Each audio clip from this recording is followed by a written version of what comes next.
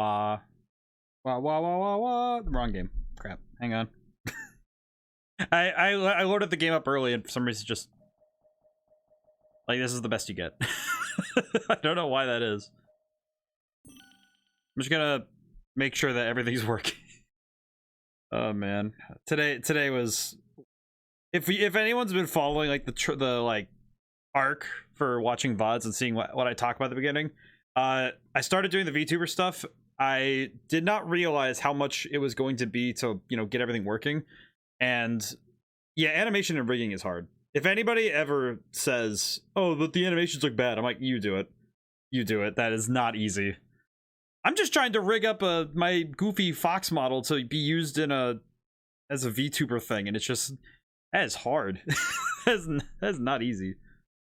Note to self, I guess at some point. One day when I'm watching back through all these, after I've gotten over the cringe of listening to my own voice, I need remember to like do research first before you start working. That is the lesson I've learned, is look into how much work it's going to take before you start trying to do it. Let's load it up. I just want some like music or something because it is very quiet. But yeah. Oh, hi. Yeah, I need to remember how to play. Hang on. Oh, small ones.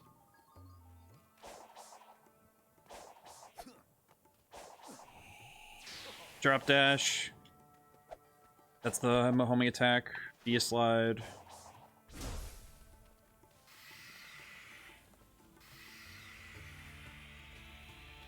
Among Us. All right. Among Us. All right. Trying to get my bearings back under me again. Okay. Bumpers. I forgot that the right stick actually does that. That's all. Talk to Knuckles. Oh. I didn't even see the little dude. I was just here. I'm still trying to regain my bearings. It's just, oh yeah, here you go. All right. Did I do all this here? I did. Oh, cool. Oh, that's right. That was the last thing I did last time. So we did the first island in the first stream, and that's so cool to look at. But yeah, this week has been very much me learning exactly how hard it is to actually animate. Because, man, it is not easy. I'm working in Blender, which is, considered a relatively nice system, especially for people who are just trying to learn, for people learning. Blender and Maya, I think, are the two that people like the most, and with good reason. They're very accessible and very fun and very good to use, but man, really realizing how hard it is to actually animate and model. Like, modeling I've done before, because I've made 3D models before. That part's not the hard part. But this animation and rigging stuff, oh man. I cannot begin to impress to everybody how actually hard it is. Oh, I see. I need to get rid of these piles. I see. Oh, that was accurate. Cool. Good environmental puzzles. I like that. I still really appreciate the environmental puzzles here. What? There's a third one. Where's the last button? Ah, maybe up here? That doesn't seem right. I don't know. Let me look. That doesn't seem right. I don't know why. It just doesn't... That doesn't seem like it would be the thing. Nope, that's not it. Wait, is this... Maybe it's that platform up there. No, but I got... Hey, I got a Knuckles thing out of it. So the trouble was worth it, but not what I was looking for. I appreciate that the eye glow thing has become sort of the go-to now for this. I like that. Whoa. I'm a little too fast right now. Whoa. Yeah, I am very fast right now. Hang on. Ah, there we go. Okay. Clickies, clickies. What more do you want from me, game? What else do you desire? I got another Knuckles thing for the McDouble. Probably another button somewhere that I'm missing. That third button. Maybe it's over here? I'm just trying stuff at this point. I'm not actually 100% sure what I'm looking for. I got these two buttons, and then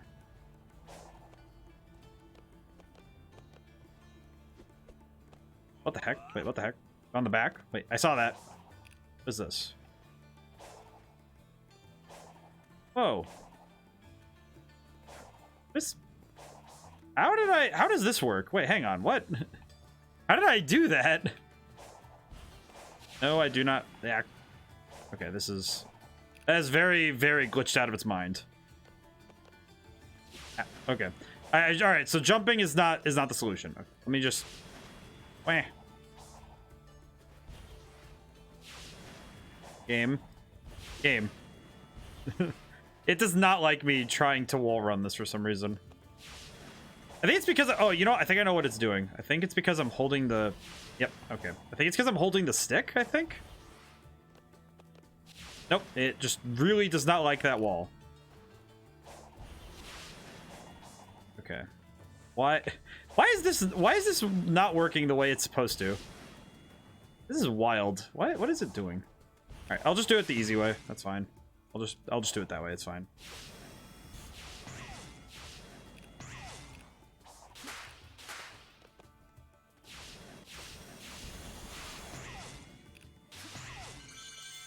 The complete opposite direction of where I wanted to go. Just watching it go is just really funny. Ah, rats. All right. Well, let's go back really quick. I'll see if I can't solve. I don't know why. Why is it that this is a relatively simple puzzle? How? Because it's not. All right. So it's got to just be close by, right? Nothing crazy. Nothing to futz about. Just definitely just not seeing what I'm supposed to see. What am I supposed to see? What is it that I'm meant to see? I feel like this is one of those things where Oh wait, that's right. I forgot. Okay, well that wasn't as helpful. Oh hi.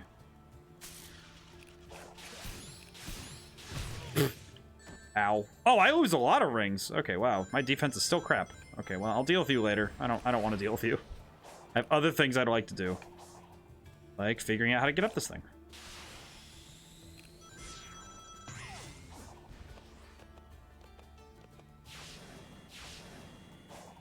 Okay.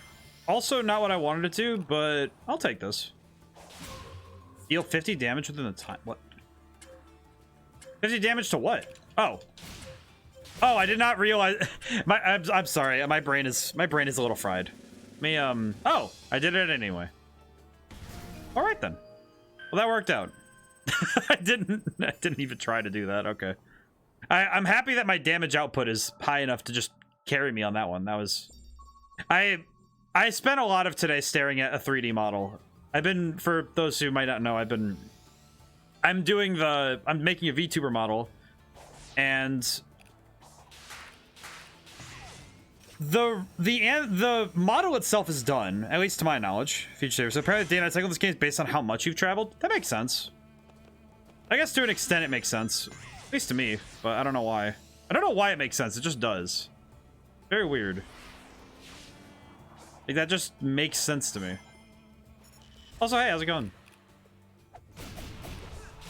Can deal with these nerds. Oh, right. I remember.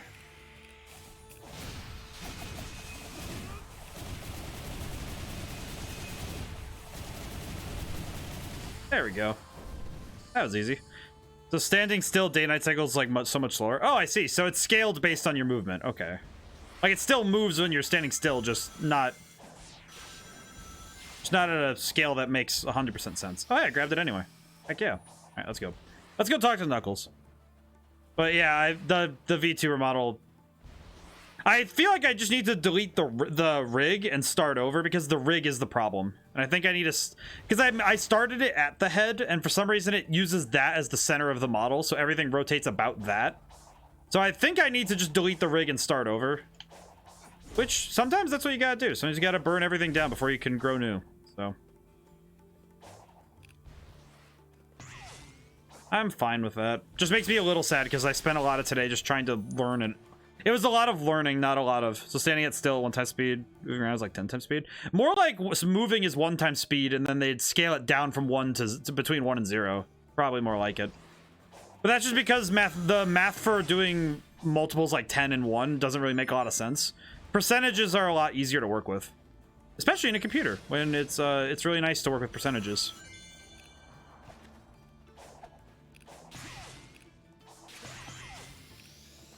Extra secrets. So it'd probably be something like, you know, 100% speed for time is when you're moving at full speed, and then when you're standing still, it's like 50%, or maybe 33, I would guess, if I were to take a wild guess at the numbering of it.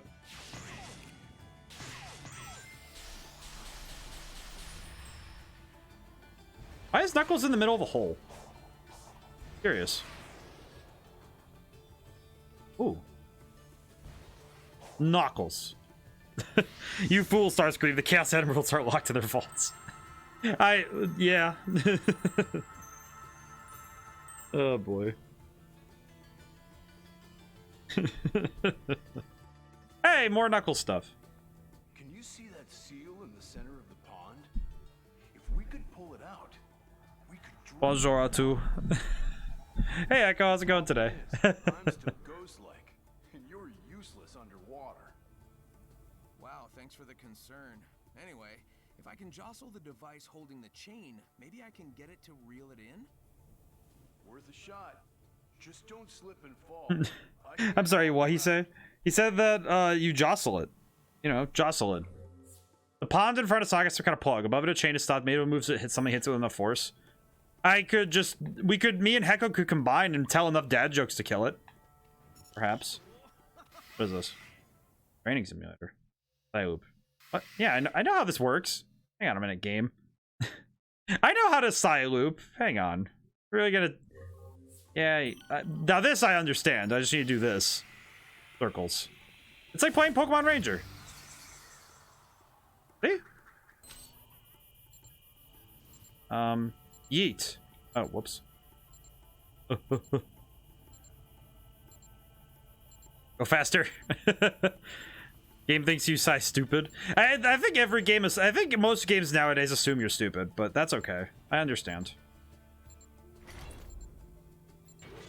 I understand it at least, you know? Uh-oh. Yeet. Or fire. Oh, it wants me to shoot the chain. Doy. Well, that was dumb of me. I don't know. My brain was like, oh yeah, just shoot it. That's fine. Needs more Sharknado. Sharknado would be... has there ever been a Sharknado video game? Not like Maneater where you played as a shark, but I mean like a video game where you try to survive the sharks. You gotta hit the button, not the chain. Oh, I see. You know, it didn't actually specify. It just said it. And when it said hit the button, it did not specify what the button... Like, it says the seal at the inside the pond. Does that mean...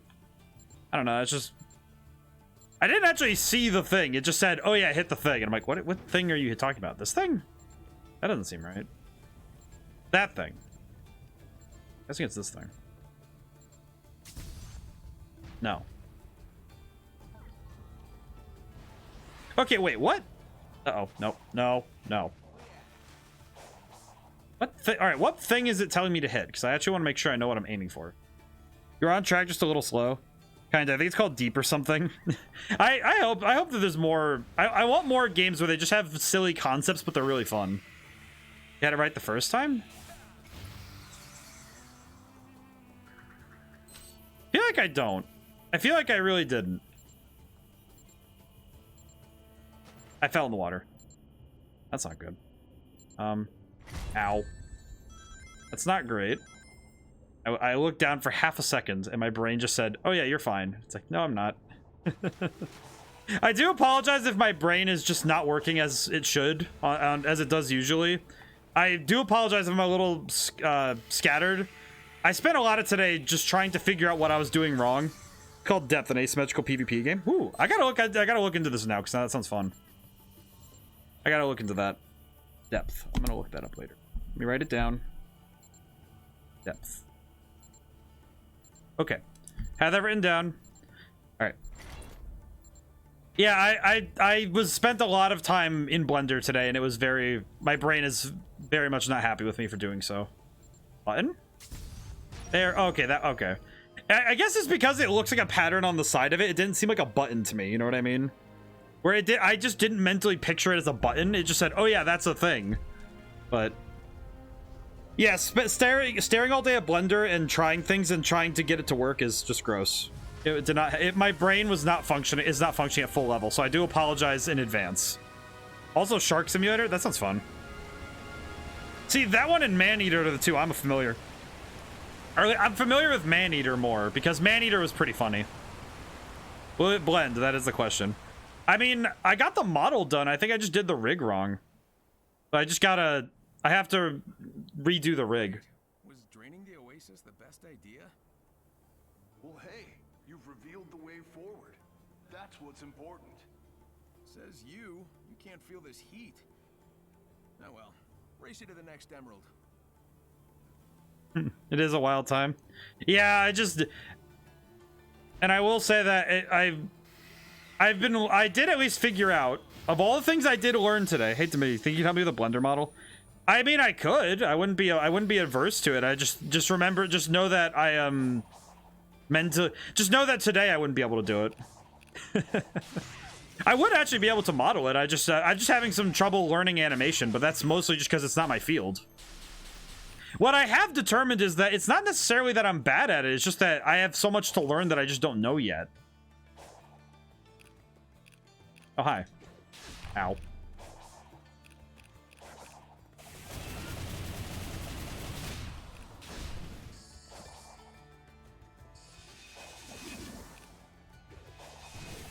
I appreciate that the Sonic boom kick thing is just really good.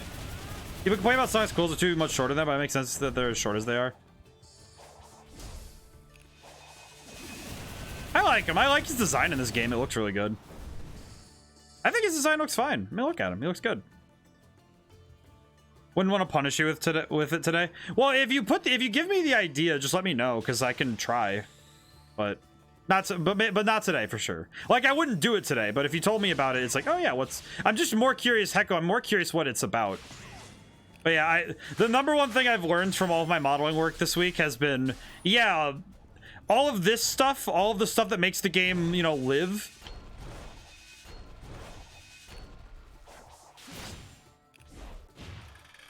All of this stuff is so hard to do. Having learned how all this works, every time I hear someone say, oh, the animations don't look great, I'm like, do you know how hard it is to do this? Do you have any, like, concept of the idea as to how hard it is to animate? This is not easy. And this week has just been making me, like, appreciate how hard it is to do this stuff. Heck, I imagine even making this dork is, like, I'm sorry. Sorry, Elder Coco. You're a very good dude.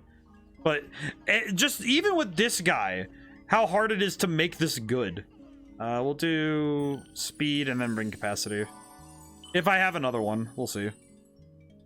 But I have definitely learned how hard it is to make a 3D model and make it move. Elder Koga can go screw himself for making me level things up one at a time. I at least appreciate him giving me the choice every time. But yeah, no, I do understand that. It is really weird. But the thing I also learned about 3D modeling and animation is that if you don't know, if it's like it's so much more in the planning process. It's why stuff like concept art and, you know, doing like, you know, making very basic mock-ups is really important for figuring out what you want from your stuff. Because oh my goodness, it is so much harder when you're just trying to wing it. That's what I'm doing basically, is just try my best to wing this thing. And it is not an easy task to start from basically the middle of the process. That's not an easy thing to do. Can I just leap up this? No, I cannot. That's fair.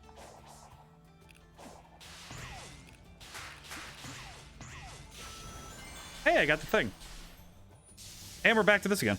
How come the Hermit automatically levels my attack and defense to max speed, but I guess spend almost 2 bits by leveling of speed 5 times? I think it's because speed, from what I understand, Fuge Savior, from what I have seen, I think it's because of the fact that speed generally is something that is so much more, it affects gameplay at a higher level, if I'm being honest. Because when you have high speed, you just, like, look at this, just gone. I don't have any cast hammer? Oh wait, no, I do. Never mind. Ow.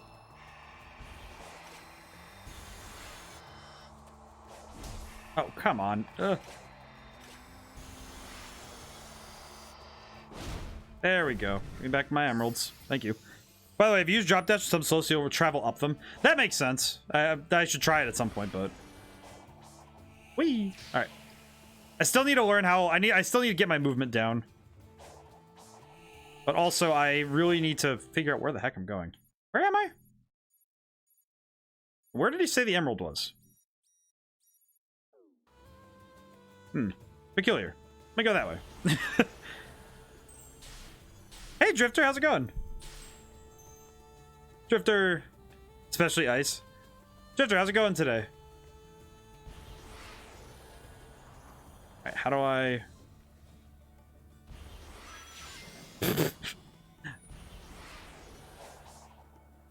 I wonder.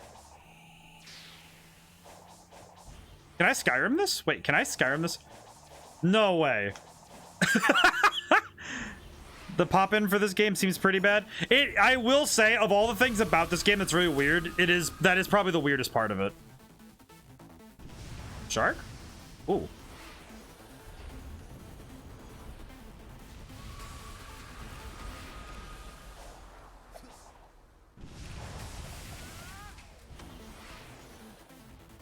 The pop-in is pretty bad in this game, but honestly, it makes up for it by having fantastic gameplay. Yeah. Come here. Whoa. What am I attempting?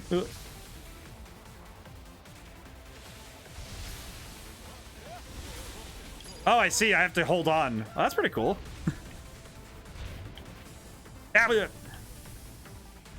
Oh, this boss fight's gonna be fun. I already know this is gonna be fun.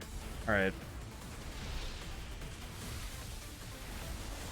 Woo! Thank God that they told us the shark, because I wouldn't have guessed. Yeah, because it's a sand shark. It's really weird. It's confusing. I like the design of this, though. This is really cool. I like this. Oh, but I keep missing the quick. This is why I don't play God of War. No, I'm kidding. Woo! That's a weird looking fish. Ah, big robot fish. You know, they have chompers in this game, so it makes sense, I guess. Let's see. I need to actually pay attention. Brain, work with me here. I know I forced you to 3D animate for a long time, but come on. You can do this. What? I pressed it. Wait, what? Ah. Brain, work with me here. Work with me here, buddy. So, yeah, I'm trying my best here. Sorry if I'm a little scattered. My brain's still recovering. I'll probably be drinking a lot of water by myself today because my brain is absolutely saying, hey, man, give up. And I'm like, I would rather die. Let me... What? But I did the thing. Aw. Why is this quick time event the hardest thing I've done in this game? God bless. You don't press, you gotta hold it. Who's going to get Pokemans? Oh, I am. I'm getting Pokemans. Also, thank you. I didn't know I had to hold it. I just was pressing it. That would explain a lot of my failures. I'm going to be playing Scarlet, so I'll be doing that Friday. I mean, that's why my streams are Friday this week.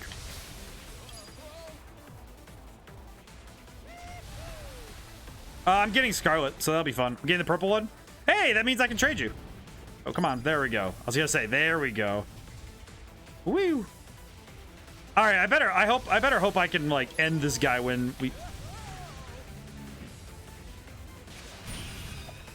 How much damage did that do?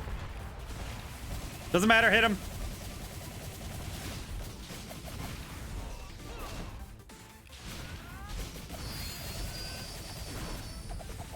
Oh, that was almost a knockout.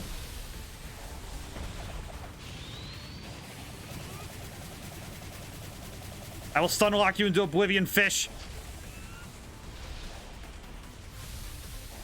Yep, here we go. I'll be trade buddy. Need switch code. I'll probably be trading with a lot of people who have Violet if they want. I know a couple of other streamers I've talked to. I said, oh yeah, if you need me to catch extras, just let me know because I'll just catch things if you need them.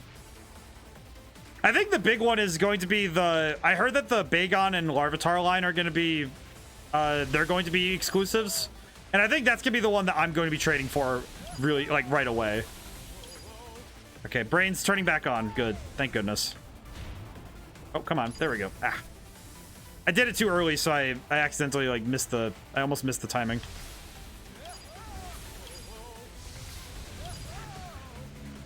Oh, no, if you let go, oh, jerk. For me too. Yeah, I'll be. Say to you later, day. I'm gonna play while ODaM streaming. I'll be at odd hours. Odd hours, but it will be hours that we'll figure out. Oh, I can't just hit him while he's there. Got it. Woo! You see the new update for Monster Hunter Rise? I did not yet. I need to go look into that, apparently. I haven't really played a lot of... I didn't play Rise. I need to get it. I should go look into it, though. It looks like a lot of fun. And also, because I need to play more Monster Hunter. It's a lot of fun. It'll be this way. And this way. And other way? Oh, oh! Yeah, pull the fast one on me. Jeez. Then... Down.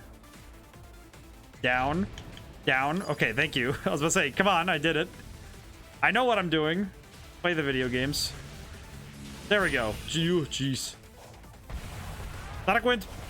Get rid of him. All right, there we go. Whew. But yeah, I will be this. That's why stream is this Friday, not tomorrow, because we will be doing a Pokemon Scarlet stream on the day of. But then Pokemon will be moved on to Thursdays instead of Fridays, because I just wanted to play it on release day instead of waiting a whole week.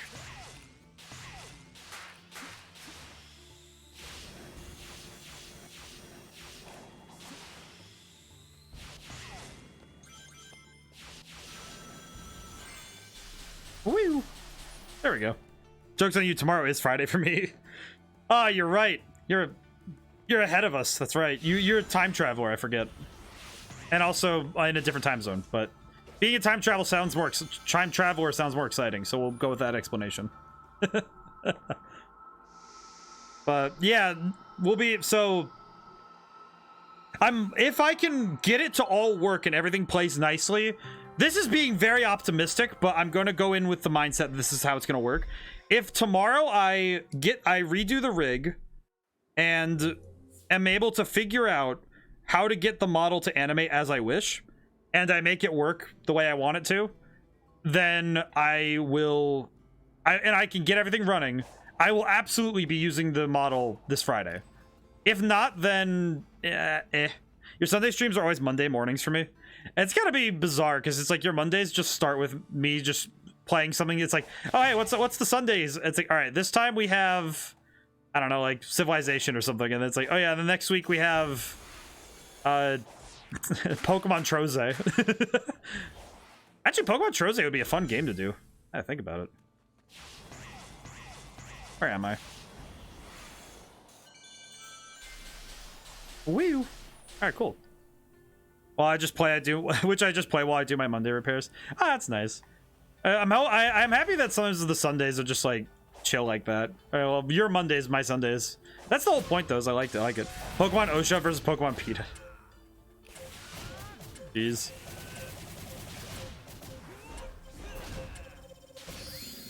Oh, how much damage did I do? 302.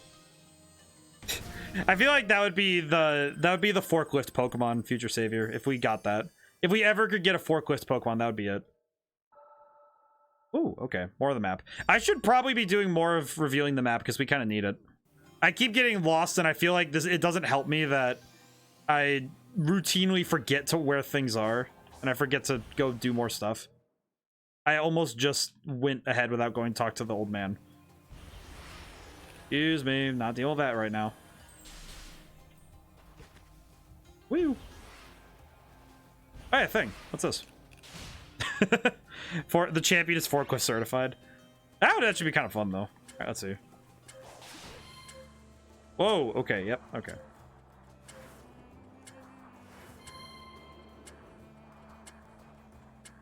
Yeah. Aim. And nailed it. Hey, that was pretty easy.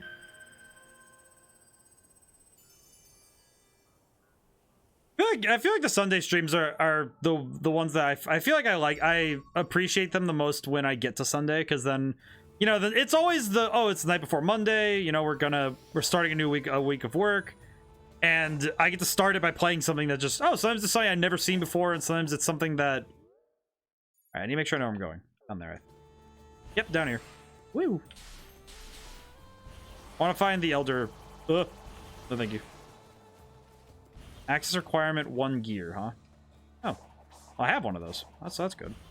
Hello. And I think I like that because I think the variety is very good. I am going to try and add L Sword, at least if not every other week, then once a month at least for the Sundays. I think I'm gonna do it once a month and just play it off stream a little bit so I don't lose things, or at least too much. But I am gonna try and play L Sword a little bit more often because it seems like a lot of people really liked it. So I think I'll do that. Try to have fun with it. And it won't be this because it won't be the Sunday after this next one, but that's because I have some stuff planned. So.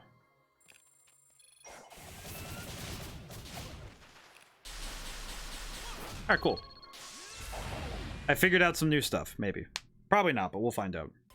Hey, it's wait, this is Skyrail. What the heck? Yep, this is Skyrail. I know. I recognize this. Woo. Yep, that's Skyrail. Oh my goodness. Oh, they did Skyrail. That's actually sick. That is actually so cool. Oh, that is so cool. I'm sorry, I'm gonna be gushing about this. The fact that I know this stage so well, the fact that I knew it right away was what made me so happy. Woo. There we go. But I feel like that's something about, oh geez, well, I need to retry. Wah. I messed up. All right, let's go much faster this time.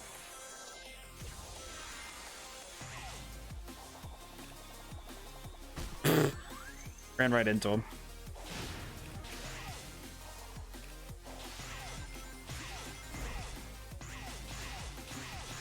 Whoop.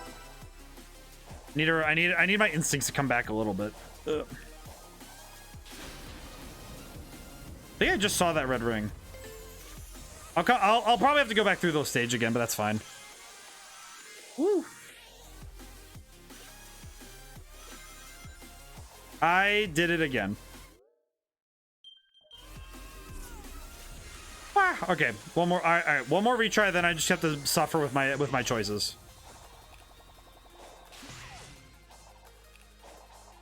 Is this the first ring or the second one then? That's the first one. Okay, never mind. I was worried that there was something else over there, but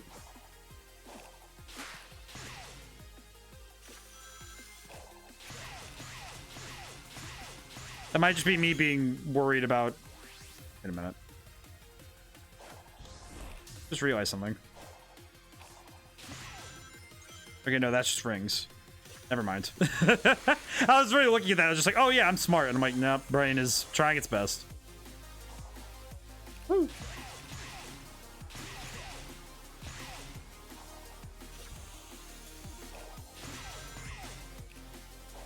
Happy I at least remember some of this. At least I remember the layout, which is more important to me than if I was remembering something like the enemy positions.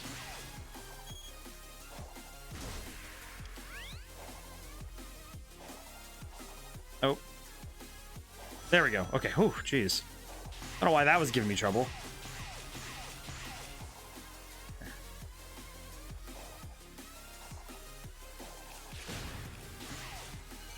Did I really go all that way for...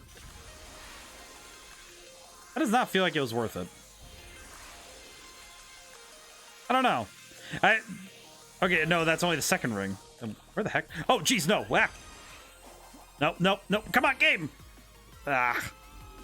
Oh, I'm back at the beginning. I did not hit a single checkpoint, did I? I just realized after all of that I didn't hit a single checkpoint that entire time. Okay, that's really dumb of me. I'm so sorry, guys. I am curious though how they replicated the stage layouts. Like I guess I'm more curious about the process because it wouldn't just be, oh, you just take the level and you do the layout, because it's not that. I don't think it's that simple, you know, because you have to replicate factors and ideas from the games, but you have to do so in a way that fits in this game's aesthetic and universe. It does make me wonder, because I don't know, it's just wild to me because this is such a unique stage design.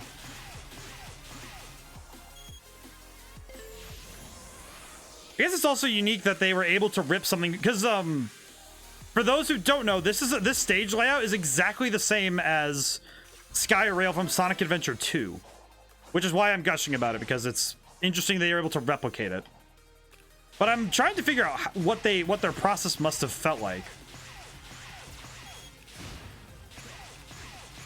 Also, yeah, this is going to be a lot of this level, so I do apologize.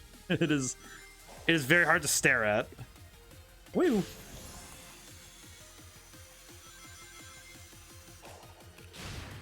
Oh my goodness. Oh, I imagine that would be for the speedrun move. Trying to rush through the stage. I'm also trying to figure out where the red rings are, because I can't... If I missed a couple, then I don't know where they would be. Oh wait, there's one. Doi. Ah! Missed that one. Of course I'm saying, oh, I'm gonna miss them, and then I see when I miss it right away.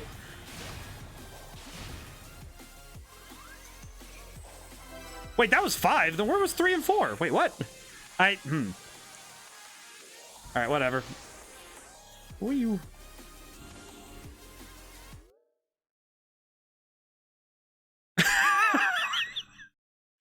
You know, you ever just have one of those days where you just kind of realize how tired you are? You just realize for a moment, briefly in time, that you absolutely are going to need some good sleep after this. All right, that is probably going to be up there on one of my greatest blunders. Okay. I look at that and just think, yeah, this is what I get for tiring myself out like this, where I didn't really take a lot of breaks either today, so that is also a big I should have just been taking breaks today kind of thing, because man, I absolutely should have been better on myself. Hey Viceroy, how's it going today? I just messed up super bad on this level. I have to reset it. Ugh. That's okay though. Oh well, you learn through mistakes, that's fine. Okay. I remember that the other red ring is on this side.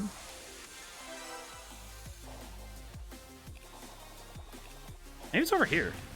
Nope. Oh no, it is over there. What the heck? Wait, hang on a moment. What the heck? Bah, I'm late. But your presence is always appreciated. Woo. That's how I feel whenever I'm late. Where I'm just like, what do you mean I'm late? Oh, wow. Okay, we're good. We're fine. Alright. Alright, so we have 3 now. I know where 4 is now. I just have to be slower. I have to move slower on these rails. I feel like the red rings are the one that I want to do first, because they're the less I have to worry about on the next playthrough. Woo! Let's see, where is red ring? I think it's on the left side again. Yep, left side. There it is. Found it.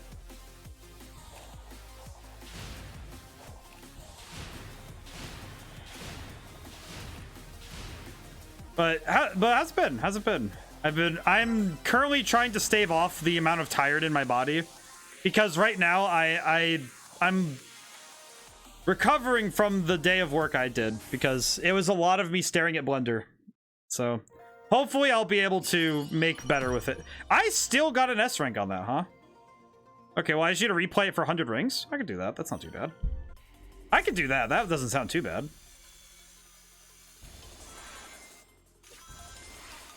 So just keep an eye out for rings. That's not too bad.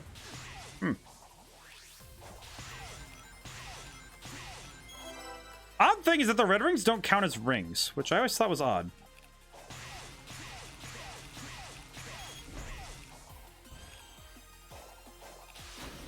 Okay, so I just gotta...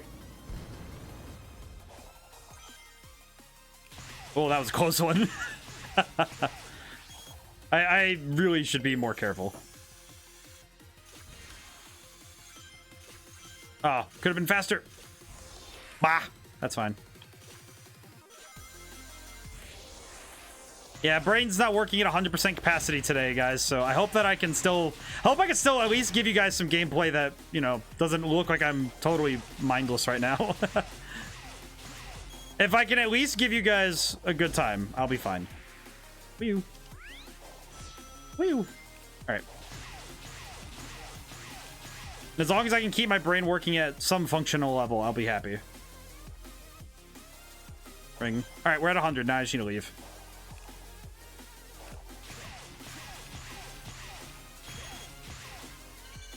And let's go. Now we can just zip through this. Man, I love this stage. Good time, you say. At the hey man, when you're watching a stream, you should be having fun, you know? That is a good time, is when you're having fun.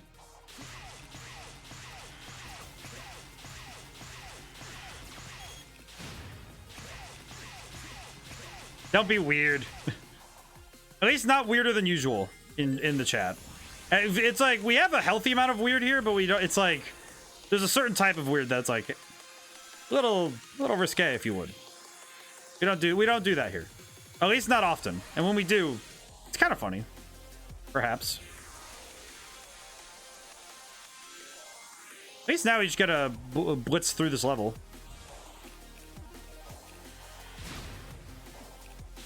Whoop. Whoop. All right, home stretch. Get out of here. I am... Oh! Kept all my... Game, please. Game, why must I be tormented this way? I must have... Why did I have to open my mouth? Why did I have to open my mouth? I have to reset it because I have to reset it because I got hit right at the end like a dingus. Alright. Speedrun time. Okay, just... My hubris is getting ahead of me, and I know that that's what happens when I get tired, is because my brain just says, oh yeah, you're fine. And it's like, please, man. It's been a long day. Don't do this to me. My monkey brain just losing itself because it doesn't know how to stop wiggling like a fool.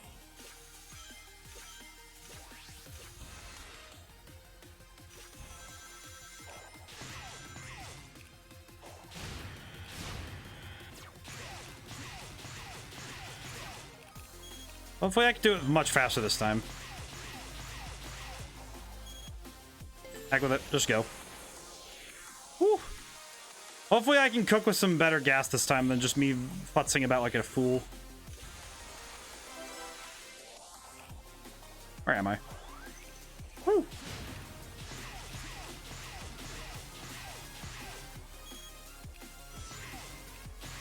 I like that they were able to replicate the fan things from Skyrail. I don't know, it's really fun to me that they were able to replicate this part of the level.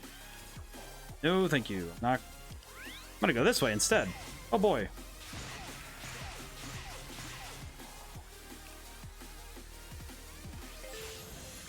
Now, I am going to get out of here. I am going to leave this level before I lose my mind. I like the music in this method where it's the they take out the low end. I don't know, it's a cool effect that they do. No, you do not, game. You will not dare to do that to me. I am not playing this an umpteenth time. Umpteenth plus one is fine, but all right, just get me out of here. I would like to leave the Skyrail. Yes. All right, there we go. Oh, jeez. Why was that way harder than it should have been? That was a lot tougher than it should have been.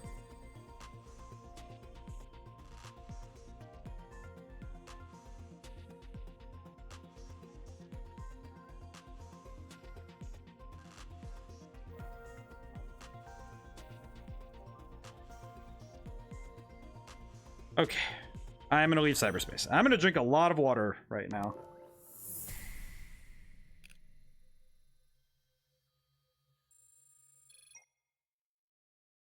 Ooh, okay. Totally off topic. Did you decide which Pokemon is gonna be your starter? You know, I still haven't. Not entirely off topic. Thankfully, maybe this will bring my brain to life. I have not decided yet. I think that's because my heart says Fuecoco, My heart says the fire starter, because that's what I always do. When it came to Sword and Shield, fire starter. When it came to Sun and Moon, fire starter. Half of my the only ones that are exceptions to that rule are like Chespin. The grass starter does look nice though. Like all of them are nice. That's the best thing about this particular region. I think the fact that all 3 starters are great picks is a fantastic view. Is fantastic. The fact that nobody feels like they're losing because this one starter is like I usually choose the water starter, but it's not good this time. Like, what was it? There was one generation where I think nobody chose one of the starters. It was just not good. Great. To me, it's like I think all of them are great. I just think that it's between Quaxley and Fuecoco. It's the water and fire starters, and some part of me. Where's the baby? There he is. Found the child.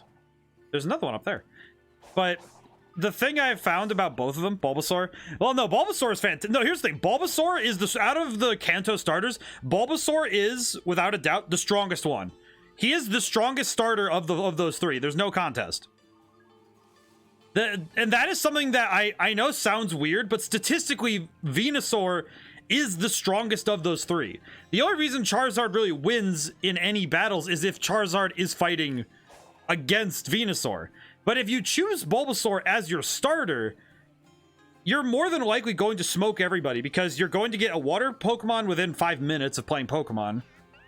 Venusaur can tank half of the gyms that you go into within those games, and he's also one of the tankier Pokemon. Meanwhile, Charizard gets hit once with a water gun and dies. I'm sorry, Charizard's overrated. I just don't like him. I kind of was like, at this point, I like Charizard, but I don't like him. I don't like him being there.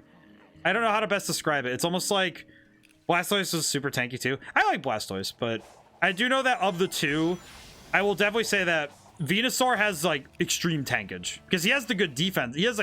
He also has the high HP, which I remember Blastoise had like average HP, and that was like the big difference between the 2 was that Venusaur had a ton of health and was tanky and he also had Leech Seed. As a kid, it was always Squirtle for me. The trouble is that I like all 3 of the starters, but man, they put Charizard in too many things. I've gotten so tired of getting a Charmander in every game. Sun and Moon, they were like, oh, hey, choose a Kanto starter, and everybody chose Charmander. And I chose Blastoise myself, but... for me, it's usually fire or water. In the case of the Kanto region, it was water. Every other region, it's been either it's fire or water, basically. I would say another example would be, I chose Mudkip over Torchic, but that one's tentative because I like both of them a lot. Okay, where am I going? I need to go talk to Knuckles. I'll go talk to Knuckles.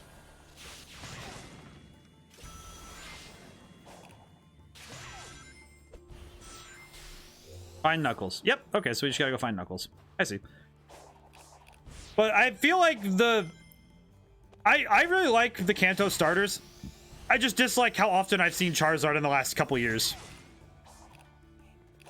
Because, man, local Mario just put up inflatable Pokemon figures for the starters. Oh, that's cool. Didn't know they even did that for stuff. That's cool. Share pics in the Discord. I want to see that now. Trico every day. But, see, I in most regions, the fire starters might go to, but in the Kanto region, that's like the only one where my brain says no. Because I would like to say it is because of the fact that Charizard has been in too many things. Like that, and the fact that one of the first things they're doing for the games of like events, one of the first things they're doing is making a Charizard event, like in the Terastal crystal things, in the Terastal raids or whatever. The first one they're doing is a Charizard with a dragon typing, and I'm like, I don't care.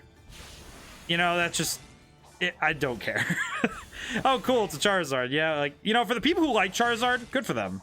For everybody else who doesn't, man.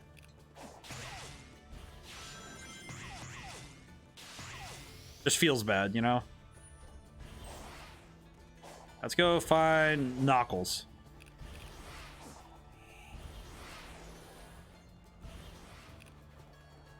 Woo! Alright, I'm gonna really quickly, I'm gonna look at this in the Discord because I'm really curious now. One moment.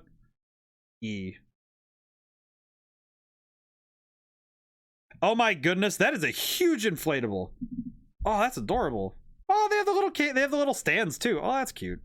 That's really cool, actually. So the Drifter just shared pictures of the it's these big inflatable Pokemon. That's awesome. XE, X and launch a volley of energy spheres. It's 30. This is also 30. I still haven't bought the auto combo, but that's just because I don't want to do it. Not gonna do that. I'm not even gonna buy it. I'm just gonna wait. That looks really cool though. But yeah, with like when I streamed Pokemon Legends, I chose Typhlosion, but it's really Cyndaquil. But because to me, it's always about choosing the beginning. For me, the starter is from the beginning.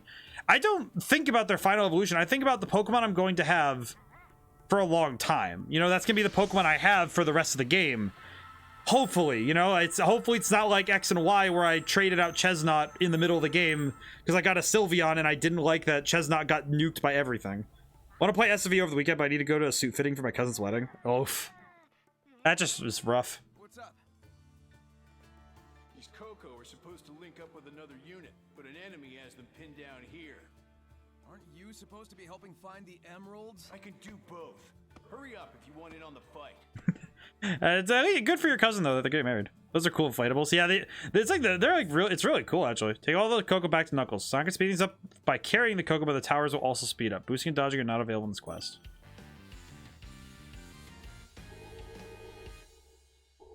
Okay, so I have to. I don't really know what I'm doing.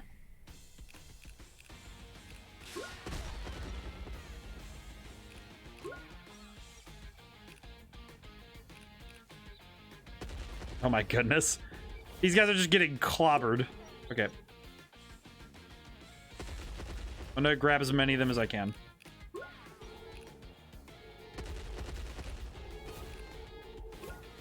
Why am I so fast? Ah! Okay. I see now the danger. I see now the danger. I see. Can I reset this real quick? Oh, I actually want to retry this. I know if you people pay good money to keep those. I would keep those. Are you kidding me? That'd be fantastic. Okay, I see now what the problem is if I grab... Oh, okay. I guess I didn't quite understand the language of what it was saying. Because I didn't quite grasp that it increased the speed for everything when I grab them. Okay, let me take these dudes over. I'll take these dudes over and grab... I'll grab this one while I'm on the way.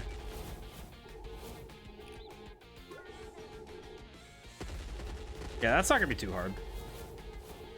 Knuckles.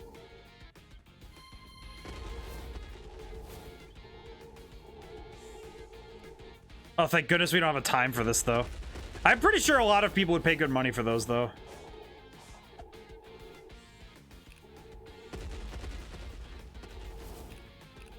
Gonna run through really quick. I think I can carry 4 at a maximum, because I think that would be... I think 4? Probably grab 5. Oh, never mind. It's based on time. It's based on time. It's based on time. Ugh. The more I understand what this is asking of me, the more I'm losing it. I'm getting a little worried. On a design perspective, though, if I'm looking at this challenge, I think the main problem is that I'm at a handicap because my brain is not working at full potential.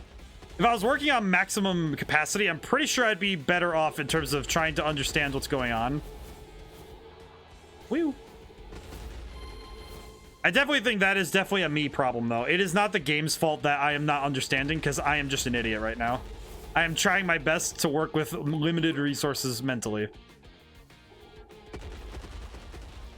That reminds me of the time we talked about spoon theory on stream. The idea that you only have so many spoons, so many uses of energy. And once you run out, it's, pretty much impossible to do another task when you're asked to. I like the music for that one, though. That was fun. But it's this idea that you have a set amount of energy. And I think at this point I'm running on the fumes of this is the last amount of energy I have. So I'm definitely feeling it with this stream. That's all right, you know. I think that's fine. Nice work, soldiers. Now let's link up with the main force.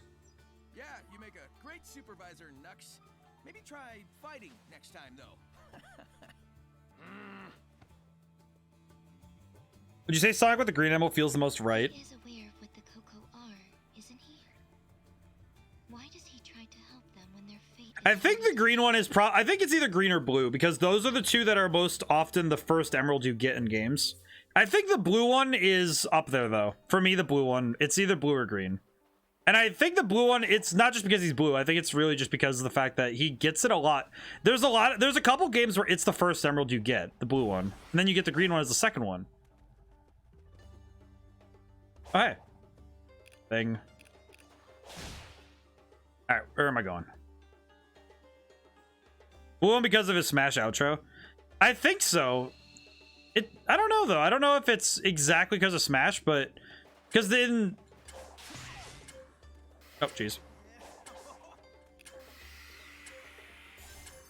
I did not even circle it properly.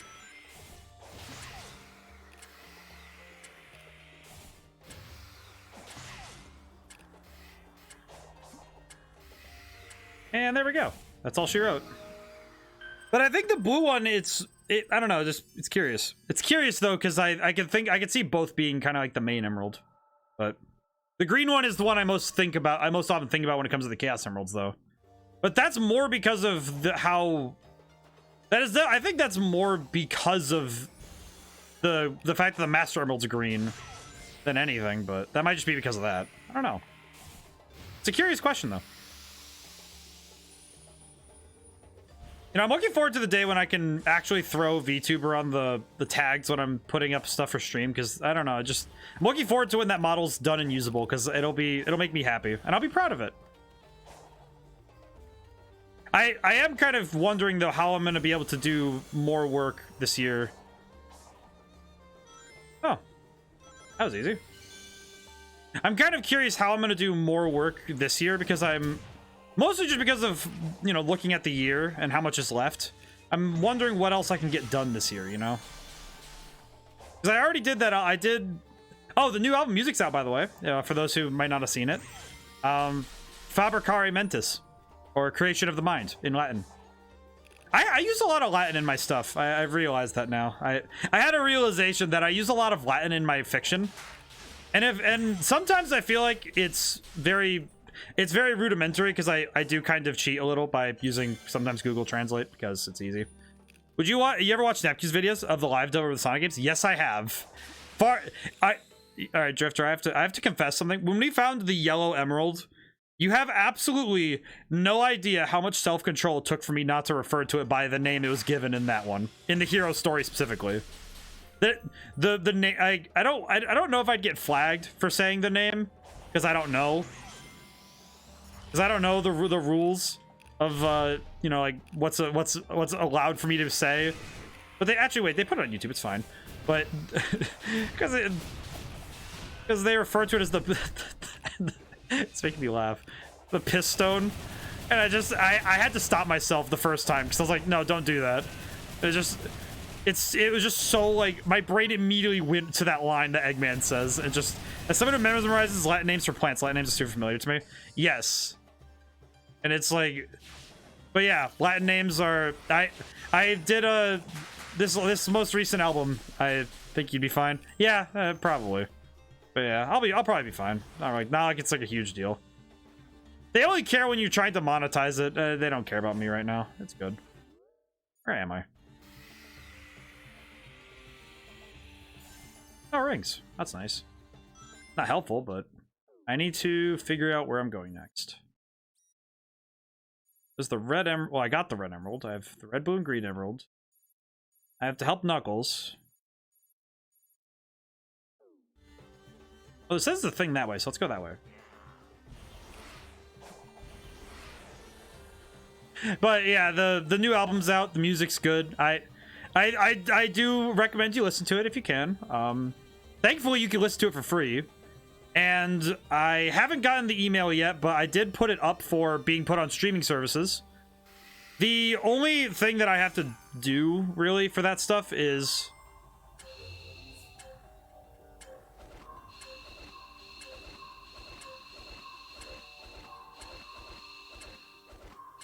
that was easy. But the sometimes I want to call Sonic a far left with no workout. Yeah, because he's a speedrunner. From the Jet. That was from Jet. That YouTuber is so funny. The Jet. For those who don't know, it's JEHTT. He does these videos where it's so good. He does these ones where it's I don't know how best to describe them, but they're just these silly versions of the Sonic characters. They're so good. The argument about GIF versus GIF was also one that got me every time.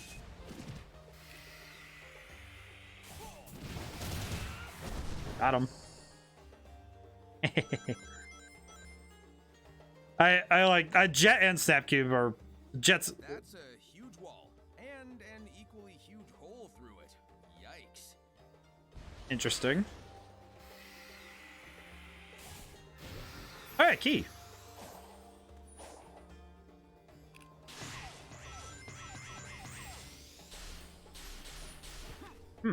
Peculiar. Let's see, where am I going now? I need one more medal for Knuckles. There's a boss fight out there? What kind of boss fights out there? I kind of just want to see. Oh no, not GIF versus GIF. Yeah, no, see, however you pronounce it, I personally pronounce it as GIF, but that's because when I work in file formats. But here's the thing. The only reason I say GIF versus GIF is entirely because of the fact that when I usually do what it is that when you're working with files a lot, when you're doing like .gif files, that makes sense to call it a GIF. You just call it animated PNG from now on. The problem is it's not a PNG. That's what makes it worse. Is that it's not. That's what makes it worse. Technically, it's not because it is an animated format, which is difficult. However, if you're talking about it in conversation, in terms of talking about seeing a GIF, I understand what you mean. Because a GIF refers to a, what we call .gif file. But when you're talking about a GIF, I understand because you don't say that about peanut butter. You don't say, I'm gonna go get a GIF. That doesn't make sense. Nobody talks about peanut butter like that unless they're a freak. And if you do, I'm sorry. You're a freak. And that's okay. We love you anyway. Remember that I love everybody, even if you're like freaking weird, you know? even if you're a freak, that's what we're here for.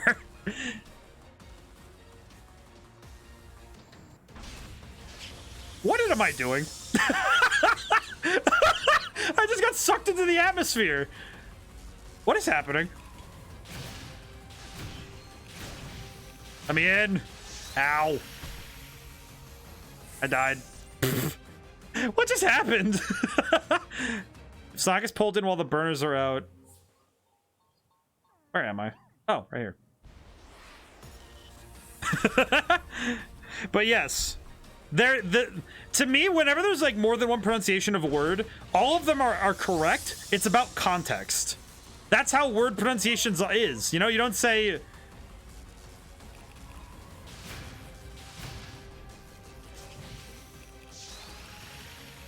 I see. At least I think I see. Ow, my rings. Where are my rings?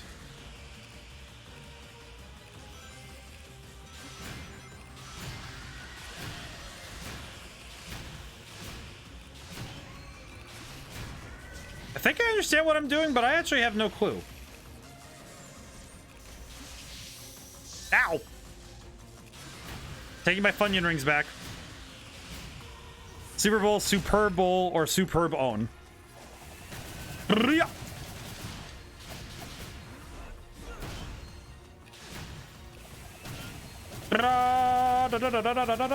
we go, Phantom combo. What is happening? Superb Owl is also funny.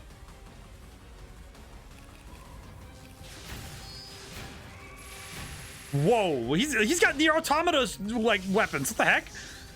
Just say absolute doo-doo right now because we already have black ice on our roads. Oh, oh yeah, when it gets icy and it's really hard to see where it all is. Nope, yep, I understand that feeling. Ow, I should not have done that. Where is that one lone ring that I lost? Where is it? Ow. There it is. Ow. Back. Give me the ring. Thank you. Oh. Yeah, that's the Nier Automata laser ball. I don't know why I just recognized that. My brain was just like, oh yeah, it's Nier Automata. And I'm like, shut up. Thank you for recognizing it though, brain. Of all the things we got, no, I want the ring. Give me the ring. Give me the ring.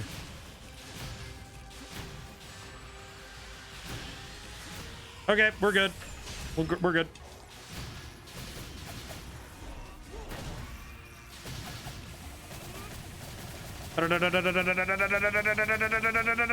Okay, 50. Please perish faster. Thank you. It said today is Sonic's birthday. I'm celebrate. Mission to share a clip. Share the clip. I'm curious now. Shoulder leg hurts really bad. I didn't even. I will say Fushajiki. I did not actually. It was actually. I guess I do some side loops to get some rings.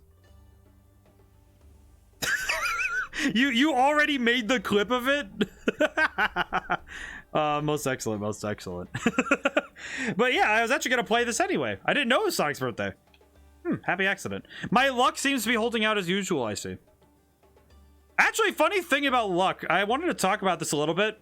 So, I had a funny incident earlier yesterday, because for those who know, I go and play. It's not his birthday. I mean, whose birthday is it then? Whose birthday is it? Fans said today is Sonic's birthday. I'm celebrate. Not his birthday. June 23rd.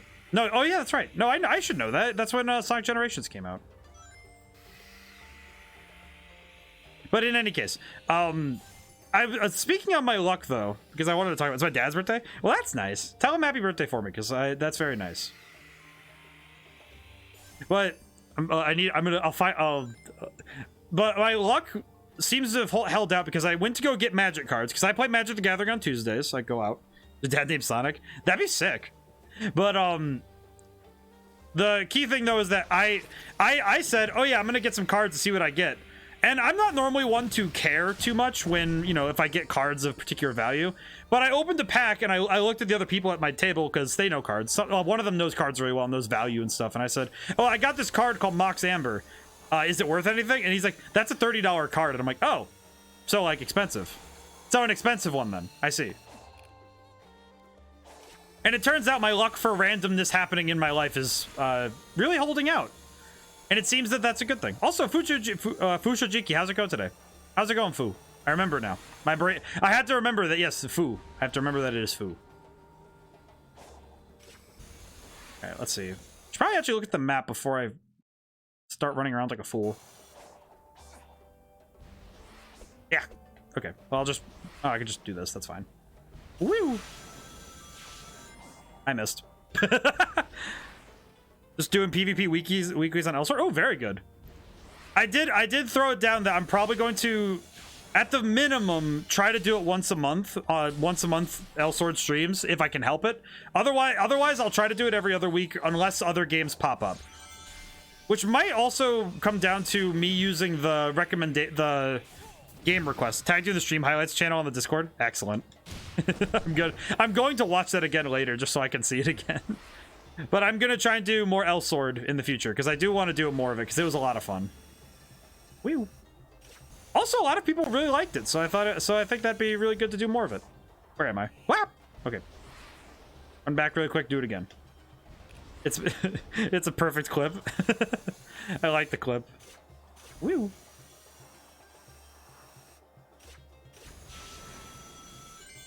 I want to try and grab as many of those Knuckles things as I can so I don't have to worry about them for a while.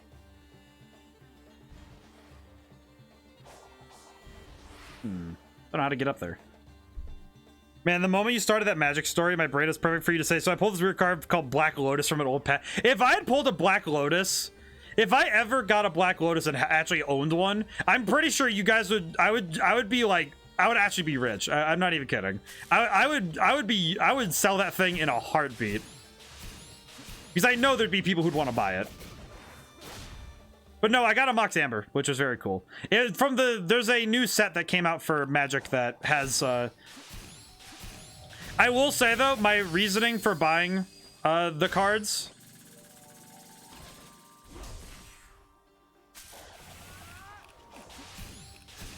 Ow, why did I do that? I lose a lot of rings when I'm out here. What?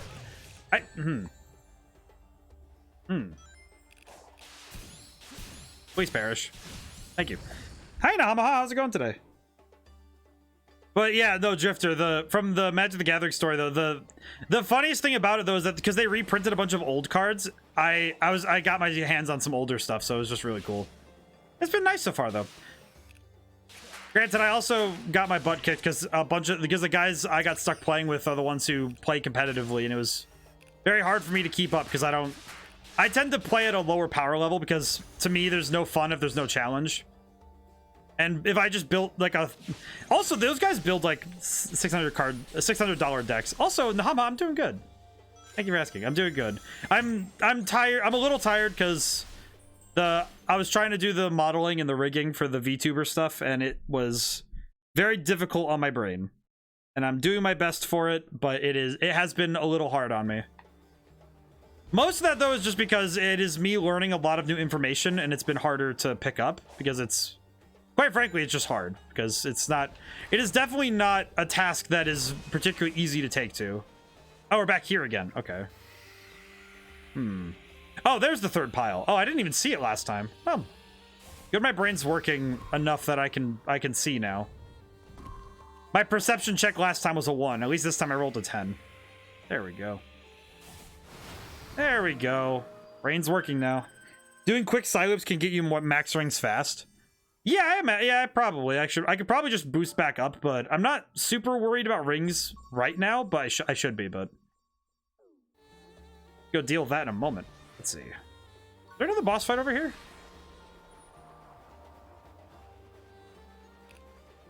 Oh, it's another shark. There he is. Roll 5d20. Well, let's see a dice rolling bot in chat. Oh, don't we still have it? I thought we still have it. It's this one. There we go. I do at least have a D6 one. I do have a D6 roll die roller. I remember that I really need to make a command for. Let me put that down actually. I need to add a command list. Funny thing, Drifter, funny thing about that, the reason we have a die roller is because I think it was about 3 months ago, I actually did a Hades run where I randomized. So every time it came to picking a perk, I had it so that it would roll, I would roll a d6, and based on the number I rolled, I chose the perk that I got. So yeah, no, we have that die roll. I turned it back on because I thought that you guys would like it. I just left it back. I just turned it back on because I think the one I turned off was coin flip. I think. Probably gonna turn it back on after this boss fight.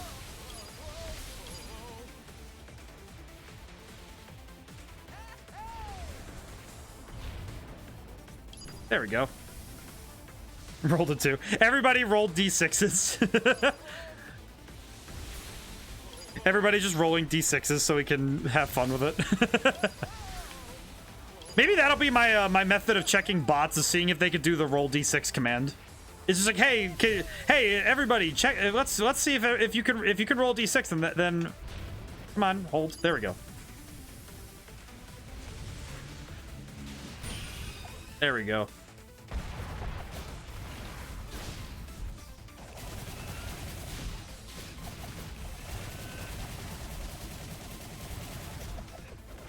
All right, there we go.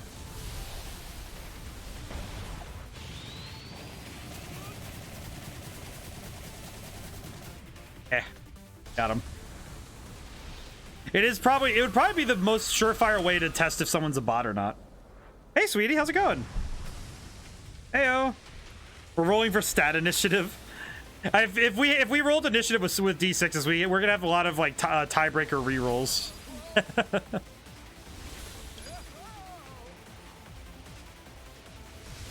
But yeah, how's everyone doing? I'm doing good. I'm a little tired, but I'm doing better. I'm picking myself back up. I'm feeling good. Cool. I'm slowly getting my brain to working order.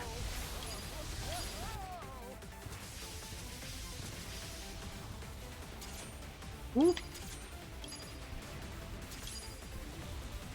I'm multi-track drifting on a shark. I just realized I am multi-track drifting on this shark, and it is amazing. You know what though? As a design though, I think the reason why sand-based aquatic life forms don't confuse me as much anymore is because of Dune. I don't know. It's not, like seeing massive creatures in Dune just was like, oh yeah, that makes sense to me. But also because of Lost Planet 2. Lost Planet 2 had a similar creature where it was just this massive thing in the sand. So I don't know. It makes sense to me. I bet Rouge would love to go treasure hunting in these ruins. Oh, we mentioned Rouge. Love Rouge. Whap. Woo!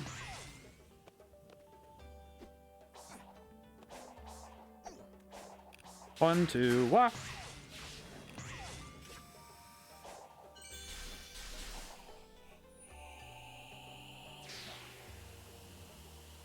And we did it.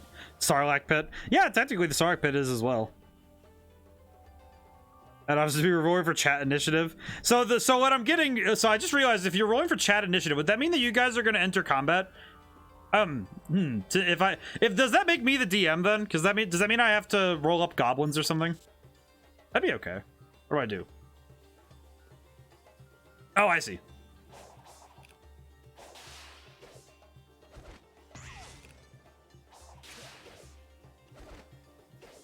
Woo. This is not at all what I needed to do, but I did do it. Let's go back. Or we could do PvP. I really like the idea of Dungeons and Dragons PvP. It's just that most people are very like not. It's not very fun if somebody's like really good at it. You know what I mean? Maybe I just need to. Oh. Use parry to hit the energy bolt one time.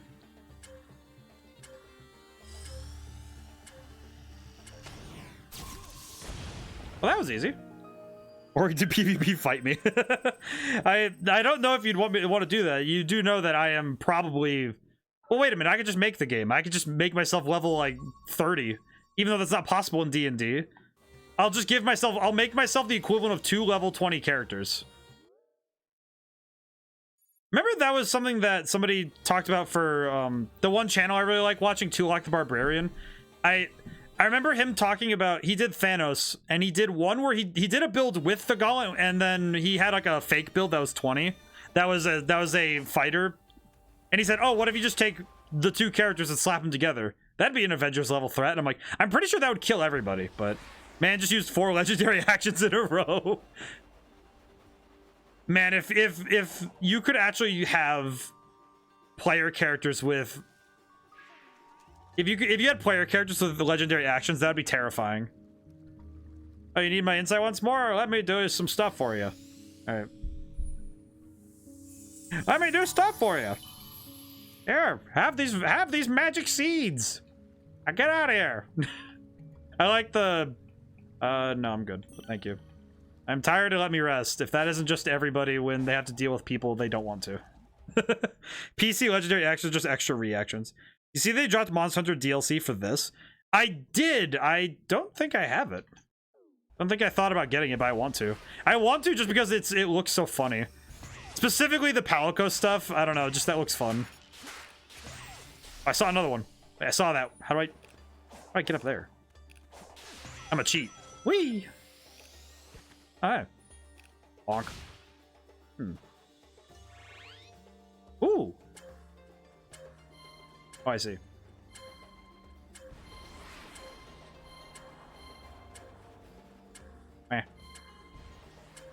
Brain, work with me here. You have many to go. There we go. Did it. Wait, there's Monster DLC for a Sonic game? Now, see, that's something I gotta get into, though. I gotta get that, though. You're right, Drifter. I should go get that. I should go get that when I can. Don't know if it'll be soon, though, because I am, you know, not gonna say poor, but I definitely have, like, a budget. Hopefully that budget will slowly get, you know, more or less it'll be less restricted, I guess. We'll see. One day. One day.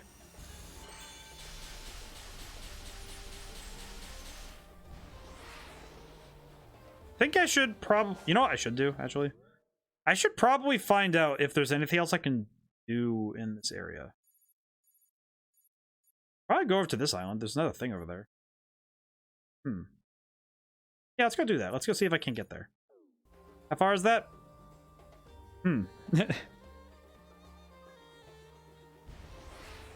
I think this, of all the games that I wanted to have open world stuff, I think Sonic is one that I didn't know I wanted, but it's one I needed. Oh, I just saw the Rathalos armor for Sonic and it looked like some SFM shit post. Yeah, it kind of does, but I think that's what gives it the charm. I think that's the charm of it though, right? Is that it's such a, like, it's kind of goofy, but it's really fun because it's goofy.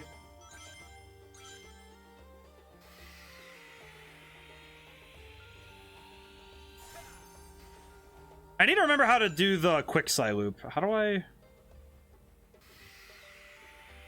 Probably I should go look. Probably just look, because I know I have the skill. Let's see. Quick side loop. Press... Oh, it's wide during a combo, doy. That's right. You know I do quick loop with target. Yeah, that's right. Yeah, I think it's free and it makes it look like his Black Knight version. I absolutely need to go get it then, because I will say, Nahamaha, the more we've talked about it, the more I've had the thought is to just stream all of the Wii Sonic games. And that would include me doing the really, really nonsensical thing of playing Sonic Unleashed on the Wii. But that's because I know that you guys would find it funny to watch me at least suffer a tiny bit. And it would mean that I'd be able to tell you guys why it's not good. Or at the very least, you know, get to talk about it some. Because I think motion controls are something that should be talked about.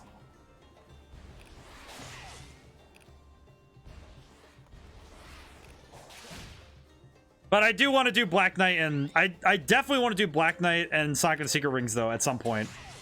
And that is entirely a I want to do it for me thing. Because, man, I love those. I love those. They're so good.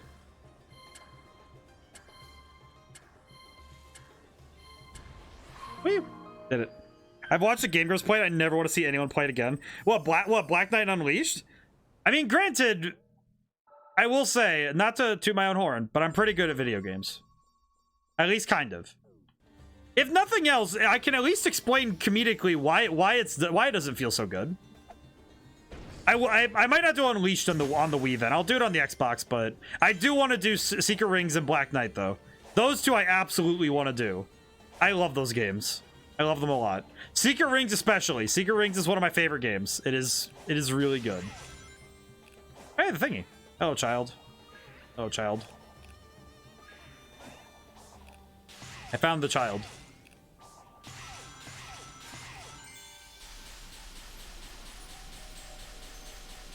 I did it. How was Colors? I actually don't remember Colors too much. I have the remake that came out on the Switch, but I almost never played it. Which is weird because I kind of liked it when I started, but maybe I should play that too. I feel like at some point I am going to stream all of the Sonic games. Though this one's going to be kind of funny for you guys. If I am going to do the classic Sonic games, I have a very, very stupid way I'm going to do them. Because I'm not going to... Let's see, RT in the air, X in the air. Oh, he actually does just have key blasts. Even the Game Gear ones. See, to me, I would actually just go through all the Sonics. Well, see, what I was going to do was load up either the Gems collection or the... I have the other Mega collection. I have both of those for the GameCube, and if I just spent a day playing those, that would be so much fun. Are you kidding me? You'd spend a Sunday stream just playing around in the Sonic Gems collection? That'd be amazing. Are you kidding me? It'd be so much fun. It also gave me the chance to try and finish those games, because I never really finished a lot of the older Sonic titles. Like I never got to see them to the very, very end and finish them, kind of things, you know. I played them a fair bit, but I never actually got to finish any of them. That was because I wasn't very good at them, and I normally didn't have a lot of time to just devote to one game, especially one like that where it's just me having to stick it out for hours, you know.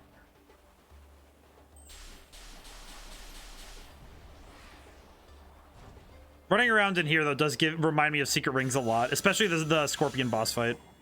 There's that one Scorpion boss fight. Used to own the cartridge for the original Sonic on my Sega Genesis. I think my dad just sold off the console. Aw, with all the games on it, too? Aw. That just sucks. Dang. That's sad. I'm grateful I still have my old NES. It's let's see. Am I able to switch maps? Am I able to just I can't just go back. What? Didn't even know that. Wow, that's wild. I didn't actually know I could just go back. All right, well, while we're here, I could do some things really quick and just... What? You're not done yet? No, I'm gonna go finish that. I also need to stretch my neck a little bit. Ow. Ah!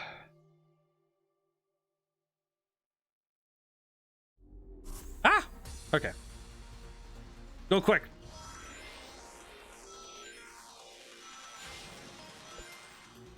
That's not quick, Cynic.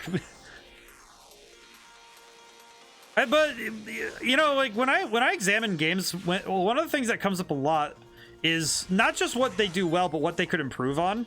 And I specifically want to say improve on, because I don't think any game is just, oh, it's bad for the sake of being bad. Because nowadays, especially, game developers can have the luxury that they can change their fate, basically. Think about No Man's Sky. They took a lot of that feedback and said, yeah, we can fix the game. And that's what I think, is that, you know, whether you're going to do it for this game or, you know, you're going to try again for the next one, I think it's good when you're able to just say, oh, then I could take this advice and, you know, try again. How? 2 seconds? Try it again. What? But when I look at older games, I think that's where I would say, oh yeah, here's what I would do differently, and here's what I would have done differently for this game, and here's what I would do. You know, I should just do this one at a time, because I can do the challenges one at a time.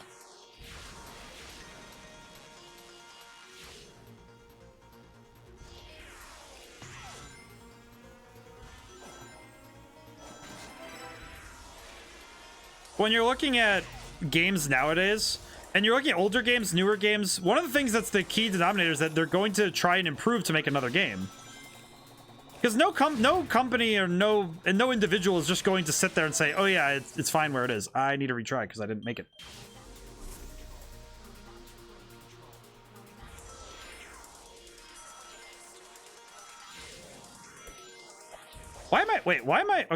Is it because I'm holding sideways? Interesting. Oh, it is because I'm holding sideways. Okay.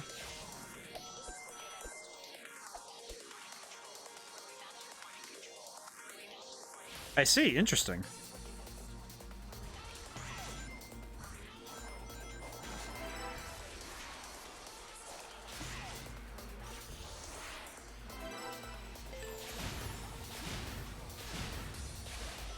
I think it's much faster when I just skip them, though.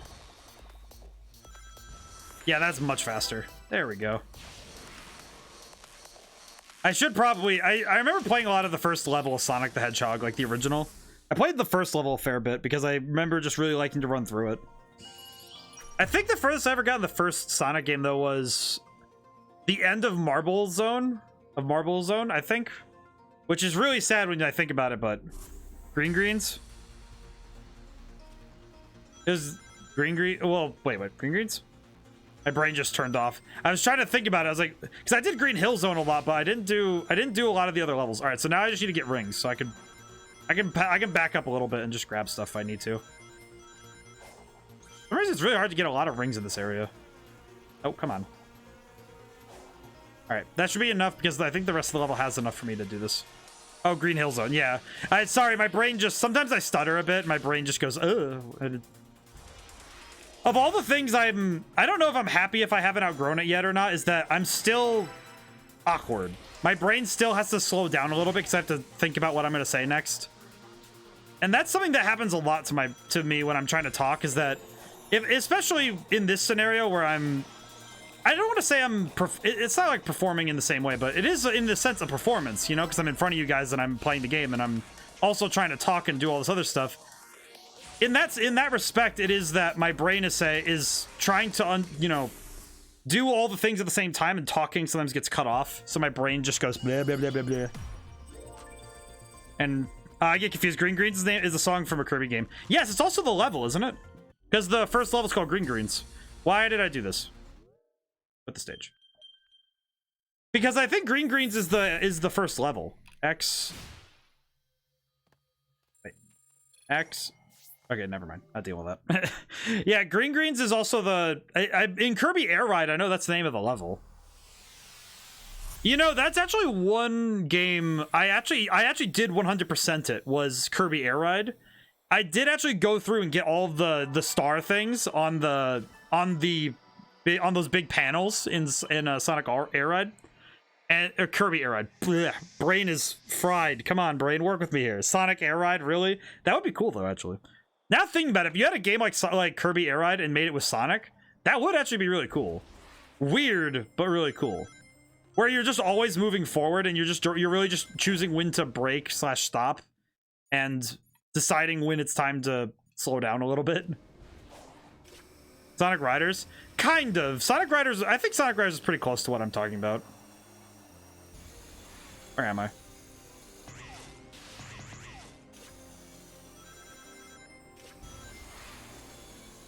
Just realized I am going very much the wrong way. Especially for what I'm trying to go do. Game no. Game no! I think Sonic Riders would be pretty close though. But yeah, Kirby Air Ride. I have 100% of that game, and it's a lot of fun. So I would not be amiss to trying to 100% it again.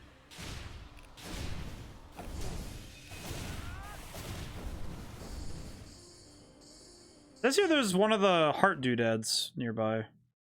Oh, it's up here. I see. Where is it? Up there?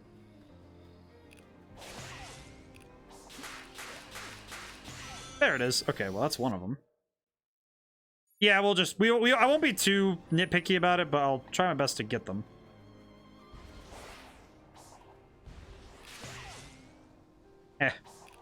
Easy.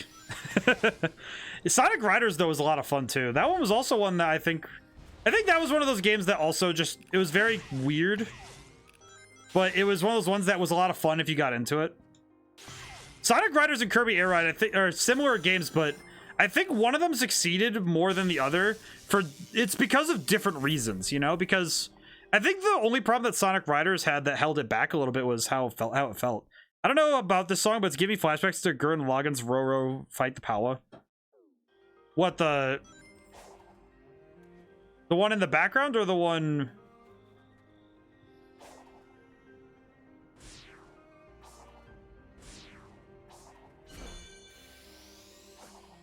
I need to go listen to this now.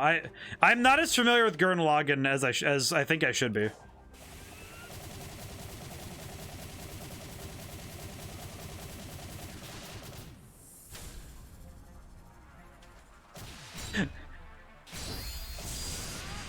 It said ninja, and then I just immediately cooked him. Easy peasy, another gear. I'm out of here. Okie dokie dokie. You're with S rank time? Really? I didn't do it on that one either. Wow. Nonsense. I will go do so. I don't know why I'm even doing this anyway. I don't really need to backtrack, so I should probably... Where am I going? I don't necessarily need to backtrack at this point. I don't know why I did this. It's just my brain said, no, go do it. I'm like, okay. I think I just wanted to know that I could. You know what? But, you know what? Now I know that I'm good. Okie dokie Literature Club. Be sure to do the Sage side stuff. I should do that at some point. Have you seen anything on the unreleased Sonic Extreme game? I don't think I've seen it as much as I think I should. I feel like I should go do that at some point. Well, now that brings up an interesting point, though. Okie dokie Literature Club would be absolute... Oh, the background track. Oh, yeah, okay, see. Had some bops. I need to look into that. I need to look into that then, because I haven't seen much of Sonic Extreme. Also, Okie dokie Literature Club would absolutely be the literature club I run. That would absolutely be the one I run. It would not be scary in the slightest, because I would be way too nervous about showing horror books to, like, giving horror stories. It was extremely bad. Was it extremely bad? I don't know. Well, I've also never seen the thing, so I have no idea. Well, I think it'd be really funny if it's just, oh yeah, I'm too scared to put any like scary books in front of people because I don't want them to get like scared away from the Okie Dokie Literature Club. The Okie Dokie. That's gonna be in my head for a while. Just Okie Dokie Literature Club. I think I say Okie Dokie a lot for some reason. I don't know. My brain just goes, all right, well, you need something to say. What are you gonna say? Okie Dokie. It's like, shut up. It's like, quiet you.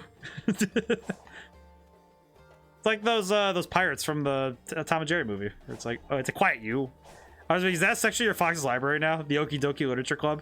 Yeah, see, that's the thing. I've actually come to the conclusion at this point that my all of my Foxes, what it is now is that it's a digital library filled with both books and video games.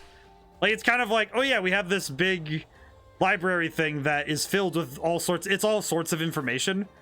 And at this point, it's just really funny to me that there is absolutely a section that is just like for the Okie Dokie Literature Club now. Nahamha claimed second. Hey, very good. I'm happy those are being redeemed. I don't know, it just makes me happy. Whew. Whew. I missed. Okay, well, let's not futz with that too much. I could probably, ooh, yeah, hydration time. Good timing on that.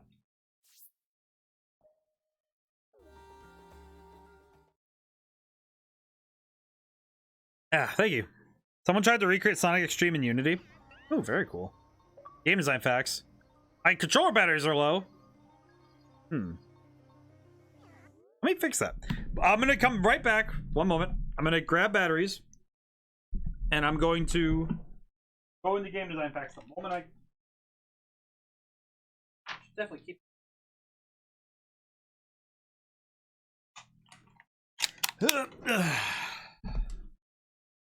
The only downside to how my setup is that I don't keep my batteries right within arm's reach. Which is, you know, normal for most people. I don't think many people put their batteries in arm's reach at all times. Oh, curious. I must have sat back a little more. Ah! Bumping stuff. My bad. Ah, okay. So, game design facts. Let's see. I did learn some things about Blender I could talk about. I guess that's actually something I could talk about because I've done so. One of the things that I learned while using Blender, well, I also don't have a controller with replaceable batteries. That's also fair.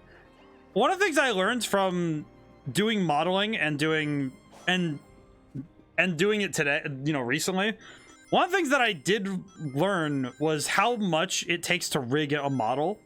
Because one of the things I thought about was, all right, when you're rigging a model to be animated and move, one of the things you have to account for is where the joints are.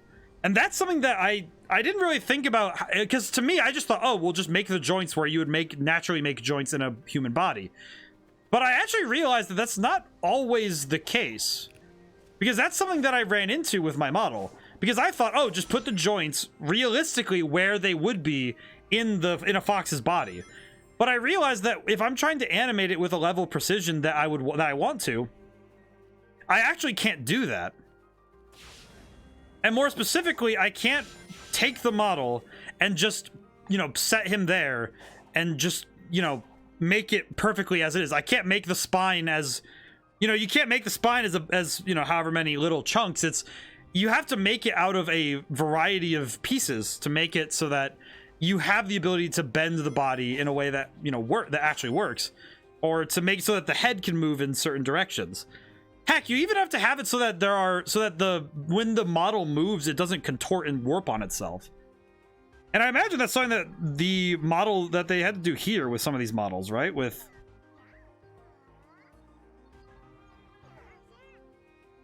that they had to absolutely just sit there and say, hey, we're going to try and, but yeah, my brain just turned off. I was checking something real quick, my bad. But when you're making these models, you have to absolutely be figuring out, and this is why planning ahead is something that you have to do when you're making models. I didn't do that, and I feel like I'm paying the price for it with how much I'm having to work around what I've done. Because I made the model, and the model looks exactly how I want it. But I didn't think ahead to how I would rig this model. Because I didn't know too much about how to rig the model. Oh, I have to fight Tower again. And when you're... Oh, well, I'm dead. But when you're planning that far ahead, you generally think about what the model has to do and what you're attempting with this particular, character. And if you at least have an idea and you know what you're going to be working for, you'll probably come closer to what you're trying to get. Because I mean, look at this. Look at Sonic.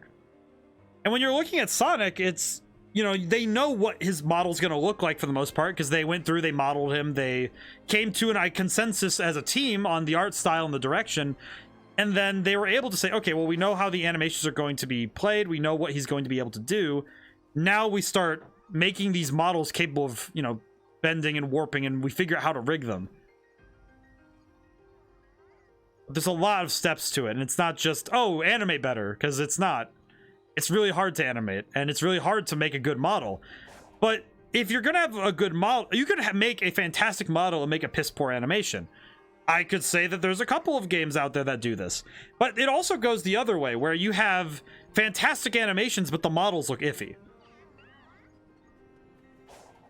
And there's quite frankly a number of games where it goes one way or the other, and part of that I think is because they separate those jobs into different groups, because the guys who do the modeling aren't the animators and vice versa, which is, I think it can cause a bit of a problem, because you have to pass your work to another person and say, hey, this is how this is going to work, and they just have to, take that.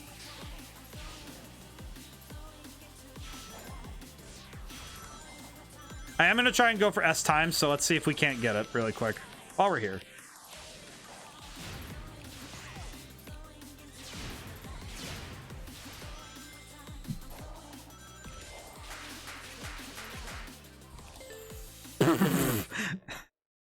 But I think that also it taught me a lot about how much goes into making characters in video games, because when you're making scenery, I would almost say making scenery in video games is easy in terms of making it function the way you want it to, right?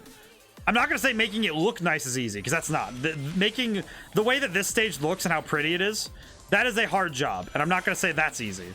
What I am going to say is that making it function is easy. It sounds like reading someone's programming code with no comments. Yeah, pretty much. That's what it feels like when you're working with a model without having made it yourself. And I think that when you're working like that, that can be really hard to work from. And it's even harder to try and make it really good.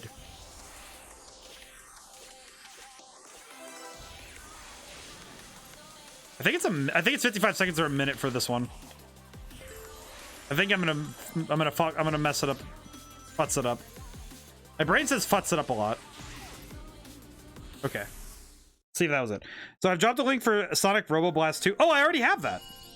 Funny thing about that, Hecko, I actually have that game. I also have I think I also have the mod that lets you play the racing game version. I have SRB2, the racing one.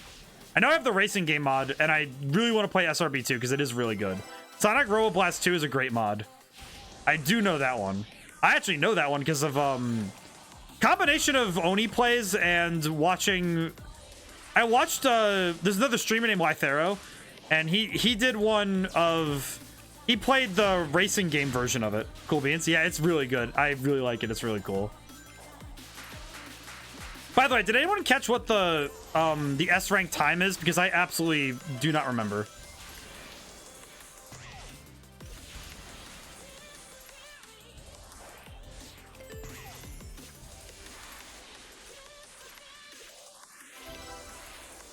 I did not even look for the S rank time.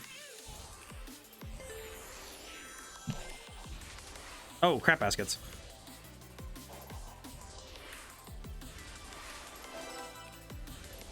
I feel like I'm absolutely missing some critical component for this level. What am I missing here? 55? 55 seconds, huh? Alright, so I was right the first time that it's 55 seconds, but how do I'm trying to figure out where to cut out that last 10 seconds. Let me try it one more time. I won't beat myself over the head with this, but I am curious. Where is that last 10 seconds coming from? You know what? Maybe it's this. Maybe it's this.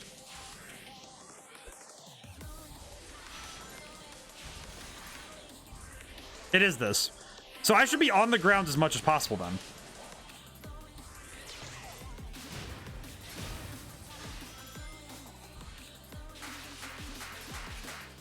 Let me turn on gamer brain really quick. Like really quick. I'm gonna focus in and see if I can't get my brain to work as intended. It's also there. That was also a second. Like ish. Go fast.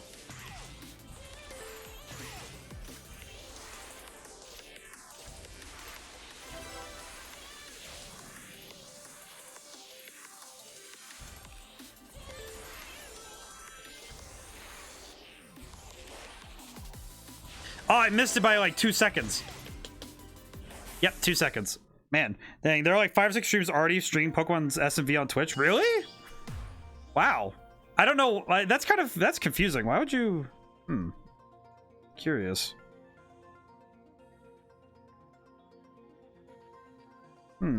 That's weird. Also weird.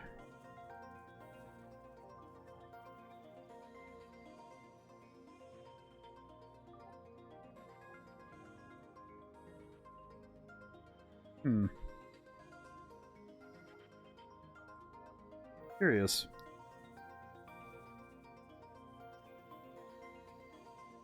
Well, I'll not be tuning in. Yeah, I'll be waiting until Friday. I don't really know why you would stream it so early, though. I feel like that would be...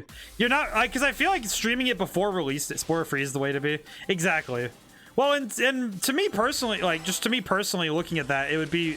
I would be very hard-pressed to find it interesting if it's before release day, you know what I mean?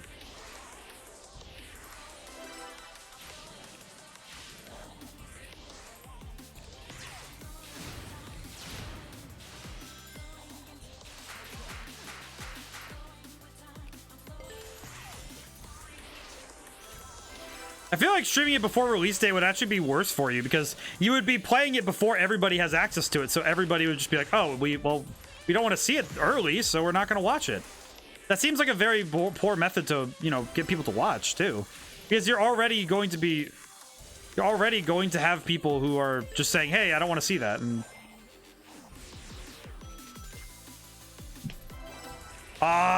so close. So close. Those orange red things that shoot him forward seem to make him go fast, maybe. I think that I'm trying to figure out whether or not I need to go on the high route or the low route. Why are these batteries also low? Why? You could run into trouble with the big one. Yeah. Sure, if I would make sure you never get brain response because it shows you don't have morals or the maturity to stick to an embargo. Yeah, because that would also be like really tough. Because why would you? It's like because if you're not gonna wait for other people to get the game, it kind of feels like, oh well, I don't care what other people are gonna want because I just care about what I want so I can get more views. And it's like, well, it seems really, really rude, dude.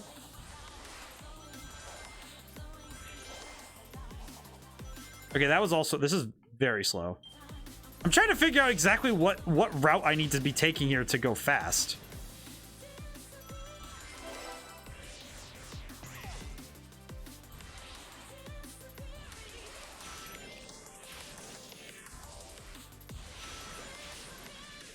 Okay, maybe that was the one. Okay. I think I saw it this time. I think I know what I need to do. Want to run into trouble with the big N? Yeah, with Nintendo, I would not want to run that risk. Not in the slightest.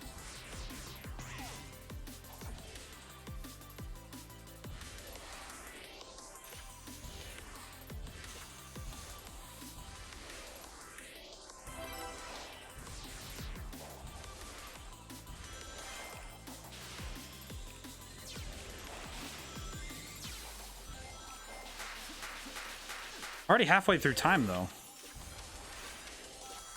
Weird. Want to run into Mario Yakuza? I don't think I'd want to either. That'd be scary. Just a bunch of dudes jumping you with saying Mamma Mia while they beat you senseless. Like, that'd be scary. But in truth, though, there's a lot there, though. When you see someone playing a game super early, it's just like, well, why wouldn't you wait, you know? Because then you're not even going to be able to have a conversation with anybody, you know? You're not going to be able to talk. You're not going to be able to enjoy the game in the same way. In fact, I almost feel like it would be counterintuitive to play the game that early. I'm going to try it one more time. It's me, the Italian Mafia. You right. Because I feel like, you know, by playing the game that early, you would just end up with this group of people who would just be like, hey, I don't want to see that because that's too early.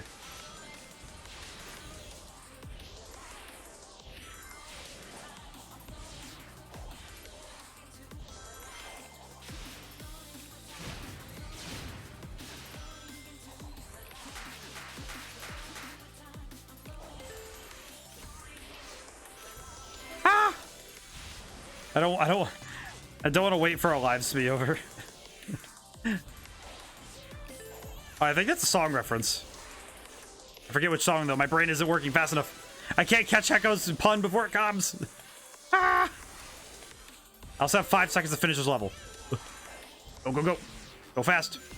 Nope, nope. Ah! Ah! All right, yeah, we'll come back to this. I can't. I don't have the brain. Why is it that level is so hard to? What is it with Sky Sanctuary and its particular nonsense that just evades me?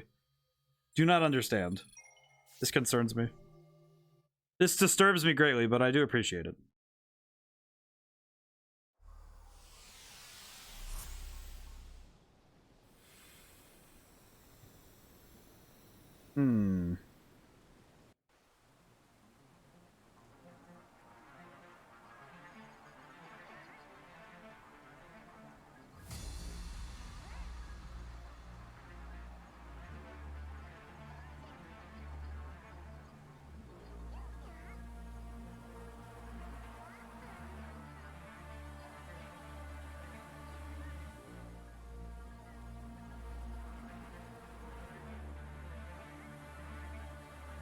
Let's see. Oh, tower is activated. The tower activated right as I left. Okay.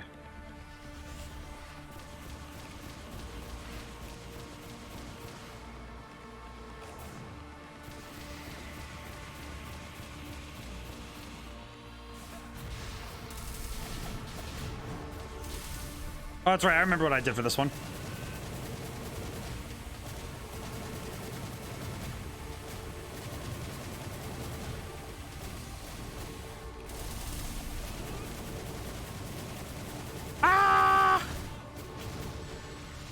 That was a very big combo.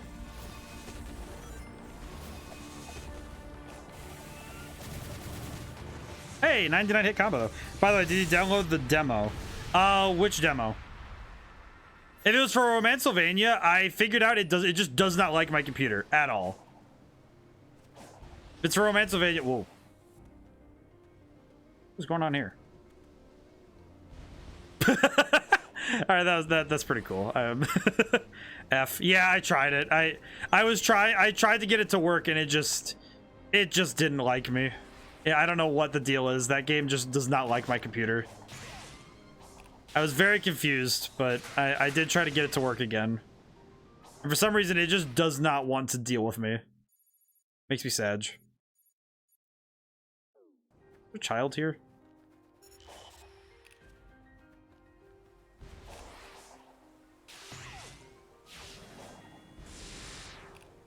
There's this thing here. Where's the child? Oh, the child is down there. Oh, child. Oh, child. So I'm not looking at the screen, listening to music here slashes. Maybe think I was listening to Beat Saber for a minute. Hecko redeemed. You chose the next Sunday game, huh? All right. Oh, hey. You show up everywhere. You know, I don't think we were ever properly introduced. I'm Sonic. I know who you are. Your age, your biometrics, your weaknesses. What game am I putting down, Hecko? Are short-tempered and short-sighted. Oh, so you're a fan. But I don't know anything about you, Miss. I will not share personal information with an enemy. Why are we enemies? She's about to dox him. The game name is Roundabout. Roundabout. Where am I gonna look for it, by the way? She's about to dox him. She knows his IP address. She's gonna play Hacknet and delete him. She's gonna delete his profile. He's not gonna be able to hack her. I need to play more Hacknet. I was having fun with that. I need to finish it at least. I don't know if I'll do it on stream or if I just do it for myself. I just want to finish it at some point.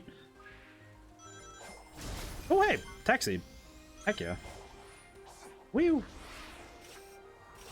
Steam. All right, Roundabout on Steam. That won't. So Hecko, I remember that this will be not this coming Sunday, but the next one. Because this Sunday we're going to be making the emote together and playing Mario Kart.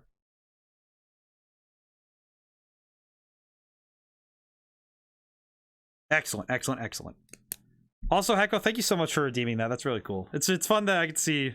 It's fun that I get to see those. I don't know. Just it's so cool to see the redeems being used. It's nice because, you know, it's like, oh, it's so cool. And now I get to play a game that I've never heard of. So that'll be really cool. I have not heard of this roundabout game. I'll probably go download it if I can. I'll probably just do that after stream if I can help it. I got the thingy. Let's see. What else can I do? Another sage thing over there. I should probably go do that.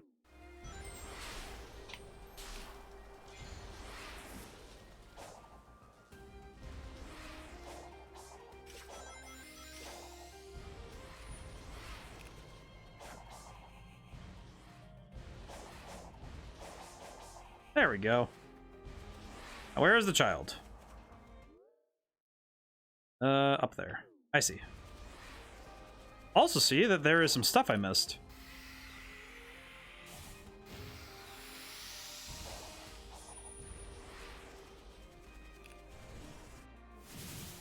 They also made a game called 100-Foot Robot Golf. Oh, I've heard of that one. Okay, so that... Alright, so this is gonna be fun for me then, because I know that game. I know that game. Oh, that's gonna be fun. They need to go to the top of the tower. I see.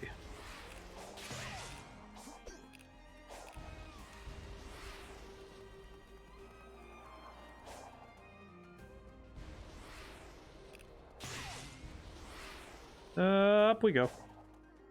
Ah! Should not have said "up we go" as I ran down as I did that. Just asking for disaster at that point.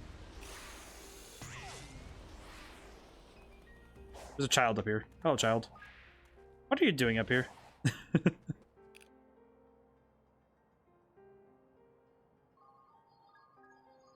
I did like 100-Foot Robot Golf. That one was very funny. I think I remember playing it once with some friends, and I just remember being very confused for a while because it's very silly. It is a very silly game. I will absolutely be checking that out then. But yeah, this next Sunday will be Mario Kart, and we're making the emote together. So I will definitely be checking the Discord for what sort of Fox Pictures should be next. Yo, don't you think that Titan was kind of over? Yo. You are an enemy to be eliminated, and you are powerless compared to its might. Maybe as I am, but I'm willing to bet I can handle it as supersonic. All I need are the Chaos Emeralds. Doubtful. In any scenario, the end results will not change. Additionally, what you seek is in its presence. You've lost the battle before it has even begun. Fox with sombrero if possible. That would actually be really good. I would like to do that if I can. 1-5 right below me.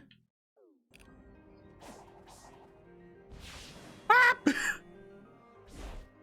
I did it. Hey, Amy. And mustache. Oh, if I could make a mustache. Want to prep for a Christmas theme, Fox? Don't want to prep for a Christmas theme, Fox? I don't know. I don't know. I feel like the trouble would be that having a seasonal emote would be difficult because I don't know. It'd just be strange to me. How you feeling, Amy? Maybe. Oh, we could make a sombrero one and then try to make it Christmas themed. Maybe. Since you helped clear my mind. I guess it feels kind of detached. Have you ever flown around in a dream? I think that would be what it'd be like. So it'd be like sombrero Fox, and then make it so the hat has like Christmas themes, like red and green instead of red, green, yellow. Yeah, hang in there, Amy. I'll figure something out. Could do both of them. Could just add a Christmas hat to the old one temporarily. Oh, you're right. Oh, maybe I should try that. I could try that. Hang on. I'll when I can. Let me add a note for that too. I'll add the Christmas hats after Thanksgiving.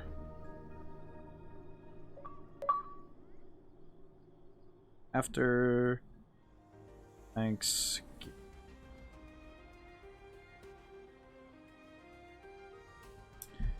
So I could do that. I could probably figure out how to do that. That would actually be really fun.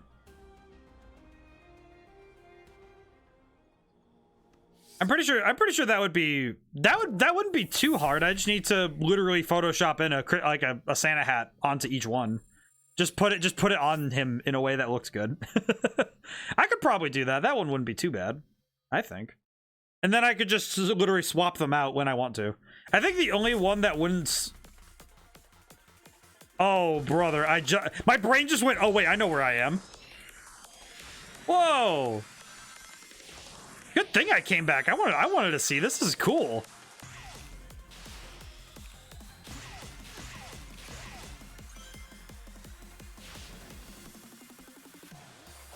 I keep doing that thing where I don't properly boost.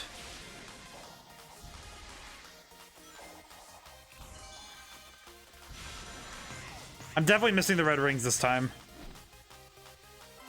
Yep, I missed 3. I missed 2 already. That's not great. I could definitely take a look though. I'll have to. It might not be this week though. If I do get to look at it, it'll be because I finished the VTuber model early. That'll absolutely be why I did it. Uh-oh. You know what? I'm just gonna retry really quick. Not sure how I feel about Sonic running to EDM. I don't know. I kind of like it. I'm kind of down for it. This is kind of cool. Kind of remind. I don't know. There's something about this style of music for Sonic is just new and interesting. Like it's different, you know. This. I think I've talked about this a few times where I don't know if it's. Oh, that's how you. Oh well, I think that's sort of how you drift. All right.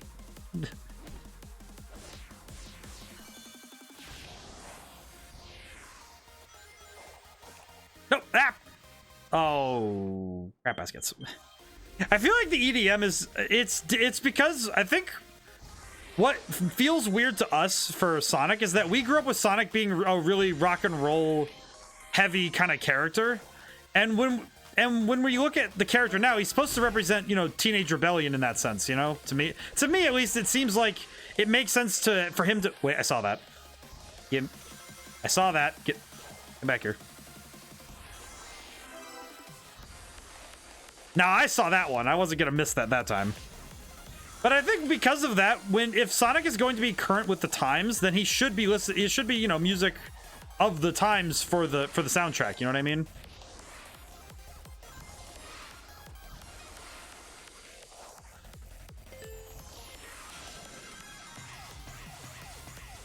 That makes sense to me. I know that why it feels weird to me. Why is that? I missed the 3rd ring again, didn't I?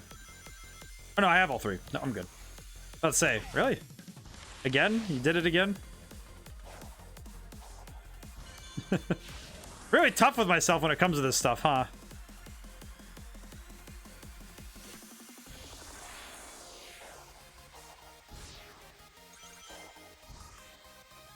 Whew. I am a fool. Wait, where was that 4th ring then?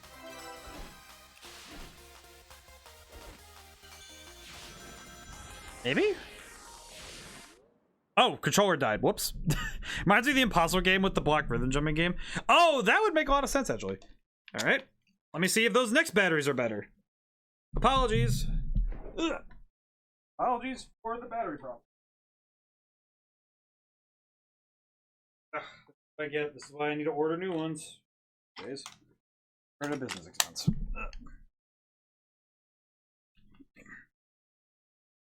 You know what? You just reminded me of that game. I don't know why. I have not seen the Impossible game in such a long time. Maybe that should be something I look into, is playing old Flash games. I haven't actually done that in a long time. I should probably look into that. That would be an interesting experience because I could look at them and realistically say, hey, did these age as well as we think they did? I am a fool. Apologies for my foolishness. At least we're going for 5 red rings. I'm getting in the Christmas spirit, we're going for 5 golden rings, I see. Impossible game would be a fun. I feel like if I'm gonna do rage games, it would definitely be something that I would do as like multiple games in one stream, not a I do one game for 4 hours and, you know, pray I stay sane, you know. That would be more fun for you guys anyway, because it'd be more variety. Watch me redeem Neopets for a Sunday stream. Neopets would be fun. I don't know why. That'd be funny. I don't know if it still works, but I'd have to go look. It'd be kind of funny. Minute 15, huh? Let's try that one again. Well, I don't know if Neopets would make sense if it would work, but maybe that's just me being cynical about I don't know what Neopets has to offer. It does. Oh well. I mean, it would be 7,500 points for you, and I'd have to figure out where it fits in the schedule. But yes, because it still logs it every year for the advent calendar. Really? Wait, like the advent calendar is in like. I'm sorry, that's a new one for me. I'm just trying to make sure my brain wraps around that properly. So your cousin logs in for the advent calendar in Neopets, and they do an advent calendar in Neopets. Where's the fourth red ring? I am trying to figure that out, actually.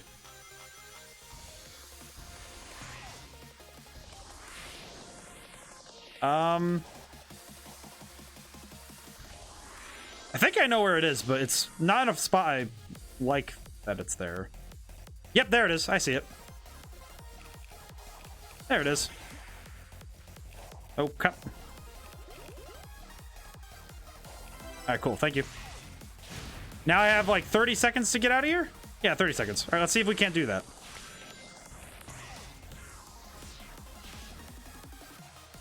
Oh, easy. The Christmas Advent calendar. Yes. I guess that's just... I'm curious by the notion of that, I suppose. The notion of that is just interesting to me. I don't know. It just...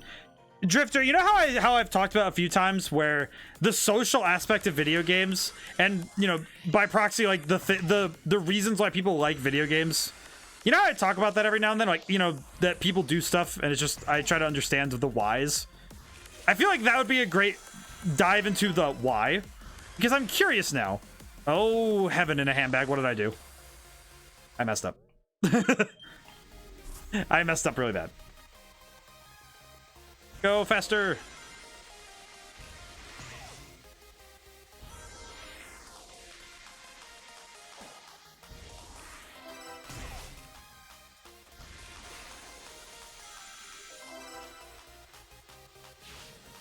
Woo! All right, let's go. Interesting though. I didn't actually know that it did that. That's cool. I didn't know that. I actually just didn't know it. It just seems interesting to me because the social aspects of video games, it's not just like, oh, the games you play in, you know, in social aspects, like social, it's not just a social thing of, oh, what games you play. It's more like how you develop as a person is wrapped in what you do, your formative experiences. And I have found that video games, especially in our generations, like the younger generations, I feel like a lot of us have, like, video games are formative experiences. Like, we've ended up with these very concrete ideas of who we are as people because of the games we've played. Which is not something that I think has happened before with, like, you know, where games are so... And fiction has become such a massive part of how we become people. I asked him, too. He said it's just become a habit for him, and he sells friends, too, that are just there for that. It's like a meetup with your old high school friends. See, that's really nice. I think that's really nice. I mean, some people might find that weird, but I think that's really sweet. You know, that's... I hit try again, didn't I? All right, back up. But I think it's really nice. I don't know. That's really cool. And also, just, it's nice that you get that they get to see their friends. That's cool. He sees his friends that... You just see friends... It's like getting to see old friends. It's really cool. Okay, and I have all the keys, so... We have all the keys here, so we're done with this one.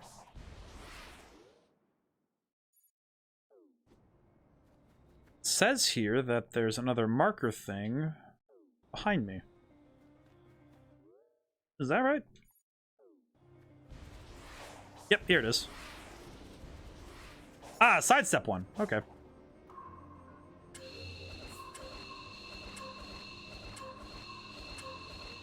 Easy.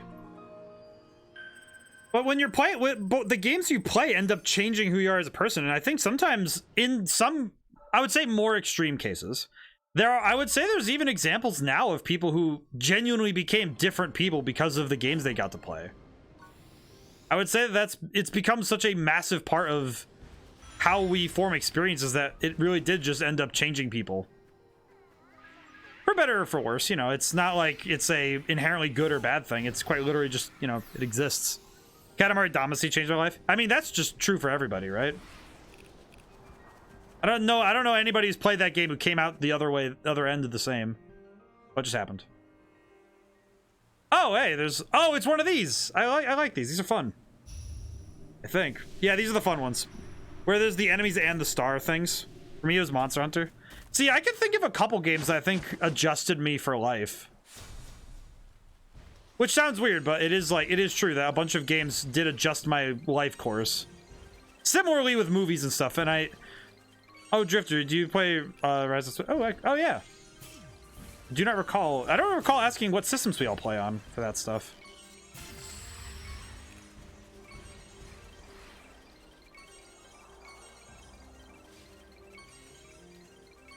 And this one I want to run around for, because this one's... These things are always worth it, because this currency is going to be really helpful later. It will be a surprise tool that'll help us later.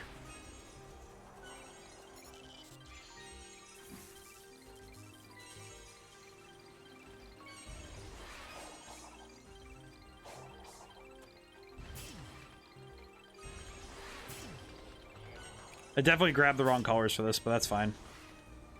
At this point, I'm just grabbing as many of these as I can and seeing what I can get. Purple. Purple. Purple. No, purple.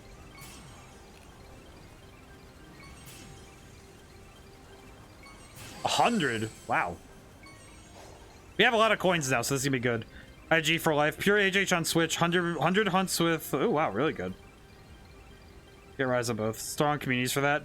I think for me, it was interesting because a lot of the games that were formative to me were the ones that I just ended up playing a lot. I think a great example of that would be... Weirdly enough, I think Star Fox Assault was one that was in there a lot. Pretty much all the games I owned for GameCube were in there. Actually, yeah, I think every game had its effects on me now. Just multi. But there's a number of games that I think formed me, but I think it's the GameCube era was one of those things that just ended up affecting me. And I think a lot of it's because it proved to me that video games could be catalysts for stories that really affected me. You know what I mean? Because that was what I started noticing, was that a lot of these games were catalysts for stories. And that was what started to affect me.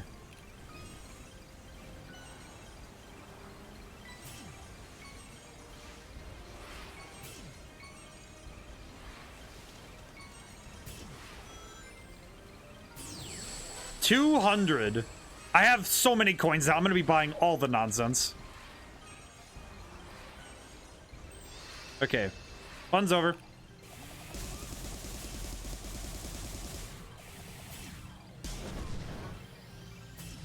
Okie dokie. But when games start to... I think that it was about the GameCube era that games started to affect people more. In my opinion. I think it could have started earlier with, I would say, especially the early days of Pokemon, but I think that we started getting a generation of people who all of their formative experiences were in some way or another, like, not all of them, but at least half of their formative experiences could be tied to fictional worlds. I would say that that's pretty close to what is, you know, I think that's a close metric, right? Because I think most of our... What is it? Is this the one with the S rank time again that I kept missing? Ow.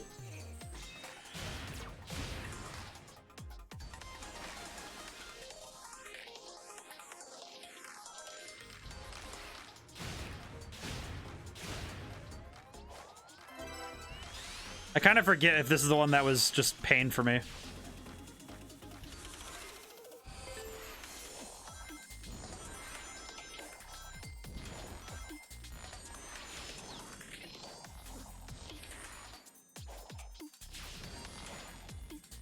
I think that was one I was supposed to go higher. Wah! Ow. Okay, yeah, I'm gonna just try that really quick. There are people who still swear to me FF7 was the best story ever.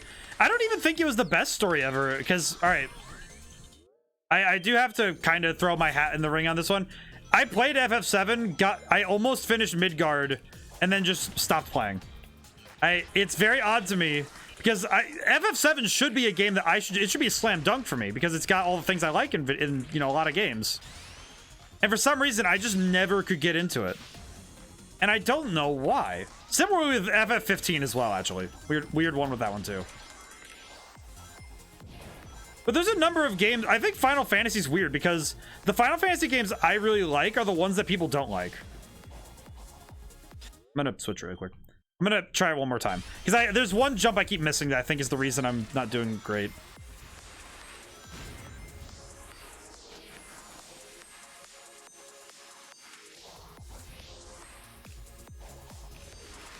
Yeah, that's well. I should have taken the high route there, but that's fine.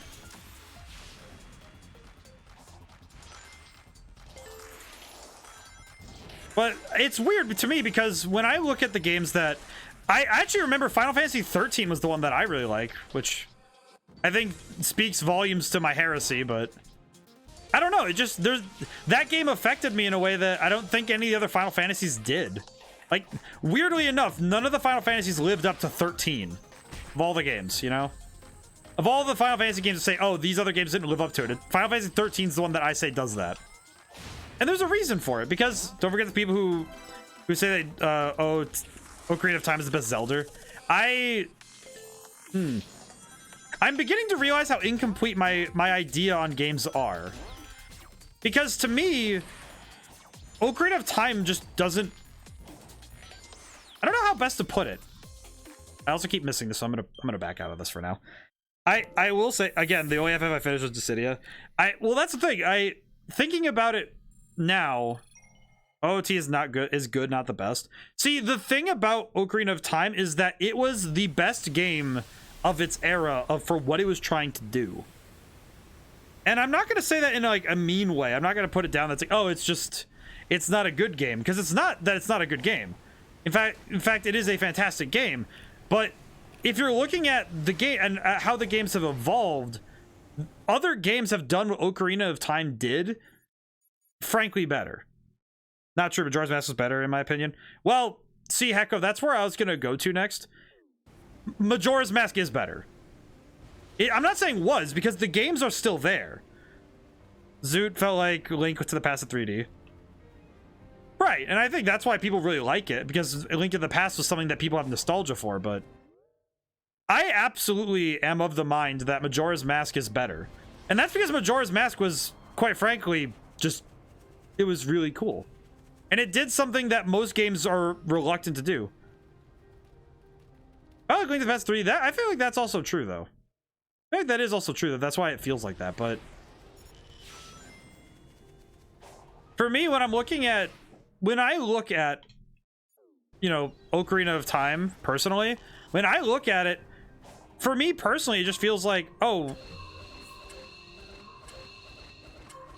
it feels like I'd rather be playing Majora's Mask, which is weird, but it's not because either of them are bad games. It's that when I look at the two and compare them, for me personally, I think the fact that Majora's Mask took risks with its material and put the players on a timer and was willing to say, hey, you need to go do things. You have to go do things or the game is going to end and you didn't save the day. And to me, that is far more affecting a story than, oh, just you have to go save the princess. It's like, okay, how long do I got to do it? Like 100 years, technically. Or like 10 minutes if you're really, really good, if you know how to break the game. Which, I also think that it is, thank you for joining by last night. Oh yeah, because I will say I do try to drop in when I can for streams. Whenever I stream, I am tired. I wish I could stop in more for my friends. I like stopping in on people when I can. Whee.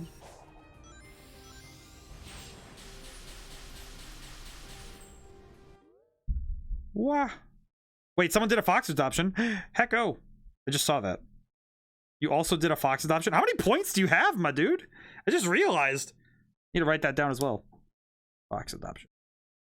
Oh, that's the one you were saying with the sombrero. I will do. That is a miscommunication on my part. Let me read back through chat. When was that? When did this happen? Yeah, there it was. Speaking of emo. Yeah, that was the one. Fox with sombrero, if possible, and mustache. I will do so. That was what it was. I was like, oh, I'll just do it. There's no pressure, just lovely to have people there. It is always lovely to just have people there. I will do so. I will make Fox. The pressure, just lovely to have people. Yeah, that's how I feel. It's just nice when there's people to talk to, you get to chat, you get to have fun. You get to share the game, you know. I think that's the beauty of streaming, is that you get to share a, you know, a fun experience with other people, and it's fun. But you rest and recover after your show. Yeah, I have noticed that is why I do 3 a week only. Whenever I've done 4 streams in a week, by the end of the week I'm just dead tired. I can't do it. So that is why I only do 3, because along with the work I do, and just, you know, just in general, it is why I can't do it every night. It's my body just can't handle it. My brain just doesn't work all the way. I think there's very few times where I stay up past when I stop streaming.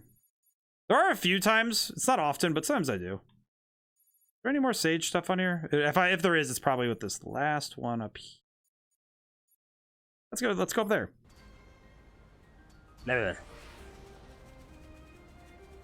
That's actually part of the... I would say it's definitely part of why why streaming is so, probably for some people's, odd, where I only show up, you know, 3 nights a week.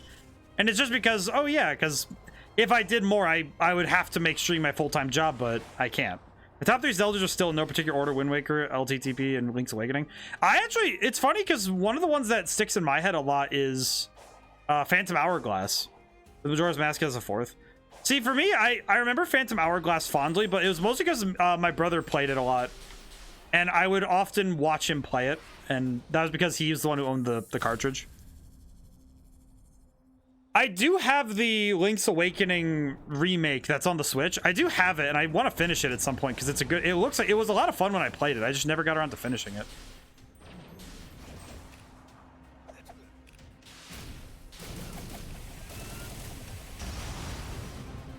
I'm actually kind of surprised I never finished Link's Awakening, but there's a number of games that I just ended up stopping midway because something else came up, or I just didn't have the time to devote specifically to that. I want a Zelda remake of Wind Waker on the Switch so I could buy it the 3rd time. I have the Wii U version, and it makes me sad I never really finished it. I would even be okay if they just ported the whoa, where am I?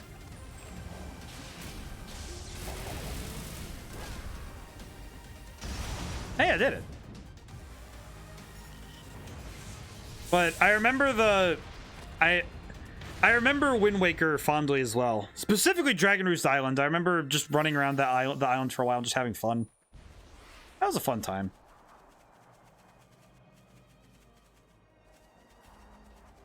You know what's sad is that I just saw it said you need to wait till nighttime for that one, and I'm like, all right, cool. Where is nighttime?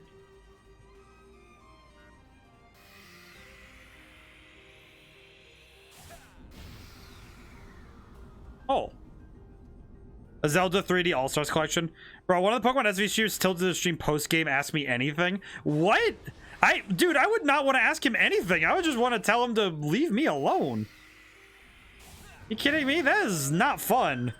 The game's not even out yet, and this person's saying, oh, the post-game. It's like, what? That is something that, with the advent of the internet, has become something I just don't like, is how much people want to have spoilers and they just want the game. They want to know everything before the game's out. It's like, well, that doesn't seem very fun. You know, just some people are dedicated. Well, they're dedicated to not having a fun time. I don't know. It just seems odd because you're just at that point, you just want to know everything about the game before you even play it. I don't know. It just seems like part of the fun in video games is the surprise, you know, like getting to see something new and novel and fresh. Like that mostly it's a hard spot of hiding from Wakanda spoilers. Yeah, it's funny because when it comes to video games, I have the feeling of, oh yeah, I wouldn't want to get spoiled. But when it comes to movies, I just like, to me, it's a matter of, okay, if I learn something that fun is different for different people. True. And I'm not going to say they're wrong. I just think that it's just definitely not for me, you know?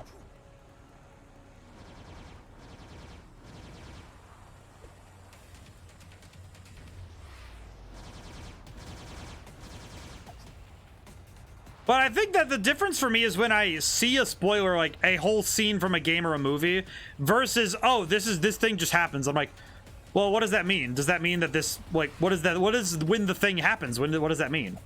Like, certain characters for the new Marvel movie, for the new Black Panther movie, to me, it's like, oh, that just tells me, okay, this is here, but it doesn't tell me more.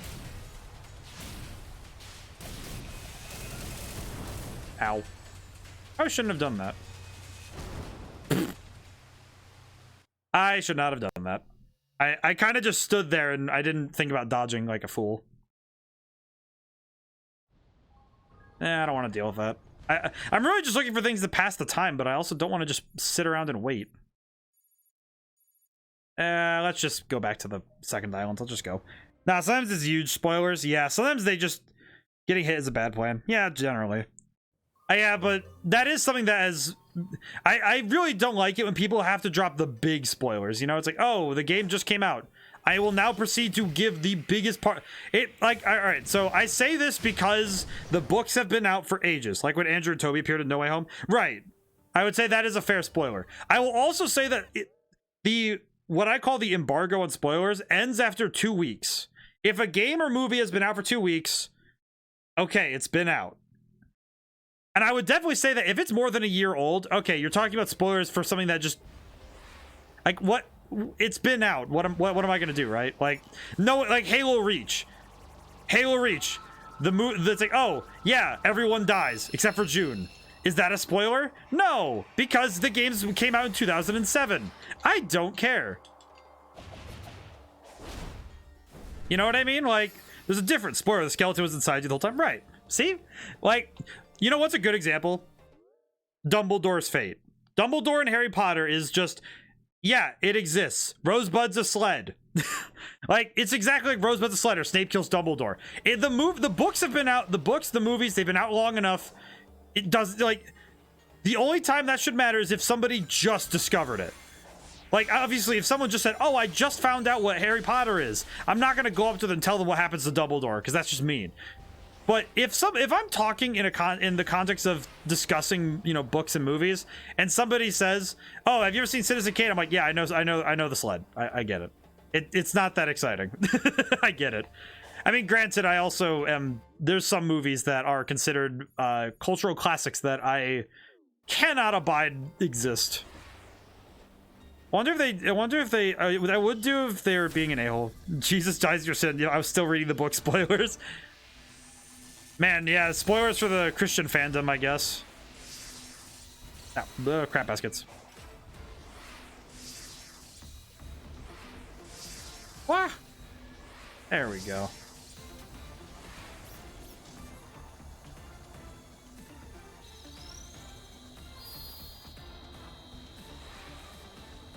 But I feel like I would only drop spoilers on somebody if they were being really mean to me, or if they were being particularly nasty about, like, oh, I just gave you a spoiler, huh? And I'm like, okay.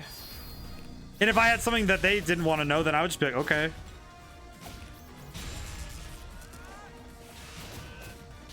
Yeah, I messed it up.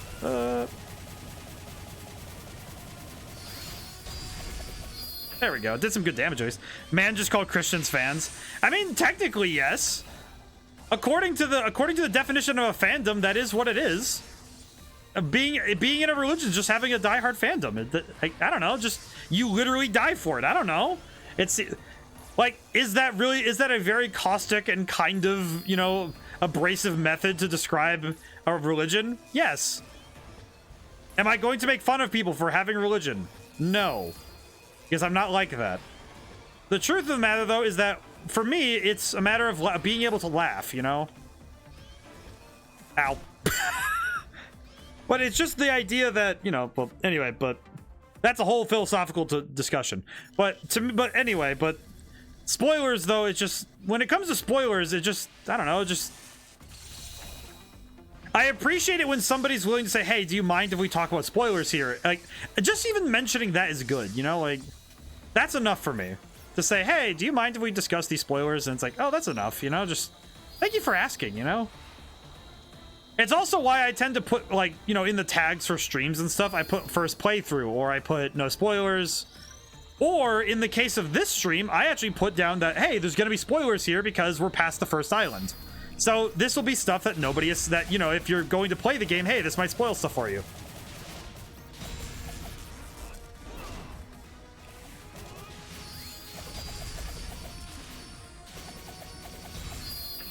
And that makes sense to me. But yeah, also, but yes. So but I also think that there's a time and place for discussing them. Like, when I came out of when I saw the movie Black Adam, I did not come out of the theater saying, hey, like talking about spoilers of the movie that I just saw as I'm exiting the theater. You know what I mean? Like, that is not cool to do in any, like, context. I keep hitting that. I don't know why this keeps throwing me off, but I think it's because my depth perception is so off right now. I don't know what the deal is. Spoiler, no, it was just elbow voice for Knuckles. Yes. But I don't know. It's just that's how I feel when I'm playing games, when I'm streaming. Is that, hey, you know, if you don't want to see spoilers for this game, you know, spoilers. Hey, don't, you know, check, you know, just make sure, you know. But to me, it just feels like a courtesy to say, hey, if you don't want to know this stuff before you play the game, go ahead. You know, here's your sign. But otherwise, it's like, oh, well, I've done all the self-policing I needed to do, so don't get mad at me if you see something you didn't want to. All of my rings just as I get out.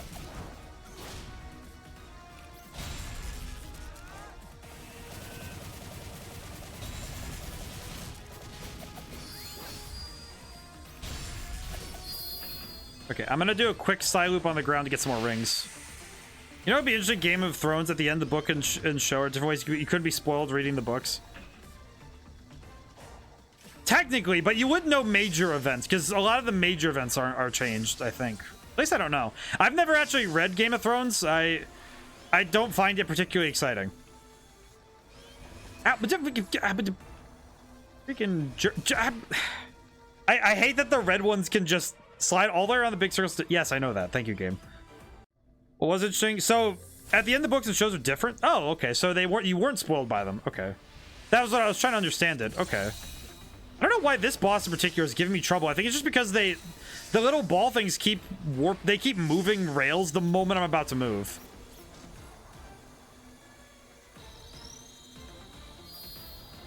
But I think though that I do find it interesting that Game of Thrones was something that never appealed to me.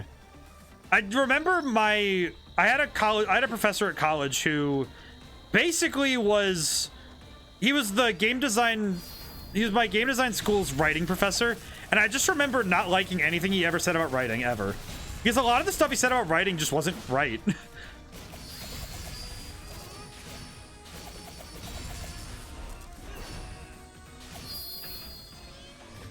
I just realized, how do there are a couple moves I just forgot the inputs for. Sonic Boom, no. Wild Rush, press LB, X. Air Trick, B Stomp, Loop Kick. Should probably try the Spin/A during a combo. Trying to remember how to do certain moves, because, okay, RT in the air and X. Okay, got it. I gave Game of Thrones a try. I watched the first season, still wasn't for me. For me, I feel like a great deal of it is just the fact that it's mostly the type of characters I like. It is 100% the characters I prefer are what made me not like it.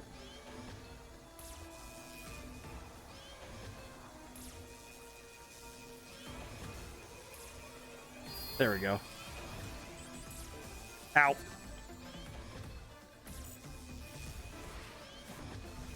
Ow. Ah, dang it.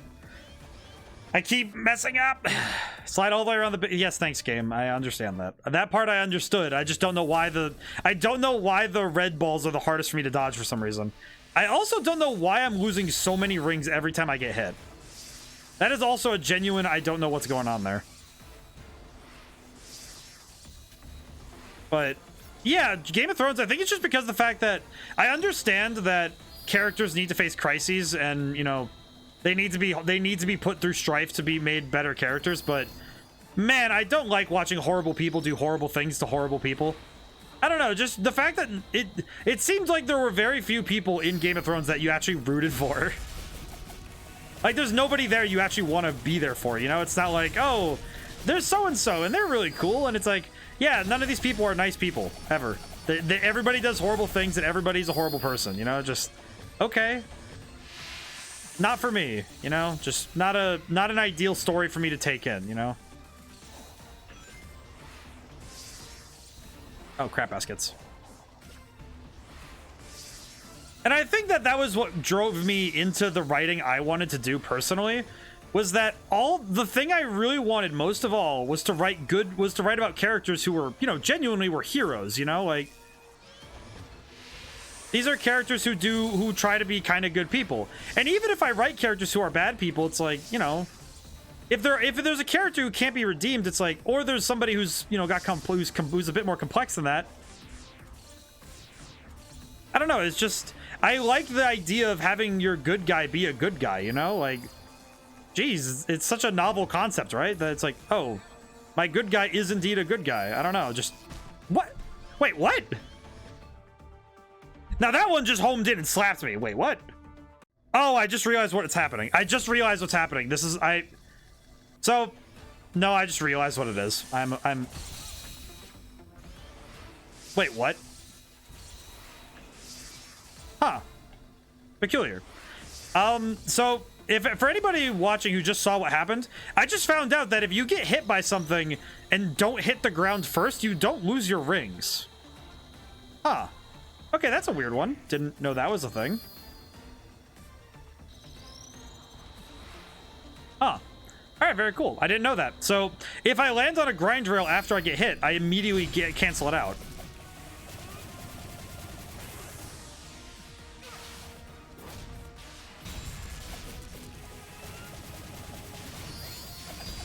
Ah!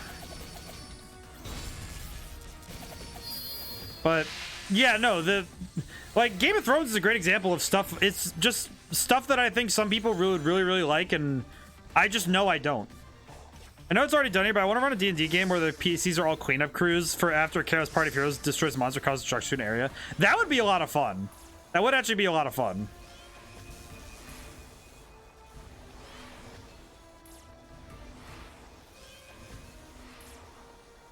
I think it would also be very interesting. Oh my goodness, I just remembered why this is so hard, and it's because of the fact that I set the game on hard. The game is on hard, and I kept forgetting that. Ow. I might need to just hop off and get rings at this point. Ow! Son of a... What? Why is it that the Strider is the hardest boss of this game? That would be actually a lot of fun, though. But it just, I don't know, just the idea of having characters who genuinely care about the world they're in. I just like that. That's why I wrote Elena the way I did in my book Green Walker. It's just, man, I just want a character who just wants to do good stuff. They want to be a knight. They want to be cool. They want to be nice to people. You know, and when they are mean to people, it's mostly people who deserve it. Like Avalon. Like, I don't know, she deserved it. I don't know, it just seems like... It seems superfluous to have a lot of bad people. It's like, yeah, like, wouldn't it be nice to have stories about the genuine ability for people to be good to each other?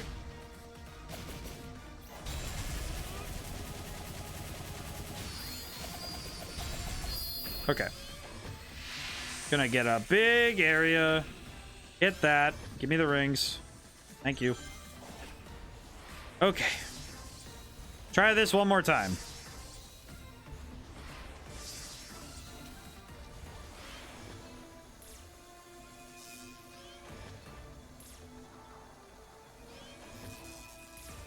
I'm just gonna hop off, attack with it. Probably better that I just hop off in the first place. But I think there are too many stories now where it's just, I don't know, we just need more heroes, you know? That's just my opinion, and that's why I write characters the way I do. It's why I wrote Gemma Stone the way I did. It's why I wrote Elena the way I did. It just... The way I write my characters now is just... I was influenced by the fact that... the fact that it's counterculture to write about heroes who genuinely want to be good people, or at the very least, people who want to be better. And even if they don't want to be better at the beginning, it's that that's the truth of it, is that that I want to talk about characters who genuinely want to improve. Because to me, that's the human spirit, is that people want to genuinely be better. Drifter, have I told you about the D&D character I made?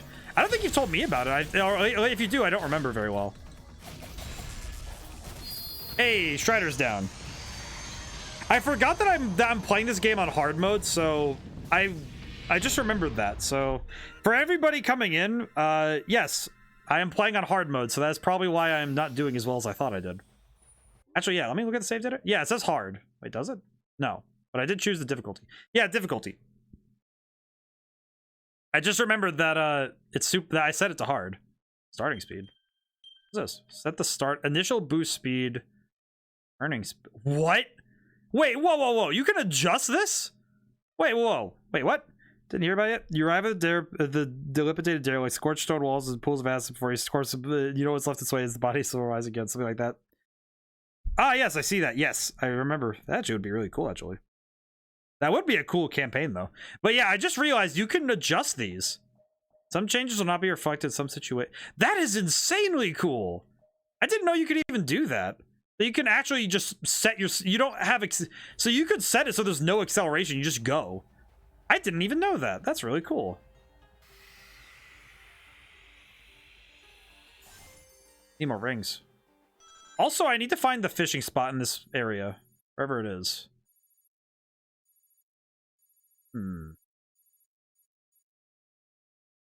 me go back here, though. I need to... There's one I know I need to do at nighttime, so I should probably go do that. They're a level 3 Cobalt monk with amnesia who's convinced Strad von Zarevich owes the money and they're going to Castle Ravenloft to collect. They're like Moon Knight, huh? They're just like, give me my money. Now give me my money back.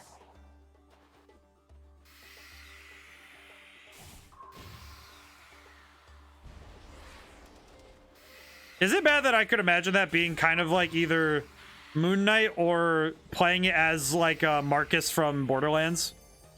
Where it's just like, excellent, you found my change. Now give me my money back. Just... I remember that side quest specifically where he made a guy, he gave a guy change on accident, and it was $20 out of a $1 million purchase, and it's absolutely stunning. Hey, all right, so we found nothing. No, we got the offense seed. So now I can talk to the old man. Hey, GG. You need my insight once more? Here's the seeds. Now stop talking to me. 25 and 27. Okay, not too bad. Not too bad. What else may I do for you? I'll slap you in the face. All right, I'll see you later. I'm going to sleep. I'm asleep. I'd like it if an old man just walked up to you and said, all right, cool, I'm asleep. And then just passed out on the couch or whatever. Excuse me. Wait, no, actually I want to go up there. Hang on a moment. Whew. At least I thought I wanted to go up here. What the heck? Why do I feel like I'm not going the right way?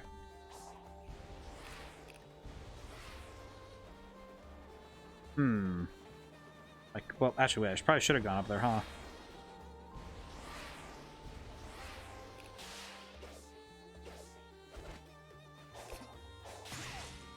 Whoop.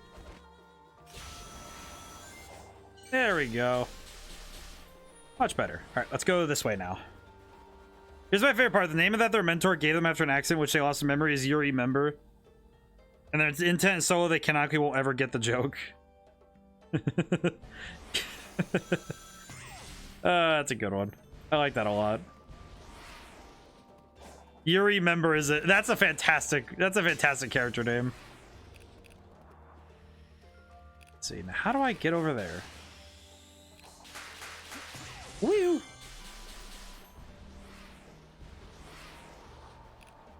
I like listening to this music a lot. I don't know, just I feel like desert themed music is really nice. Gonna play an Asian diver sent to collect sunken wares from the company at a time when it was oh geez. That is a complex and difficult topic. Bonk. Give me back my emeralds, thank you. And my gear. Now then, where's this thing? Up there. There we are. Ah, it's one of these again. Oh, I like these. These are fun.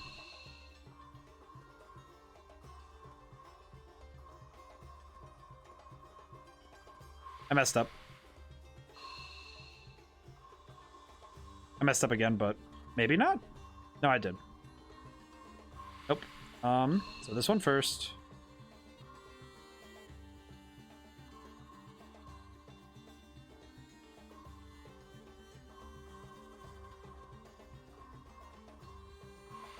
Nope. Okay. Brain, work with me here. Come on.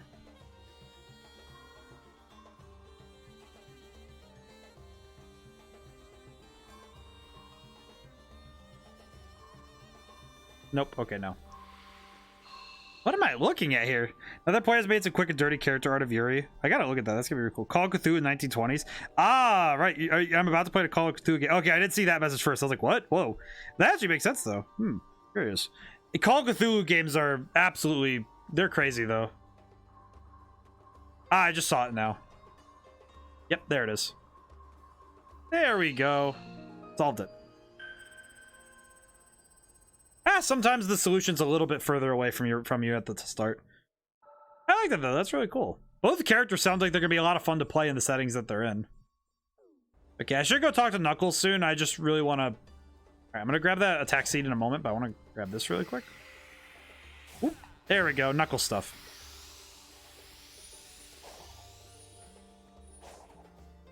Okay, let's see. This is a Knuckles thing here, but... let's just go talk to Knuckles.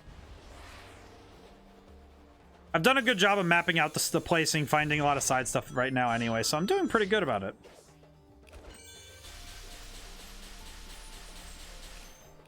I've been doing very good about side stuff, so I can keep going now. I colorized the first one myself. I don't think I can click on that while I'm at work. That is reasonable. Wow. Okay.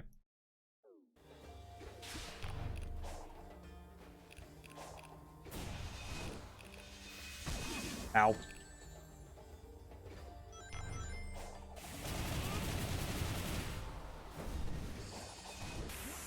gonna hit him with the key blasts. That's such a cool move, though.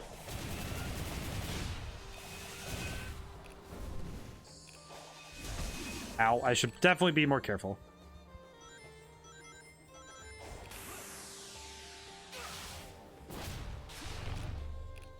I'm really curious where he like started figuring out this like energy manipulation. Describe it to me like I'm a blind man.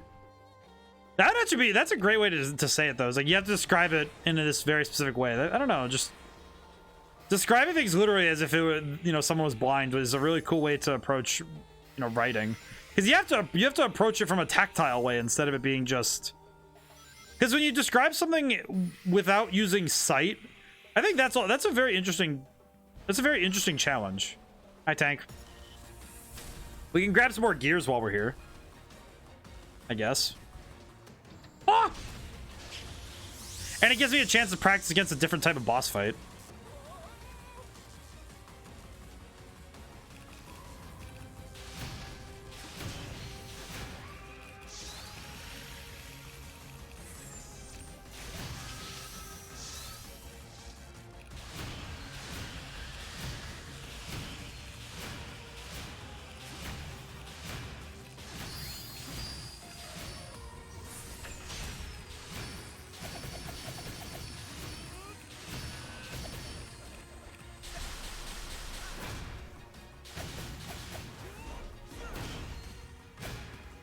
Hey, good combos. For me, the task would be like trying to explain left and right to an alien over the radio. That'd be fair. Trying to explain left and right over the radio would be tough. Also, I guess it's just interesting because when you're trying to think about how to describe certain characters, it's interesting how difficult that task can be when you're looking at it that way. Ow. My rings!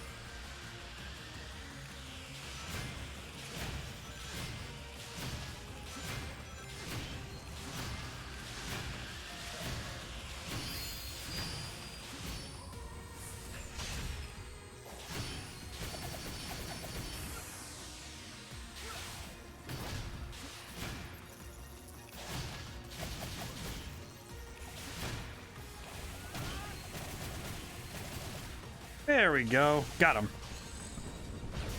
This thing kind of reminds me of the Guardians from Breath of the Wild a little bit. At least in terms of the big design. Plus, how does one explain purple as a color to a blind person? The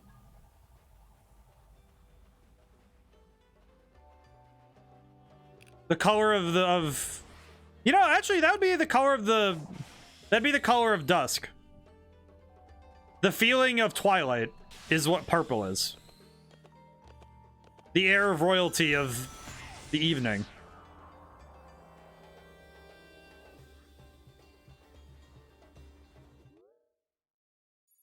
The righteous dignity of the moon, coming together with the glorious warmth of the sun. The two together create purple. It's between the passions of rage and the pain of sadness, as it should be.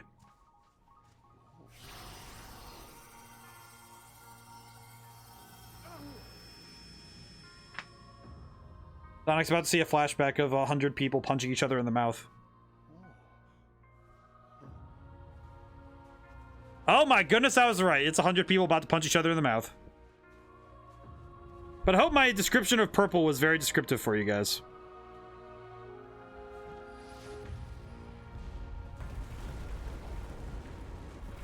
I'm curious what on earth is happening, but also, man, the history of this place is wild.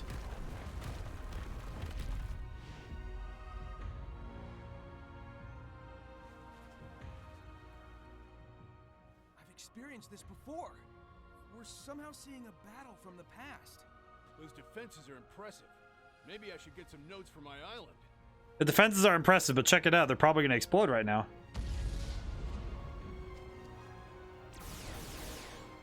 Oh, yep. There it is.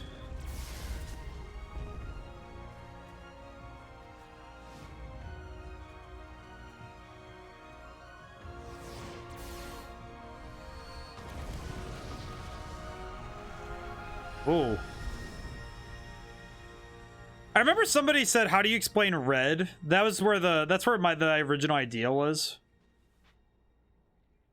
Was the idea that how do you describe the color red without using it, like the word of it? And I think it's an interesting writing challenge. Defenses didn't hold after all.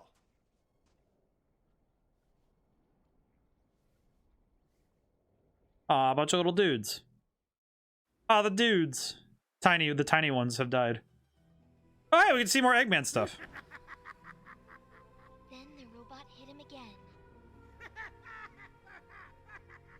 I look forward to your battle reports once we're home. Home? I'll integrate you into my system, give you control of the whole EggNet. I'll have you network all my robots. You'll be a refreshing change of pace from Orbot and Cubot. They are your creations, like me. That would make them like my brothers. I suppose so. I look forward to that. Aw, she likes the idea of having family. I don't know, it's just cute that she likes the idea of having family. I don't know, just there's something about robots having family that just makes me happy. I feel like I don't know if I've ever talked about this, about the ideas of sentience. Like if robots became sentient, wouldn't you be scared? I'm like, I don't know, just one, I don't think that they'd ever reach if they reached human intelligence, then they'd also have the ability to develop real human problems, like, you know, mental illness. So I don't know, how strong can they really be if they can just be as depressed as everybody else here? Seems to me like that'd be a major design flaw if they were just capable of being. It's like, oh, I can access the internet. Yeah, so can I. Who cares? You know, like, oh, it's a robot, but it's like, I don't. Is it gonna really be that different from? Oh, what the heck? Why is that pointed straight down? I don't know. It just seems to me that if a robot was capable of, you know, similar levels of thought as humans, it's like, would it be dangerous? No, not really. The only real danger would be if it had access to the same to like big weapons, you know? Like if a robot had access to big weapons, it's like, yeah, then it'd be worrying, but I don't know if it's just like, oh, it's an android, it's just like a human. It's like, oh, really? So you're saying I can hit it with a hammer like a human? That doesn't seem very scary. It's like, what? I don't know. It's not very scary when you can just beat it over the head with a sledgehammer. Like, not that hard. Nothing's that hard if you have, like, the means to destroy it. The difference is if you're looking at it like, oh, if it's a... Going down there, I want that. I want the map data. But you know, like, I feel like too many people overestimate the idea of robots, you know what I mean? Where it's like, oh, but they could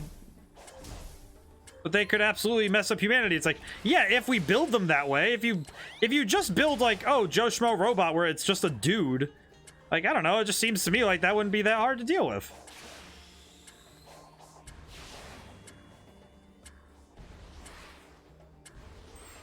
How do? Brain, please work with me here. Alright. Am I allowed to reset? No, I'm not.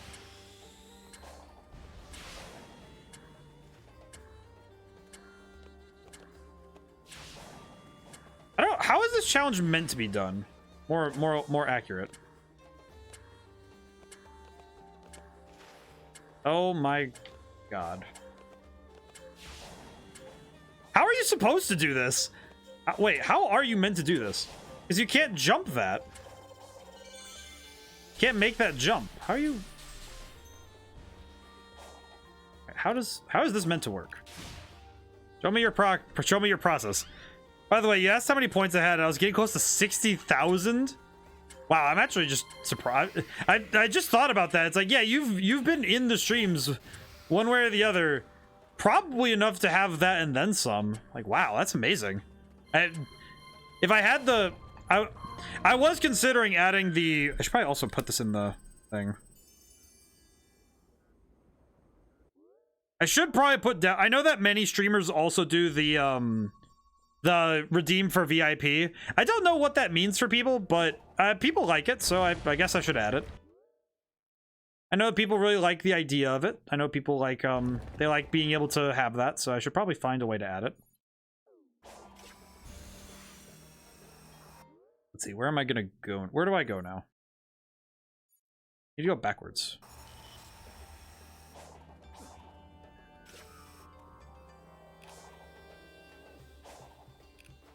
Whoop. Well, you do the setting where VIP can post links for non-VIP can't. I think that maybe that's why, because I don't think I have it unlocked yet. I think you'll. Oh, that's right. A bunch of it unlocks in December. That's right. That's what it was. Because I remember I couldn't do that yet, and it was because I don't have it unlocked yet. I remember now. It's really confusing to me because I didn't quite understand why, and it's just like, oh yeah, because they need you to stream for X. You need to be affiliate for X number of months before they let you do that. And I think it was 3 months that they said you have to do it for, so I think that was why. Let's see, what am I looking for? Do I need anything else? Eh, no, let's just go get the emerald. Oh, geez, that was a close one. Well, that looks rightfully dangerous. Let's go find it. I think that was what it was, is that affiliates can do that, but you need to be a certain level, basically. Kind of like Affiliate Plus, I guess. I don't know. Don't know how best to describe it, but that's kind of the best way I could... That's the best way I could describe it for myself, you know? Whoa. I'll have to look into that, then.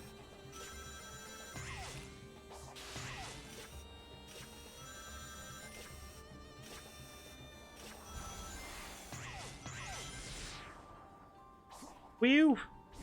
There we go. And some coins. Hey, heck yeah. That. Now then, let's get to the part that what we came here for. Yeah, I'll have to double check when that is, but I know that there is a thing that lets me set VIP stuff. I also was thinking about applying basically admin status to a number of people, mostly people who are here all the time. But not because like you would have any responsibility, just literally because, oh, if there's something I need, if there's something if you'd like to, do stuff, it's like, oh yeah, you can have it. Well, it wasn't just because I trust people. Just people I trust people, and I'm like, oh yeah, I want to give them the thing.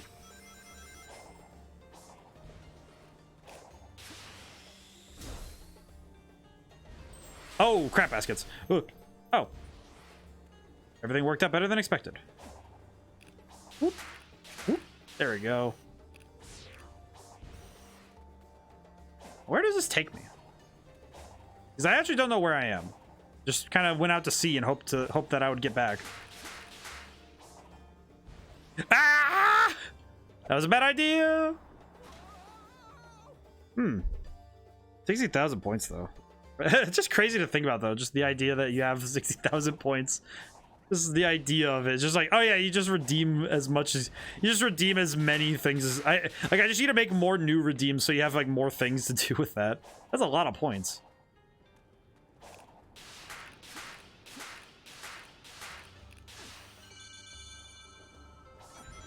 Hey, here it is, the ultimate emerald, the one capable of bringing about all, ruining all of creation.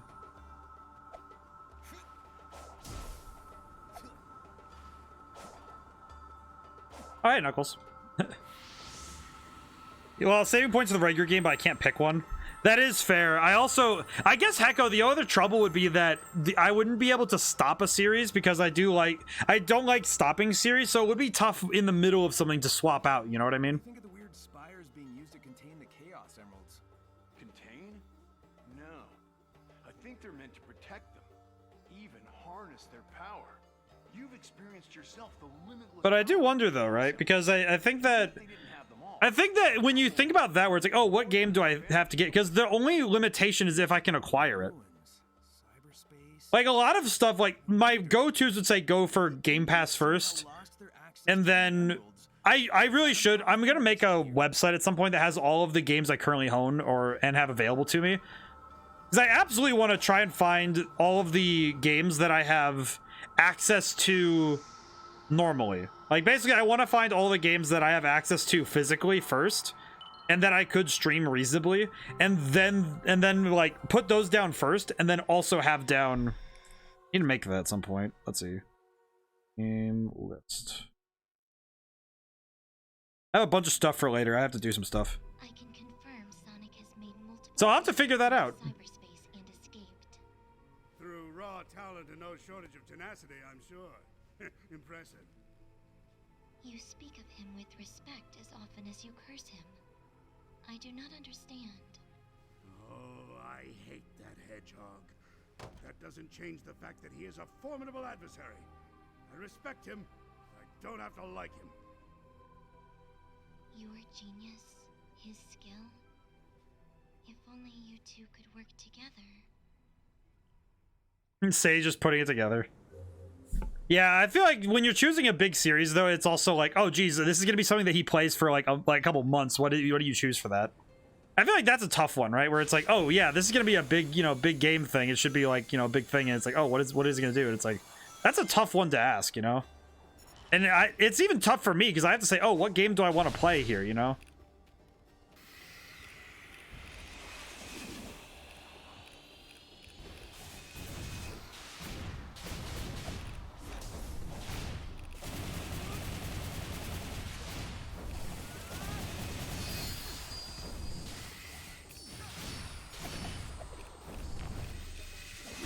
Ow. But it's tough. I think that's one of those things that even as the streamer, it's like, oh yeah, what games do you play? It's like, sometimes it's hard for me to choose, but also some of that's because I consider a bunch of factors when I choose my games personally. Sometimes I choose games based on what I think would do well. And sometimes I choose games because I think, well, maybe this one will do well, not by proxy of itself, but because of what it can be. I messed up.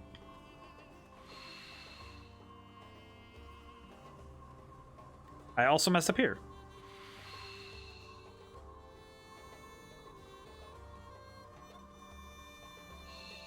But when you look at choosing a game for this kind of thing, there's a lot of factors that go into it for me, but a lot of that, it mainly comes down to will I have a fun time playing it? Will I enjoy experiencing it, whether again or playing it, for the first time? And like, man, that is a very vague, like, I feel like most of the time it's yes when it comes to will I enjoy it. But the third factor that I think is the hardest one is, will I be able to talk about something meaningful by playing this game? And to me with the Sonic, I also feel like one of the topics I haven't gotten to talk about yet, mainly because I haven't had a good time to, is nostalgia. And that's something that I think, because I talked about it a little bit. I went to this one streamer, Quality Individual. I was in her stream just because, I hang out sometimes. And I mentioned that nostalgia is a balm for time. And I thought about that statement after the fact. I was like, oh yeah, I remember talking about it, just thinking about that. Sumo. Ooh. Hang on, our talk about nostalgia, I'll have to wait for a moment. New boss fight. What do I do? Yeah. Doesn't seem like he cares too much for... He has a barrier, okay.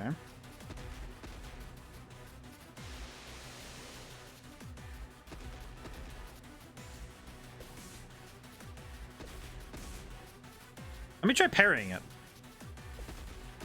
Oh, maybe it's a boost thing. I see.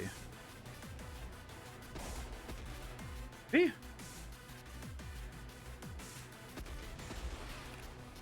Maybe actually a side loop around him. Aha! Maybe? What?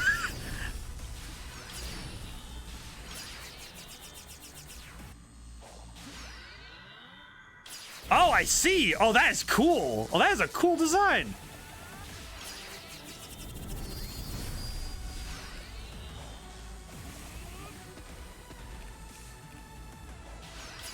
Uh-oh, that's not good. Ow!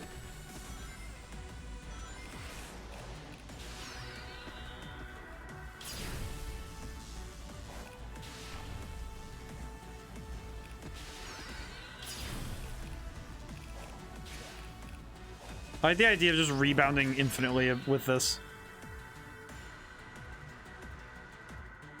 Got him. Sort of. That was really fun, though.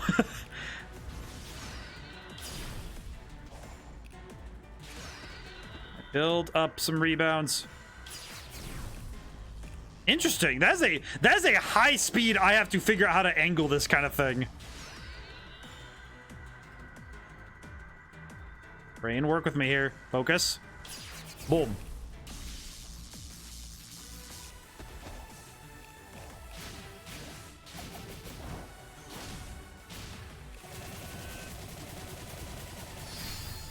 Ah, just got the Phantom Rush.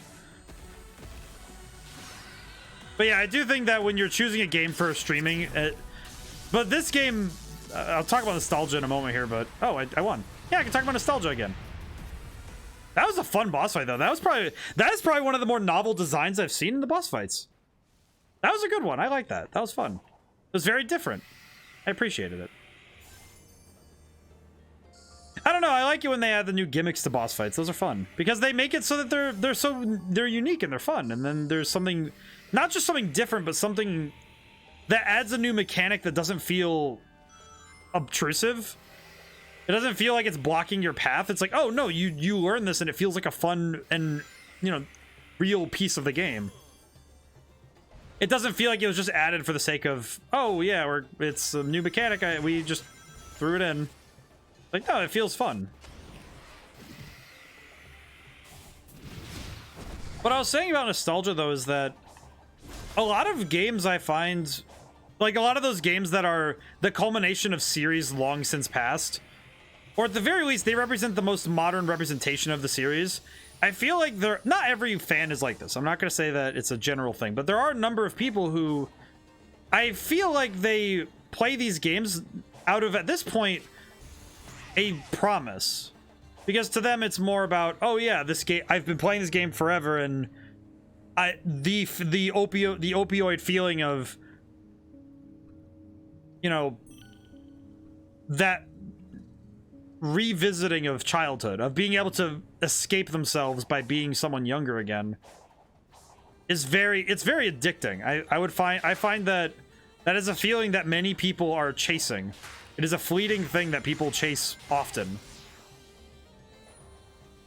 And I think that the reason why is because it's a lot easier to deal with that and feel that part of life than, you know, to try and deal with things as they are.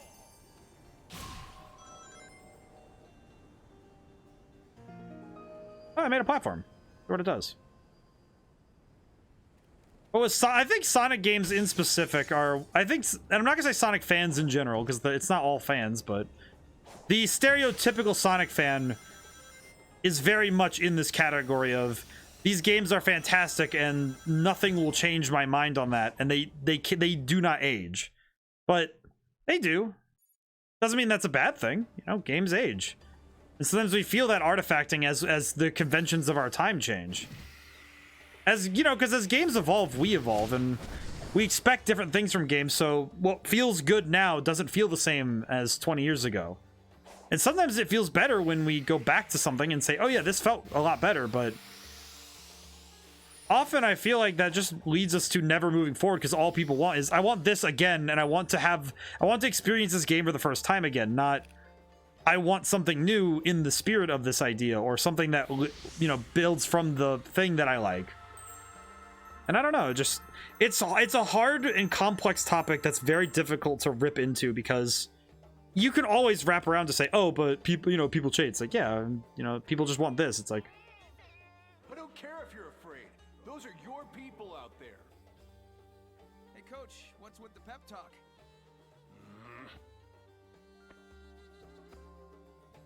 but With the defenses down, the soldiers are supposed to fall back to a bunker.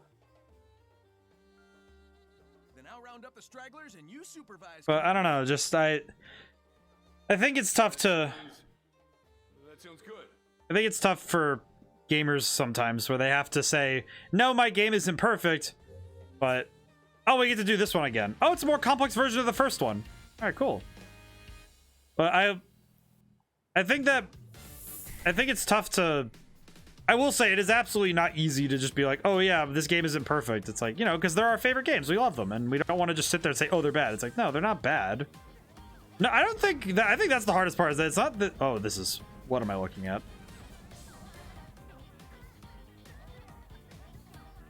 But it's hard for people to say, it's hard to levy criticisms at your favorite games, you know? That is not an easy thing to do.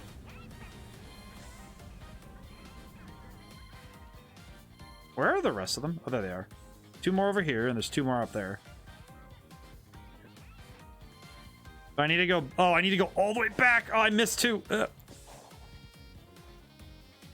that's gonna be rough.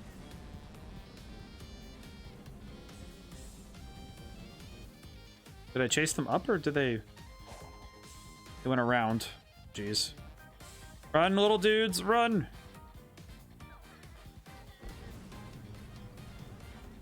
Saw one of them go this way. Oh my goodness, I have 7 seconds. Come on, come on, come on, come on, come on. Yes, did it. Okay, whew, that was close.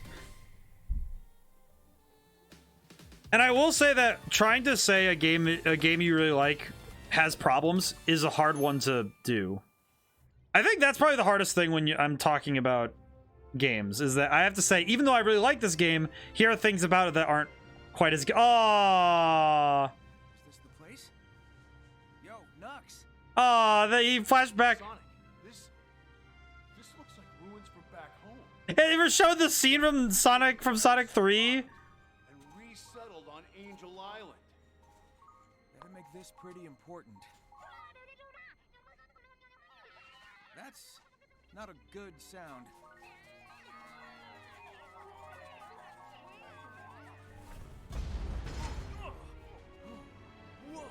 Oh, hey, a lot of tower bosses.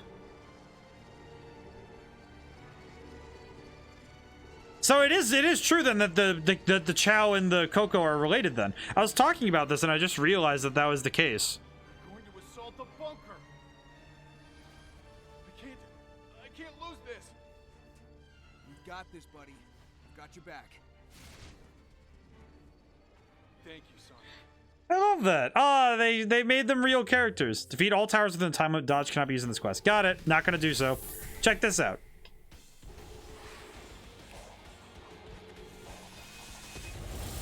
Ow, my face.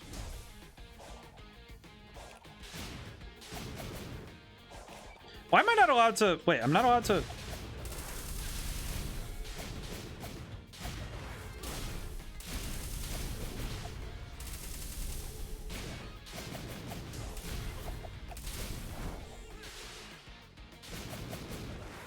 Why is this taking so long? Wait, I just realized, why am I not able to handle this one? Because I thought I was like, oh, I'll just press the left trigger and I'll just do the sonic boom thing, and then it just wasn't doing it. That's weird. Yeah, I can't use sonic boom.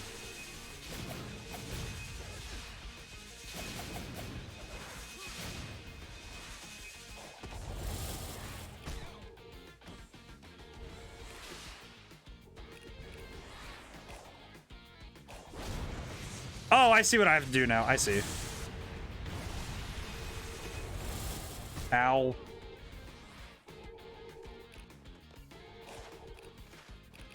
Game, run up, please. There we go. Okay, I understand now what the objective is. I see.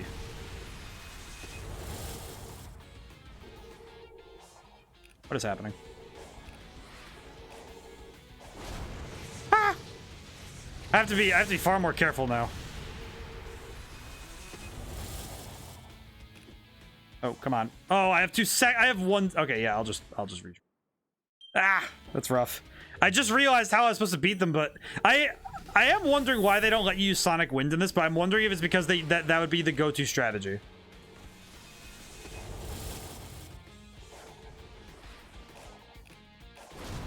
But it does make me know now that I think I can do this to any of the tower boss fights, so it is good to know, actually. Why did I go zooming off? There we go.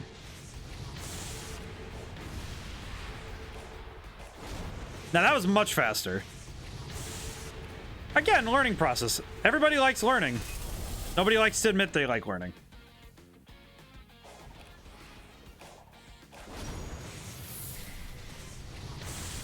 And video games are the best place for learning. You have a lot of fun while you do it. Hey, Chaos Emerald. The Windex Emerald. I need to remember that. I need to remember that for later. The Windex Emerald. Look at the tiny dudes. I added some lime juice to my water today. I think it helped. It gave me some extra energy. They all salute.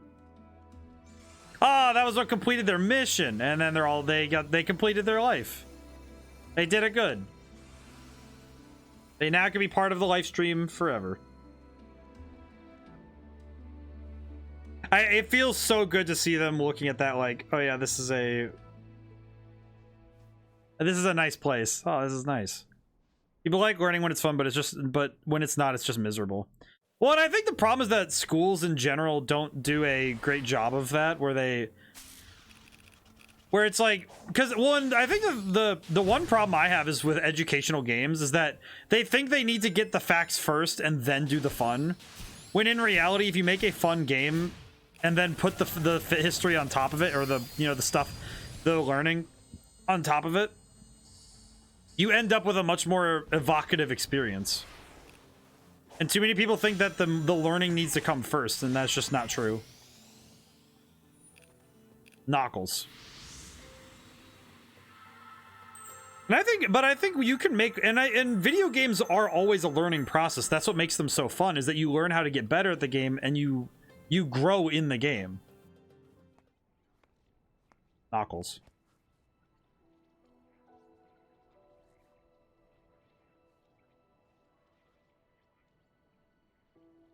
Ages ago, my people were wiped out by a cataclysm.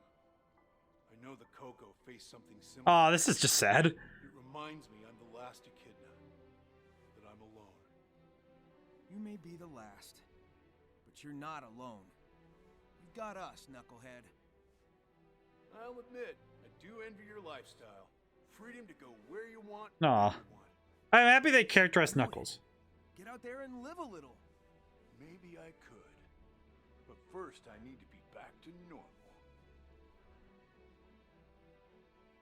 So hurry up and get me back to normal. Anything to get you away from me.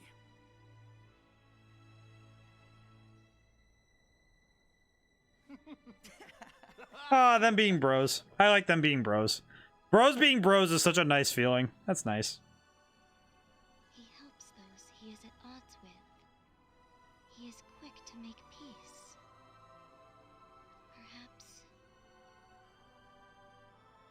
No. I have run the simulations. Aw, I like the little girl is trying her best. They are doomed. I like that the little girl's trying her best to just be like, no, I'm trying to be evil, and it's like, yeah, but you have like the tiniest heart of gold. You're like 3 foot, and you're really happy. It's adorable. Let's see, where am I going next? Where do I want to go next? Oh, there's another thing over here. I'll go grab that. All the way over there.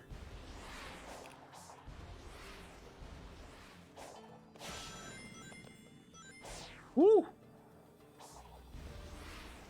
Big drops.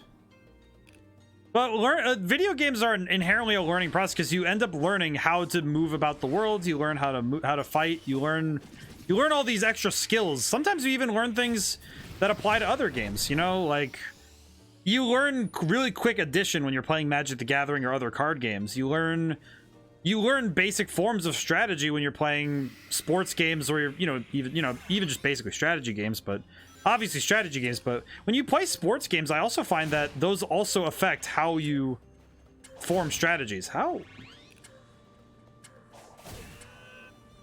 Ah, I see.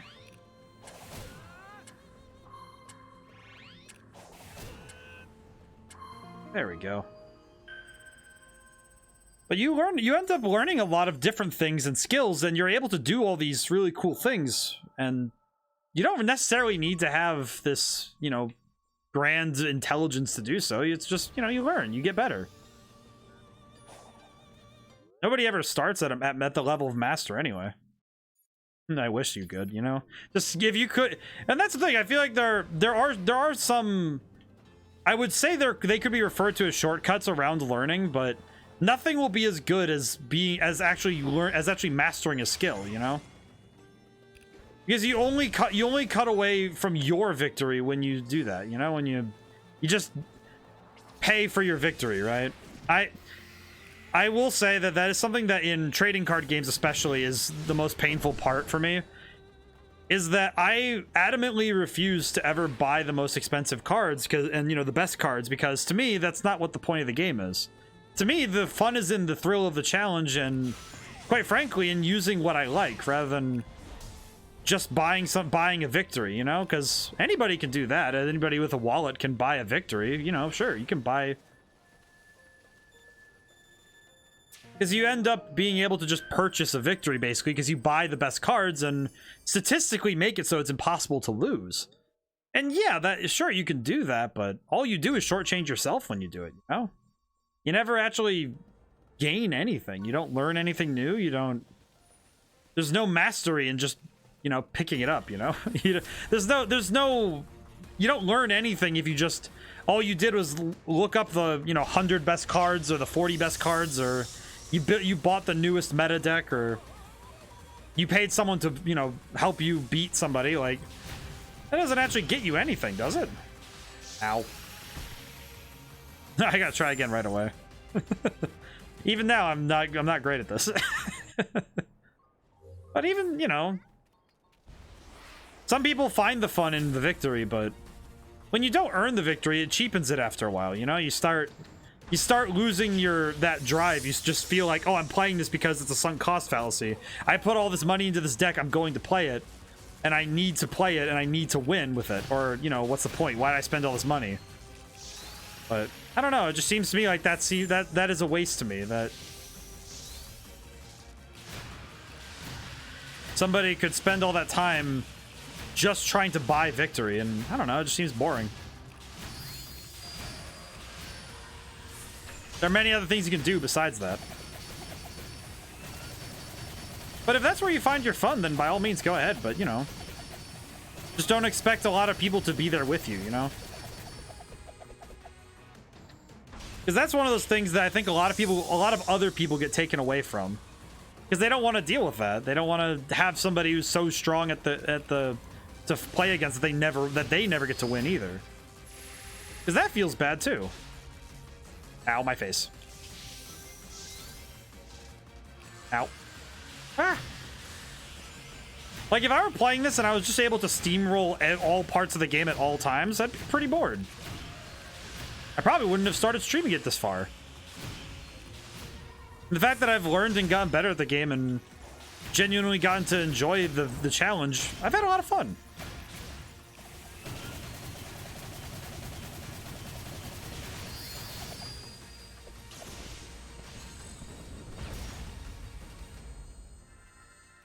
It feels nice when you get to claim the victory.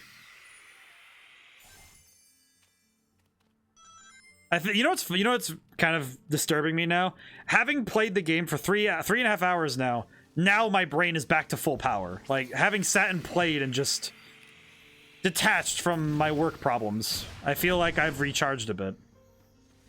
I feel like talking through all this has been really nice for me. And I feel better now. Not like I wasn't like in a bad, not like I was in like a bad spot or anything. Just, you know, I think sometimes this job tires me because I am, you know, it's like I am the one who moves it. If something needs to get done, I'm the only one who does it. You know? So if something's broken, I have to fix it. You know, job doesn't move forward until I do it, so. And that can sometimes be really tough to handle sometimes, you know? Where if something's broken or if I need to fix the job, then if I need to fix something or if I need to, you know, make something work, well, it's up to me. I can't. There's no one else here who can do it for me, you know? And, you know, I very well could just say, hey, I'm gonna pay an animator however much money to do that, but I can't. I know myself well enough that my pride demands that I do it myself. I try. And the fact that I've gotten so far, it's like, well, no, I can do it. I just need to work a little more. All I need to do is try.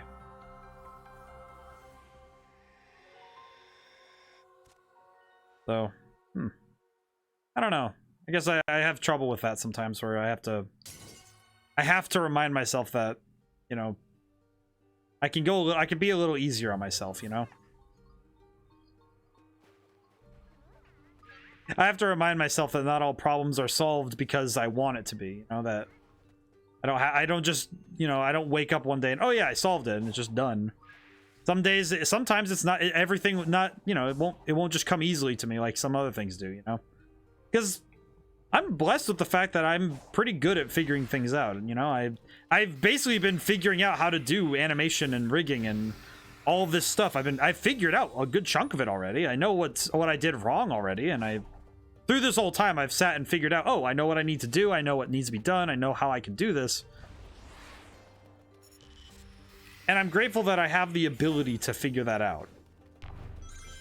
But, you know, I'm pretty used to things being done in a day, you know, where, oh, I figured it out in a day because I was able to sit and just figure it out. It comes to me. And I've chafed to this for years, and it's just the fact that I have to remind myself that not everything is a 24-hour problem. Not everything is going to be, I solved it because the list says it's going to be done today, you know? It's not like that all the time, and I made a mistake again. Ah, oh well. Who cares? It's my mistake, and I'm happy I made it.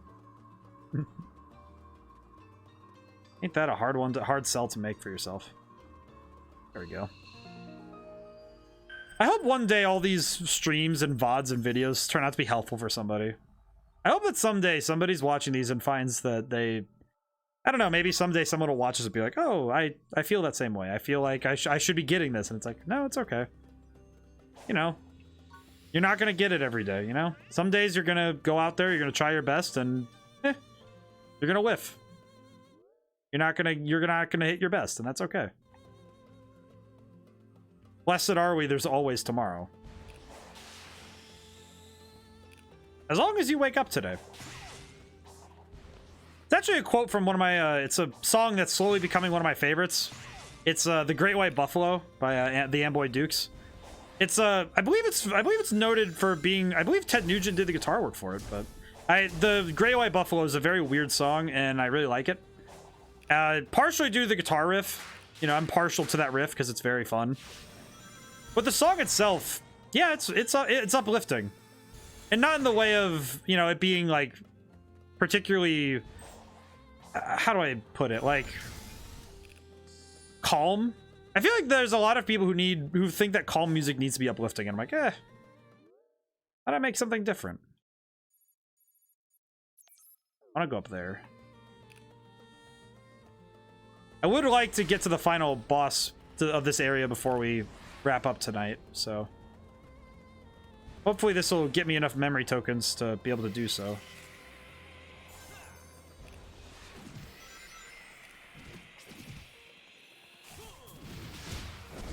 There we go.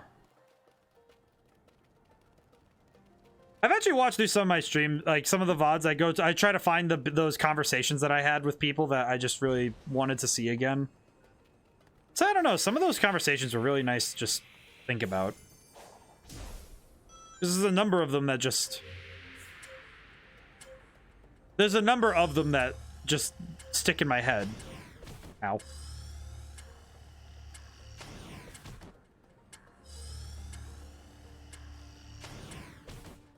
I just hold it until it hits me? I don't remember if it's just you hold it, or if it's... Yeah, it is just hold it. Okay. That makes sense. The parry has not been something I've used as much, which might actually tell you a bit about how I play Dark Souls and other games with parry mechanics. I somehow got through my first playthrough of Sekiro, and even then I decided to cut it off by doing the Shura run.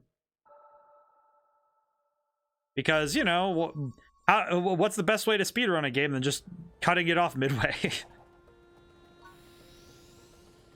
That said, I had to fight Ishin, and that sucked. And for anybody who doesn't know Sekiro, be grateful. Be grateful you don't know what I'm talking about. Because, man, that boss fight sucks. It is not a fun boss fight. It is fun, though. It's good. It's just, man,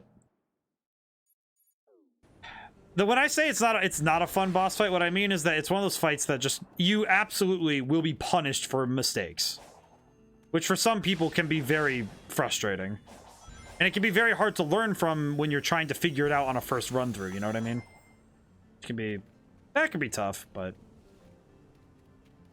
a worthwhile experience if painful. That said, some of the best experiences in life are painful. Like getting to have kids. Funny, there's a friend of mine who, every time I see her kid, I just think, man, what a blessing. Also, he's hilarious, so it also helps. But I don't know, just the fact that one of the greater blessings in life can be so painful is interesting to me. Amp. We got really philosophical at the end of Sonic. I do apologize for anybody who comes here just to see more Sonic gameplay. They're like, shut up, you go. I want to see the Sonic gameplay, and I'm like, all right, reasonable. Reasonable.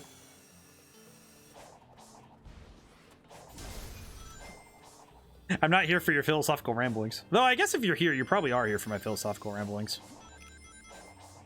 It'd be very weird to me if somebody came to this channel, heard me talk like an idiot for like 30 minutes, and just sat there like, why am I here for this? It's like, I don't know. Why are you here for this? Here because someone told you to be here? That'd be interesting. I wonder if that'll ever happen. Somebody says that, oh yeah, you have to sit through this guy's VOD. Like 40 minutes in, he starts talking about game design principles that I need you to learn. Just, oh yeah, you need to go learn some stuff. Like, alright. Kind of weird.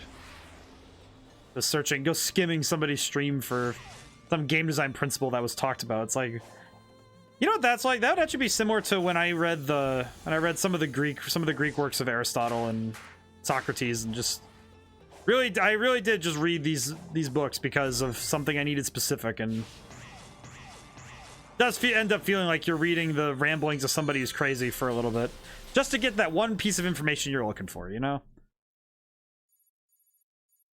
Needed 21 more, really? Gotta find the rest of these. I could just start side-looping and see if I can't find more, but... Oh, you know what? I didn't find Big yet. Where the heck is he? I said I was gonna go look for him. Where the heck is he?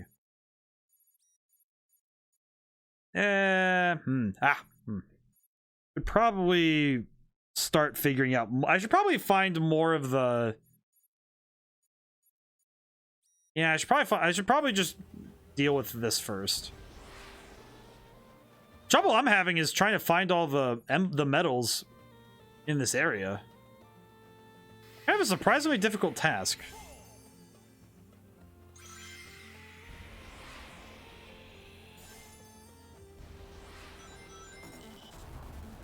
Oh, shark. I was like, oh, shark. I see. Do I have time for you? Yeah, I do. I can deal with this. Yeah, I got time. Woo. Let's talk some game design then. Should game companies be allowed to continue to implement loot boxes in games knowing it breeds a gambling habit in kids? See, I actually think that the loot box mechanic, if it didn't involve money, it would be an extremely fun mechanic, because it's sort of like buying card packs, right? Where you're buying trading card packs in. To me, it is a fun thing, but it's not good for kids when you can just blow a ton of money, and it's like the focus on it being for money's sake is not very good. I think that's the problem, is that it's not about the kids, it's about the money. And I think that if you design your game with that in mind, and that is your goal, is just, oh, we need to make a ton of money, so we're gonna put in this, like, basically gambling into the game and say, hey, pay a ton of money, and then, oh, fiddle faddle, I didn't press X instead of just going for it. Oh well. Do it again. But when you look at how loot boxes have been implemented, most of the time they're not implemented in a way that's not predatory. You know, like good example, when I play Yu-Gi-Oh! Master Duel, when I get cards, most of the time I feel like I'm getting my money's worth because, you know, well, my money is free. I don't pay money into that game, but you know what I mean? You're getting these packs and you're not guaranteed anything, but you can pay money into it, and you can pay to get more stuff, but you're not necessarily required to. And I feel like games that make it so that, oh, you have to buy things to get these things. It's like, well, what's the point in that? You're just basically making a very expensive game. I honestly find that whole situation makes some games very unpleasant for me to play. Because why am I expected to pay so much money into these games when I should just be able to get the value of playing them from just playing them, you know?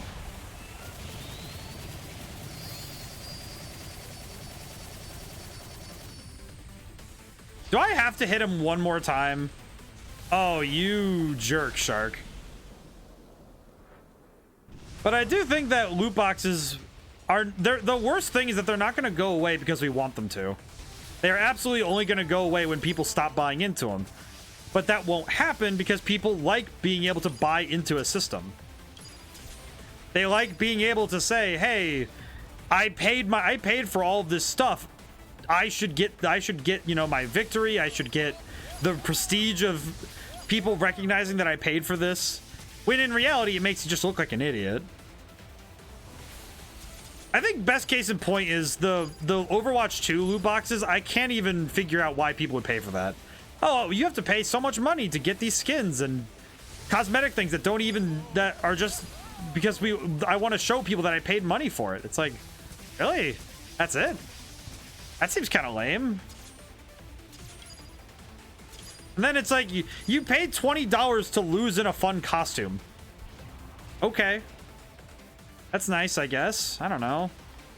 That seems excessive, you know? It just seems excessive to me that you would pay that much money to lose.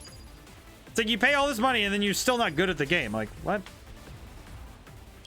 How does that work, you know?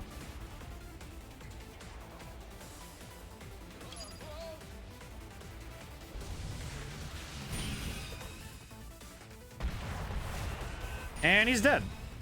There we go. A bunch of people seem to hate it in the right. The only game that's done loot boxes right is Xenoblade 2.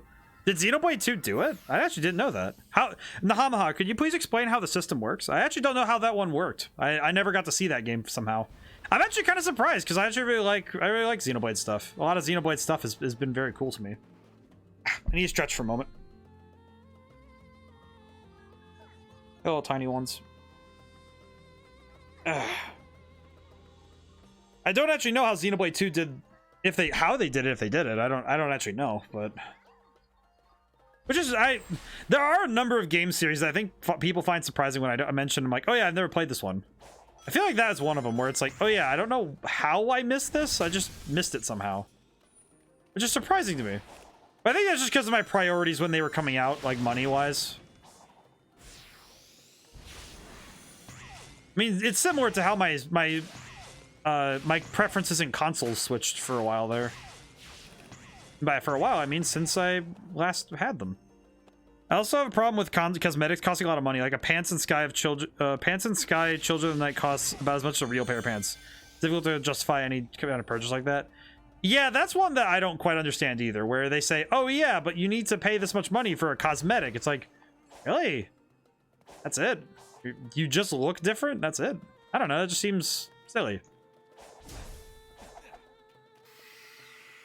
That does seem rather silly when you put it that way, you know what I mean? Like, you really did just pay however much money for a pair of pants. Like, that's wild to me, you know? Just, I don't know, it just, like, I understand that people are entitled to their money. They're entitled to do what they want with it. I mean, similarly, I would say that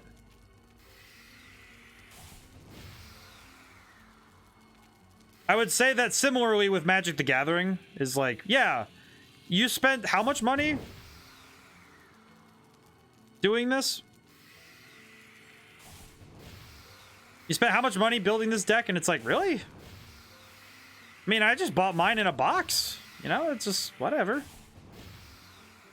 I think trading card games are like baseball cards were the original loot boxes, right? Where, oh, I want to buy the baseball cards and I want to get Babe Ruth. And we didn't have online stores back then where you could just buy Babe Ruth by himself and just get the card.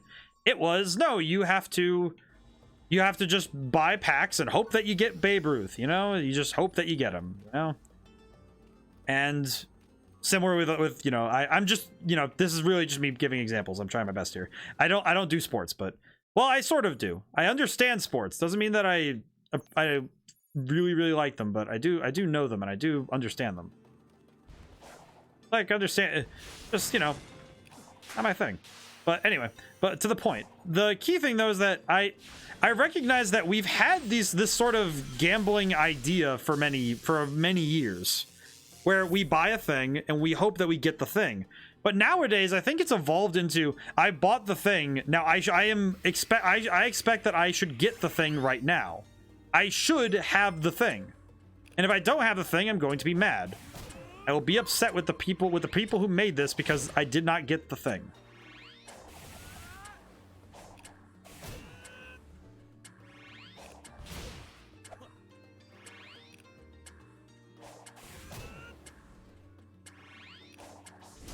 I feel like I'm absolutely messing this up.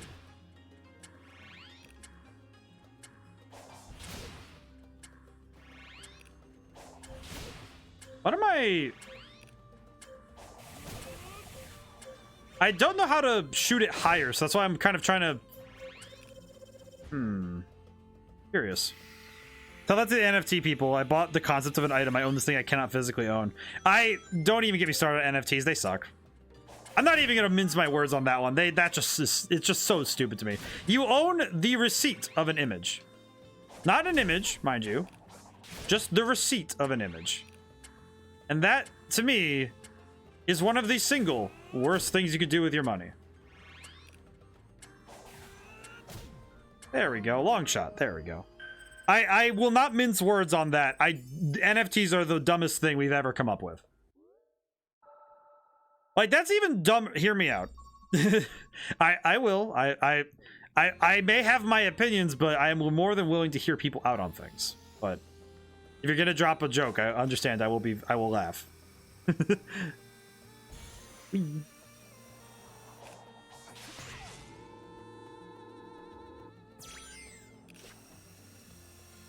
Where am I?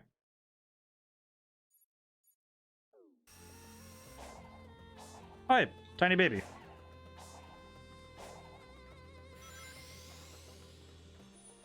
Knuckles, what are you doing here? Alright, Drifter, I am curious now. If you got royalties from anyone who used your image, I can understand, but you don't, and anyone who can just make a copy of the image, it's not the same, but no one else cares. Well, and see, the problem is that... Her cyber cage wasn't a fun time. How was it for you? Miserable. Like a living nightmare. It was the most alone I've ever felt. And at the like, same time, I feel like the problem is that because it's not like... Because the only thing the NFT matters is the original, like, metadata of the image, like... They weren't like what Tikal showed us back when, were they? Do these ruins sync up to when your ancestors were wiped out? Wait a minute. But if you're right, And that prison was bringing back those memories? That's cruel. If I find out who designed it, they're gonna pay. I just realized they brought up Sonic Adventure 1 in this game too. That is amazing. But yeah, no, it's just wild to me, right? The fact that I don't know, just well, first off, yeah, that whole thing, story-wise, that's a whole mess I need to get into in a moment. But to finish the conversation on NFTs, yeah, just it is definitely not something I understand, and I don't think I ever intend to. With, you know, fair reason. And like I said, I try to respect other people's decisions as much as I can, but there are certain decisions that my own sense of honor keeps me from being able to keep my mouth shut about, you know? Like, it's very hard. I would say a great example is the idea of buying a victory, like, you know, buying the best things in a game or buying the best cards in a card game, or, you know, all these ideas that basically amount to, hey, I paid a lot of money, I am owed this victory. And it's like, good job, you know, just all right, if that's your fun, all right, but understand that I'm going to be very bored while we play. This actually happened yesterday. I had a moment where I just realized I got bored while playing Magic the Gathering, and I was like, oh, I'm bored, they're boring me, because there was nothing, they left nothing to chance. There's no fun combos, there's no, you know, interesting cards. It's just, oh, you have a thing that kills everyone on the second turn of the game, and that's it. There is nothing more. And to me, that just seems wildly uninteresting, you know? Just how amazing is it that someone designed a way to make a game not fun? I don't know, just to me, yeah, it's an entirely personal sense of honor. It is not at all something that everybody would agree with, and I don't think anyone should. It's just my own personal thoughts on games, is that if there's no challenge and there's no possibility you could lose, there's no risk, there's no intrigue, what's the point then? What truly are you playing for then? What is your goal? I think most people don't even understand the concept of what an NFT is. Now that it's crashed and companies that like Facebook have to lay off so many employees, it's hard to entertain the idea of even considering to join that circus. I didn't know it even crashed. I just figured it was going to at some point, you know? I figured it was just going to crash at some point because most speculative markets get crashed because too many people tried to get in on it. That's why Magic the Gathering's like, again, Magic the Gathering is it's one of the few things I've learned about recently, was that the market for that is crashing right now because too many things are being made. They made too much stuff. They're trying to make too much money off of it. And when you create a bubble that you think cannot burst, that's the moment it blows up. The moment you say, oh, this couldn't possibly go wrong, is the moment that everything explodes. That's why you never test fate like that. You don't. Okay, in Xeno 2, they have core crystals that you use to get blades at random. The common blades are basically worthless, but the rare and legendaries are actual characters that join you in helping your quests, and things about this random chance loot box is entirely free and built in the system the way that actually works. See, that to me makes sense. That's like when you're playing, I would say it's similar in my head when I see that. That's similar to in older Yu-Gi-Oh games when you can't play with other people, you know, like, or well, if you could, it was, you know, with like a link cable where you bought cards in the packs and you just, oh yeah, you got some cards and some of them aren't good, some of them are dark artist, and then there are some that are like, oh yeah, this card exists and it's not too bad, you know, it's fun. And oh yeah, we have these cards that you can just get.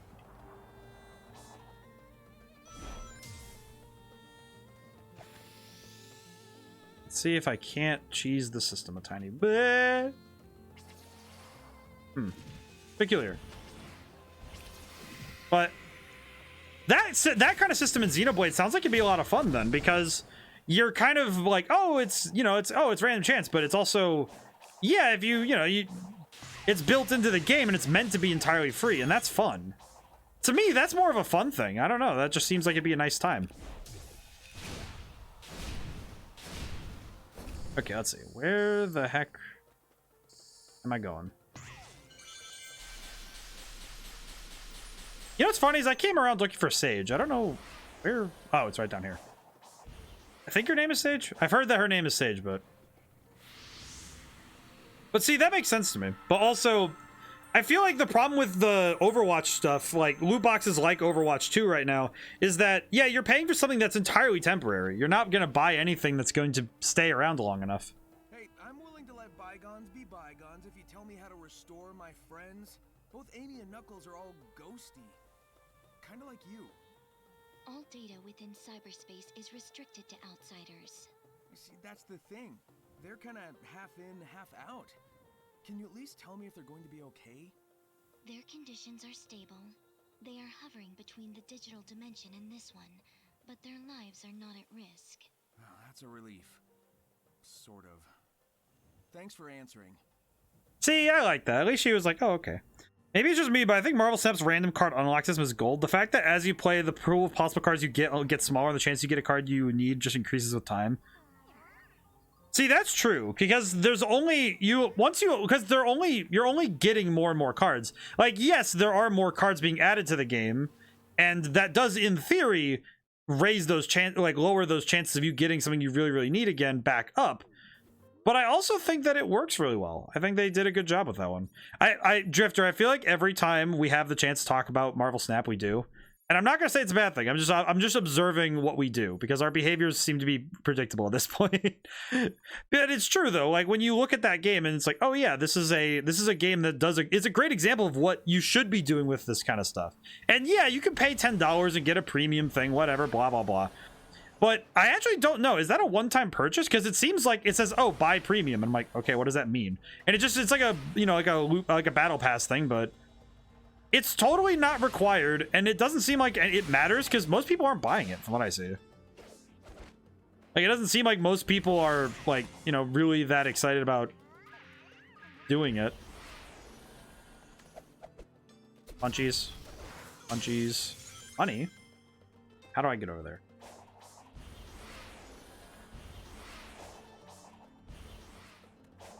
But Marvel Snap does, I would say it is a fantastic example as to how to do, like the loot box system, or the, like having a random unlock system feel like it's natural progression. You're going to end up getting a lot of these cards that you're going to need, and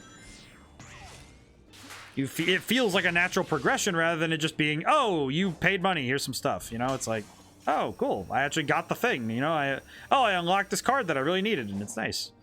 And I like that. That is nice. It is genuinely refreshing that they thought about that. And clearly they looked at other games and said, hey, what are they doing wrong and what can we do that's, better? Maybe not better, but definitely different. It lets you unlock the one single new card for the season plus some cosmetics like card backs and profile images, but if you wait 3 seasons, the card for the season will enter the pool of cards you can unlock anyways. Ah, I see. So it's just paying for it now. I see. I was actually kind of unaware of how that works, so seeing that it's really just, oh yeah, you just get it early is, that's nice. Because that means that it doesn't mean that you need to buy it now. It's like, oh, you can, if you want to play free to play, you're not punished for doing so. You're just, oh, you don't get to try the newest card right now. Even though there's like 100+ cards in the base thing anyway, so who cares? That's nice, I like that. But I do think that that the design aspects of Marvel Snap, I feel like, you know what, maybe I should do that along with the philosophy idea I had, because I had that idea of doing the philosophy of gaming, the philosophy, stuff for the YouTube channel. I should definitely also add, hey, here's what these games have done well in design aspects and what these games have could improve on. I should definitely look into doing that, because I've talked about it a few times and I really should just get to it, because it's definitely an idea I should get back to. Also, I will say I do apologize for not moving faster on the story. Really am just like having fun exploring this world. It's been nice. It's been nice being able to talk while also just riding the world around, Ah, I see. Oh, I see.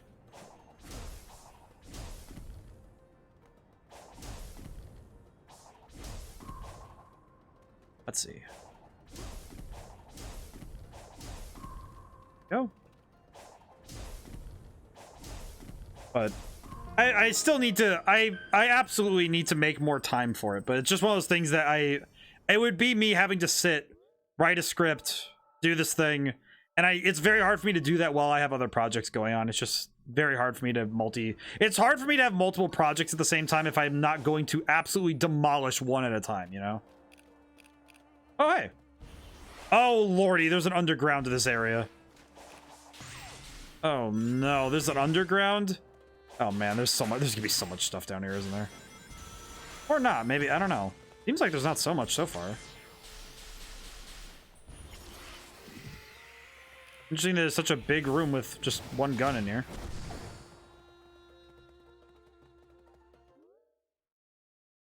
Ah! I found the fishing spot. I see. I see. Crap. Alright, well, at least I know how to get back here. I'll have to come back for this. Wait a minute. Wait, I need to go back in there. Wait, no, wait. I could just use this as a shortcut. Never mind. Go back in the fishing area. Go back. Go back. I need to go in. Hang on. I just realized I have a ton of money. I could just buy all the things. I was a good doobie and got, like, all the stuff. I just remembered that. Big, give me all of the stuff I need right now. Hey, Sonic. Welcome back. Would you like to try? Fish, just.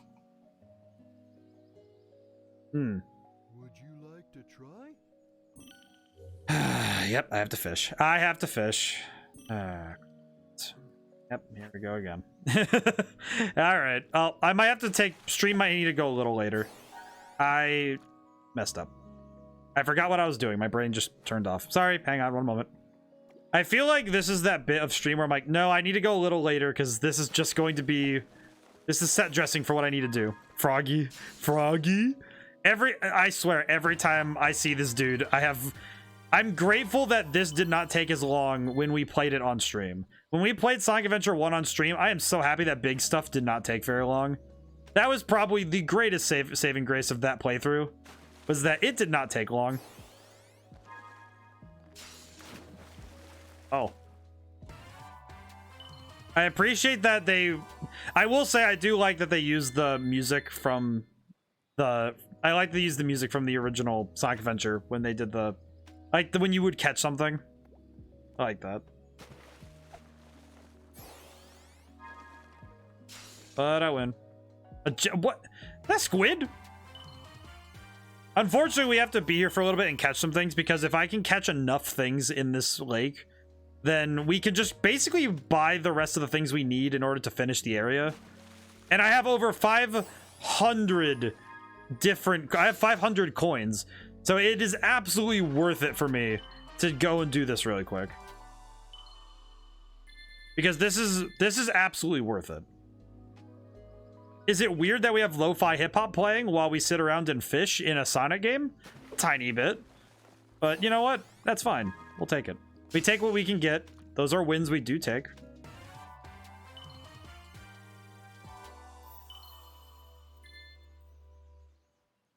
It's gonna be weird. Tomorrow's gonna be weird for me because I'm not streaming tomorrow, so it's gonna be weird because usually Thursdays I stream and then Fridays I just relax. So the fact that Thursday is going to be the day that I sit and just, you know, wait, and then whoa, that's a big fish. That's, at least it's 12 tokens.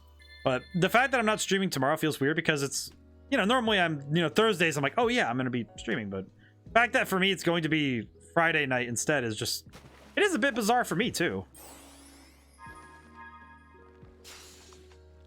Hey, gold chest. Yeah, lo-fi is weird. We need some retro Japanese Nightcore remixes instead. That would be intriguing, if not concerning.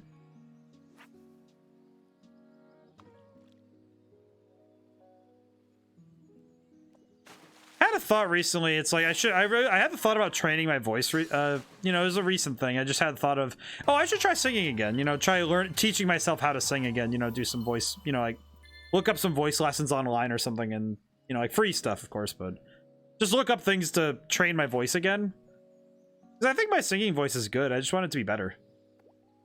But then again, I see a bunch of VTubers doing karaoke all the time, and some of them sound like dying whales. So, seems to me like you know, it's just, you know, something you could do. Oh my god, that's actually a thing. I love that. Okay, I think. Okay, back up. Would you like to try? Big, you know what I'm here for.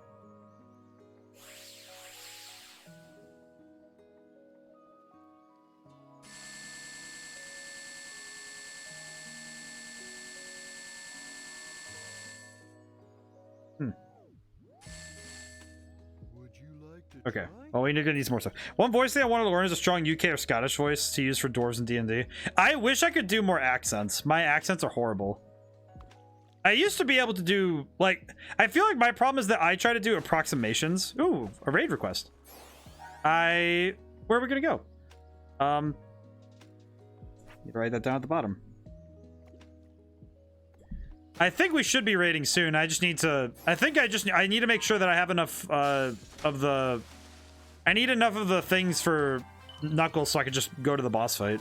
I'd like to do this next boss fight before we leave for the night. Liam 6? Ooh.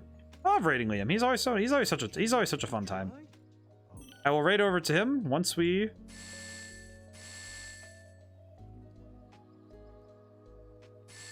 Would you like to try? I'll turn to the island. I'll come back to this. Liam 6. Okay. Alright, let me see if I can't do this real quick. I hope that I can just go straight to the boss fight now, because I have full rings and I have almost all the... Go to the Hermit. Fast travel to Hermit Coco unlocked, which I think might actually help me. That'll be faster. Am I able to? Oh no, I can't. Let's see. Okay. So I need to go back down and then whoop. And go this way instead.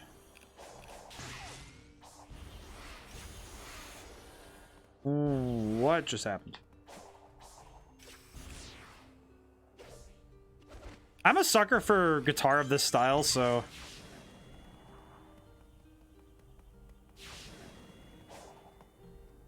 Okay, where am I? Ah, I see.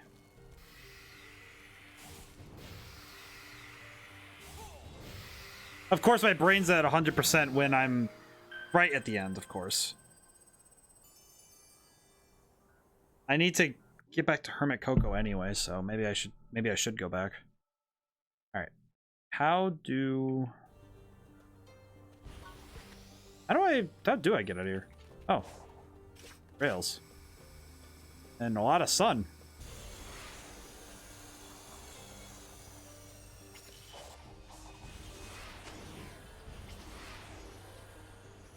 Hey, old man.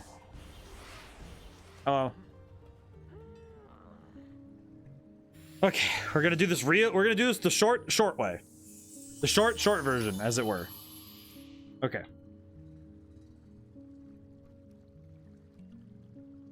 No thanks, old man. We need to go find Knuckles.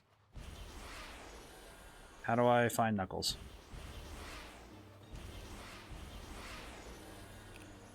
Maybe just following the shortcut rails would be enough for me. Where am I going? Truly, where am I going?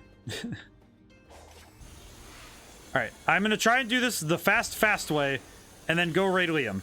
That is our objective right now. Where am I? Wait, where did I just go?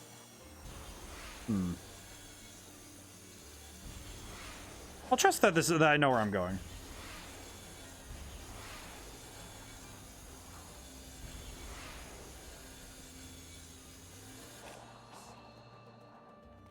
Yep, okay, I see where I can go now. There we go. Now we're cooking with gas. Yeah, I am noticing the pop-in more and more, but I think that's mostly just because I'm out racing the game's loading. Which happens sometimes. It's happened in other games that are, you know, even a little bit better, I would say. But the main thing is that pop-in only happens when when you're able to outpace the camera. So in games where speed is your game, yeah, it makes sense that you could outpace it. At least to me. Doesn't mean that it can't be fixed, but I imagine they'll fix it. They'll fix it with updates and stuff, you know. Not like they aren't looking at it and saying, hey, how do we fix that?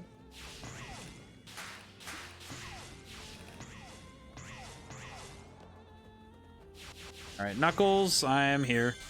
Knuckles. I'm here. All right. Knuckles, I want to finish this up. I need to go raid Liam. I need to go. Also because I want to see this boss fight. I want to see what this is. I'd like it to be one island per stream if I can help it. Sonic, check these out. Big balls. ancient machinery was active before. Any idea what changed? Something similar happened on the last island. Let's just call it a little divine intervention. If I can solve the lock's code, it should open the way to that flying titan. Wait, Sonic. You're still missing a Chaos Emerald, aren't you? Oh, that thing will tear you to shreds. The last titan was holding the final emerald. I'm really looking forward to this one. I want to know how this is gonna work. First, though, I need to play this crane game. Let me see. The stones and the ports seem to have corresponding colors. That's pretty easy. That. Crane overhead looks like it moves the sphere tokens. So there's a crane. Or how do I? Oh, there's the crane. Let's see.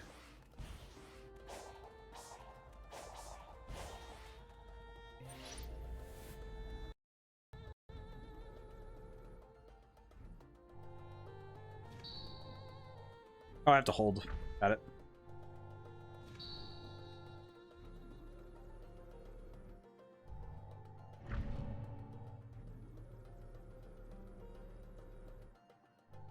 Is it really, this is remind me a little bit of that really goofy challenge in Marvel Ultimate Alliance 3, where they're like, oh yeah, just nope. Where it's like, oh yeah, just why does it? So it says hold A. It just says A, but is it stick? Stick. Very good. But it's funny because I think challenges like this have existed in games for time immemorial. Where just, oh, we figured out how to do colors. All right, color matching puzzle. Let's do it.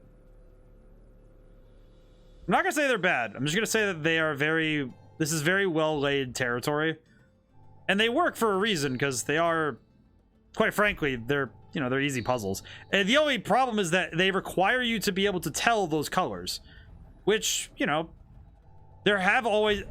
I should know. I have Divine Intervention. Looks like someone's a 10th level cleric. Yeah, but they have to roll for it, so it's kind of fascinating that they're able to get it this often, But the thing I have learned is that, from going to college, is that accessibility is something that's become more of a hot topic. And they really like to talk about, oh, make it accessible to everybody. And it's like, it's not always that easy. Because not everybody has the mindset to be able to set up something of that manner.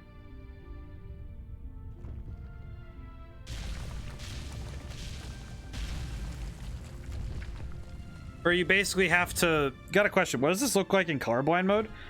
I don't know if it has one. I have to go look really quick. I'm gonna go find out. I don't actually know. I'm gonna go find out if it does have a colorblind mode. We'll go check in the settings after this cutscene. Oh. Huh.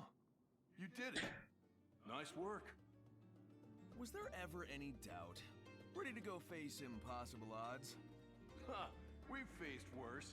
Here we go. Try to keep up. Whoa, hey, that's my line. All right, let's see. Before I go in really quick, let me see. Is there? Wait, no, options. Graphics. There isn't one. Seems like. Nope, don't see one in there. So they might not have a colorblind mode. I do know that that TVs do have colorblind mode now. So you can actually set a TV to have colorblind mode. But yeah, a lot of games, I'm not gonna say they should have colorblind mode, but it's nice if you do. Some, because you don't want to exclude gamers just because they can't see. Like, that seems kind of mean.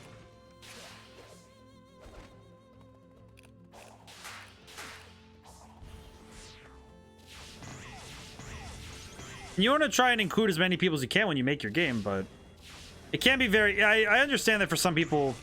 It definitely, for me, comes from a design perspective of, oh, you should start from the top saying, hey, make sure if you design your game with this in mind, it'll definitely be better off. Hey, there's the big guy. Now it's time. All right, so this will be the end of stream, basically, where our goal is to beat this thing. This is the Wyvern. Oh, and it even has the Chaos Mouth. Oh, okay, yeah, they're definitely trying to sell the perfect chaos. The chaos parallels. That's the same way the mouth opens when you fight perfect chaos.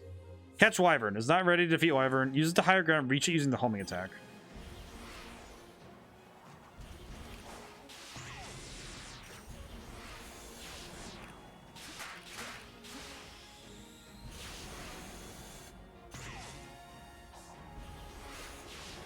Oh my goodness. Ah! Okay, I fell. I was almost gonna get it in a first try too. Woo! Alright.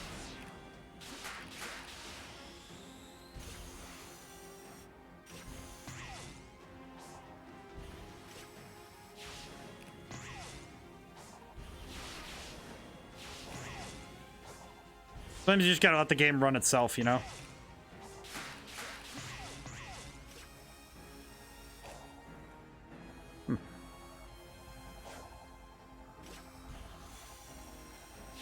Hey, nope. Eggman Springs. I haven't seen one of those in a while. Hi. All right. Oh, the music's so good. I'm ready. Wait, no.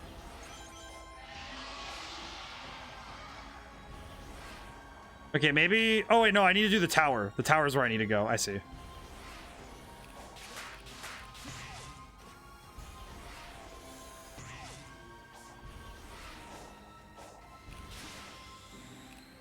This is probably one of the coolest designs for the bosses I've seen. I like Giganto, but man, this thing is so cool. I really like Wyvern. I like this boss fight a lot.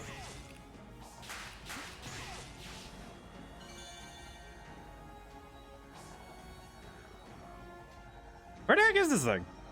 What do I do?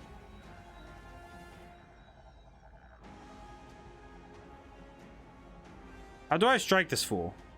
I wish to know how to strike. Get down here. I'm here. Maybe I just need to go here.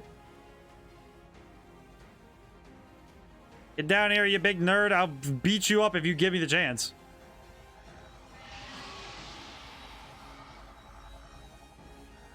Yeah?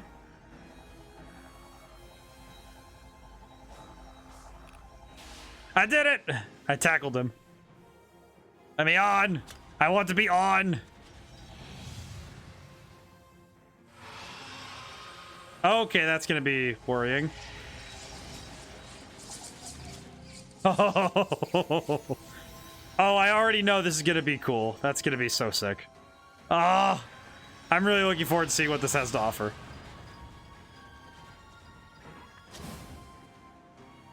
Ah! I'm ready for this.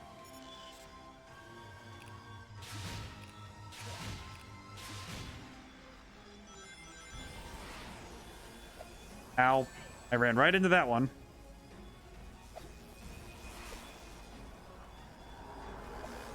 I should be better at these because I've done a lot of them.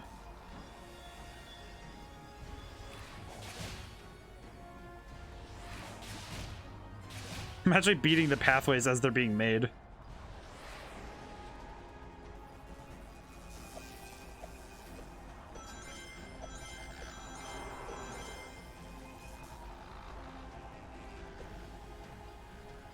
Oh my goodness. The movement is so crazy though, because it's so wild.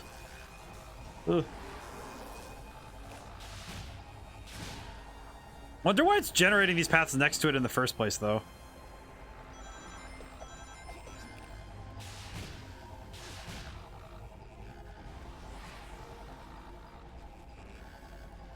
Really close to it.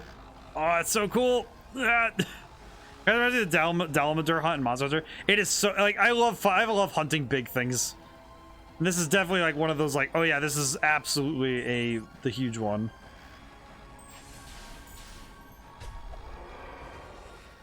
All right, there it is, the 7th emerald. All right, give.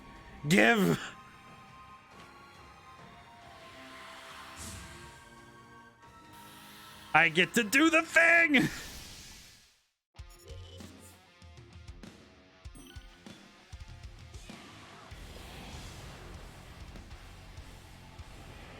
Oh, what is happening with this boss fight?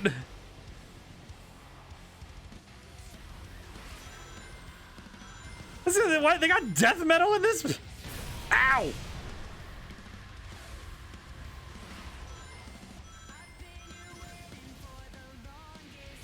Oh my god, this is anime as heck!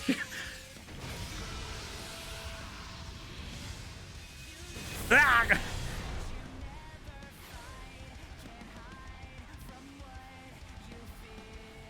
Oh my goodness.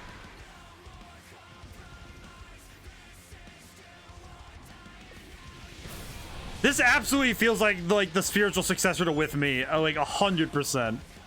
I love this.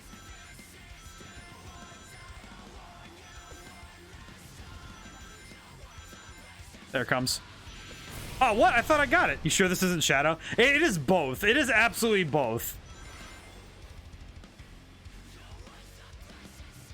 This is both. This is amazing.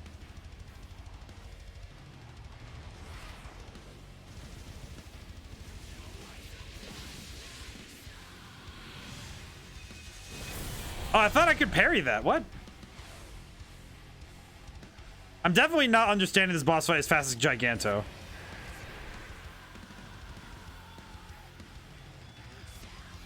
I will say that I also am very bad at parrying, so this is definitely going to be the harder boss fight for me. See, I really don't get parry timing. I don't get it. It is not easy for me. Thank goodness they give me a number of rings for this, but man. See, I do, it's like, it's always, like, I feel like I just have to, like, I feel like it's, oh, hold the parry button, but it's like, oh, but that doesn't work either.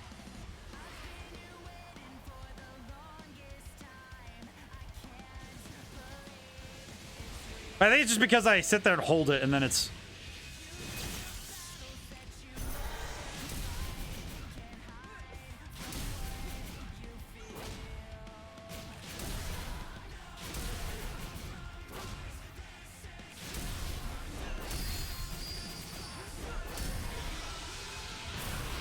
Oh my goodness. Okay, there we go. Now I'm hitting my stride. You sure this isn't Shadow? I am fairly certain, but also, man, it could fool me. I love that they took like a creative jump with this though. I love this. Okay, so it really is just hold the parry button until the attack hits you.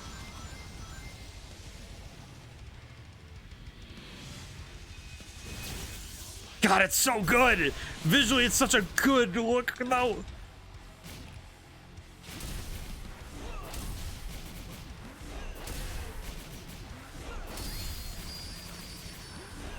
Oh, I'm doing a ton of damage. Now I'm cooking. Oh, the guitar riff, bro. That guitar riff is amazing. This is one of the cinematic versions of Supersonic we've seen. I love the cinematics of Supersonic in this game. They make it look so goddamn cool.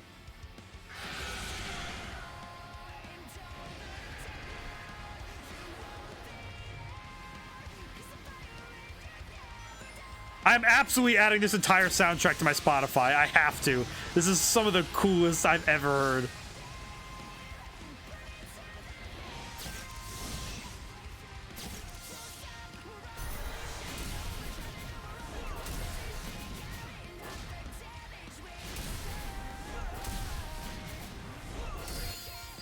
Wait, did I win? Nope, there's a quick time event, dude. Or either that or this is just... Uh-oh. There we go. Oh! I'm so happy that you have a second chance on that. That is so cool.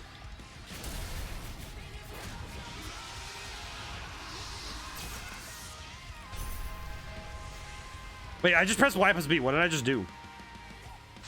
Oh! Oh my god, man!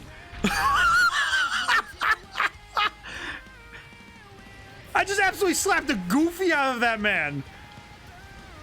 Oh my god. That's some of the hypest shit I've ever seen.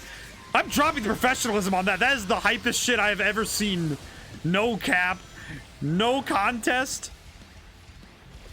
Ow, bleh. That's fine. I do not care if I get hit now. I'm fine with this. Hit me again, I swear, you big one. Oh my goodness, this is some of the coolest shit I've ever seen. This is so cool. It is anime as hell, but I love it. Come at me. I forgot to hold the button again. God bless. All right, one more time. With power this. I feel like I'm also like, I'm so sorry. I'm just like, my brain is like, dude, I love this. This is so good. Okay, I just gotta hold the parry button this time.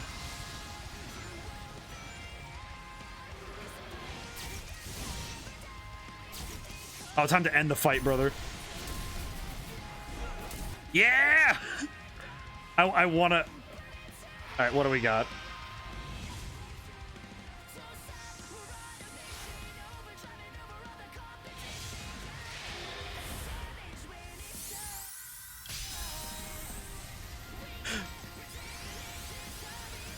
Oh my goodness. I'm so ready for this. What is the end of this gonna look like? I'm so excited to see what this is gonna be like.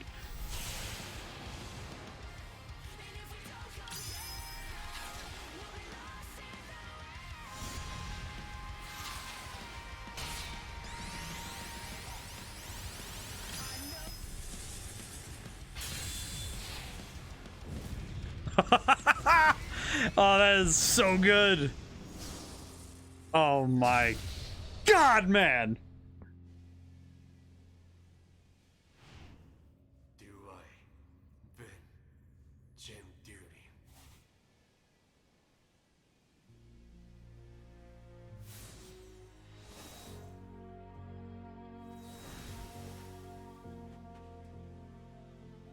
Not bad. Things would have been over faster if I'd been Super Knuckles. You did all right. Yeah, you keep telling yourself that.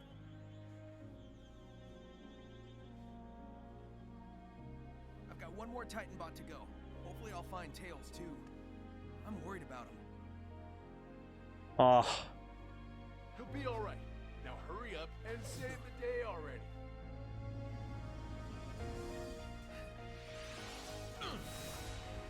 So good. I love it. Every time, I feel like the only downside to this playthrough we've been doing is that I have to wait a whole week in between each Wednesday when I play it. Because, oh my God, I just want to play this game. I just want to keep playing, but...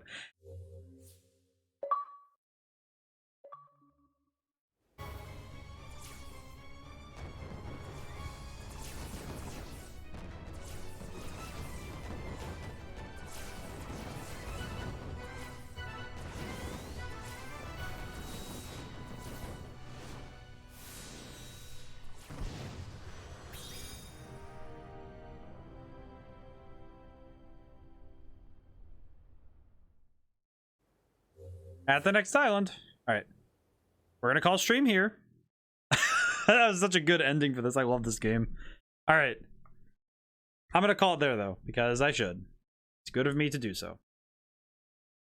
So, thank you for everyone who got to come by, and thank you to everyone who was here, and just thank you in general. I'm happy I get to sit here and talk about games and play games with everyone. It's very fun. And it was really fun for me. I'm really looking forward to... So Liam stopped streams with Time Wander. Ooh, okay. Yeah, sometimes sometimes I feel like stream goes a little bit like longer than I expect, so I do apologize, but yeah, we can rate Time Wander. Let's see. Button. Okay. But we shall do so then. But thank you everyone who got to come by, and thank you everyone who's here. I'm hoping that this Friday we'll have a lot of people so we can play Pokemon together. Hopefully we'll all be starting our Pokemon journeys together, but if we're not, then I hope that you're okay to see it and get to talk about it. It'll be fun. I'm really looking forward to it. I'm really excited. And Sunday, of course, is the 200 follower thing. We're gonna make an emote together. So hopefully we'll be able to make a fun emote and have a good time. Wander, there he is. But thank you. Thank you all. Thank you. So till next I see you all, now and whenever, goodbye for now.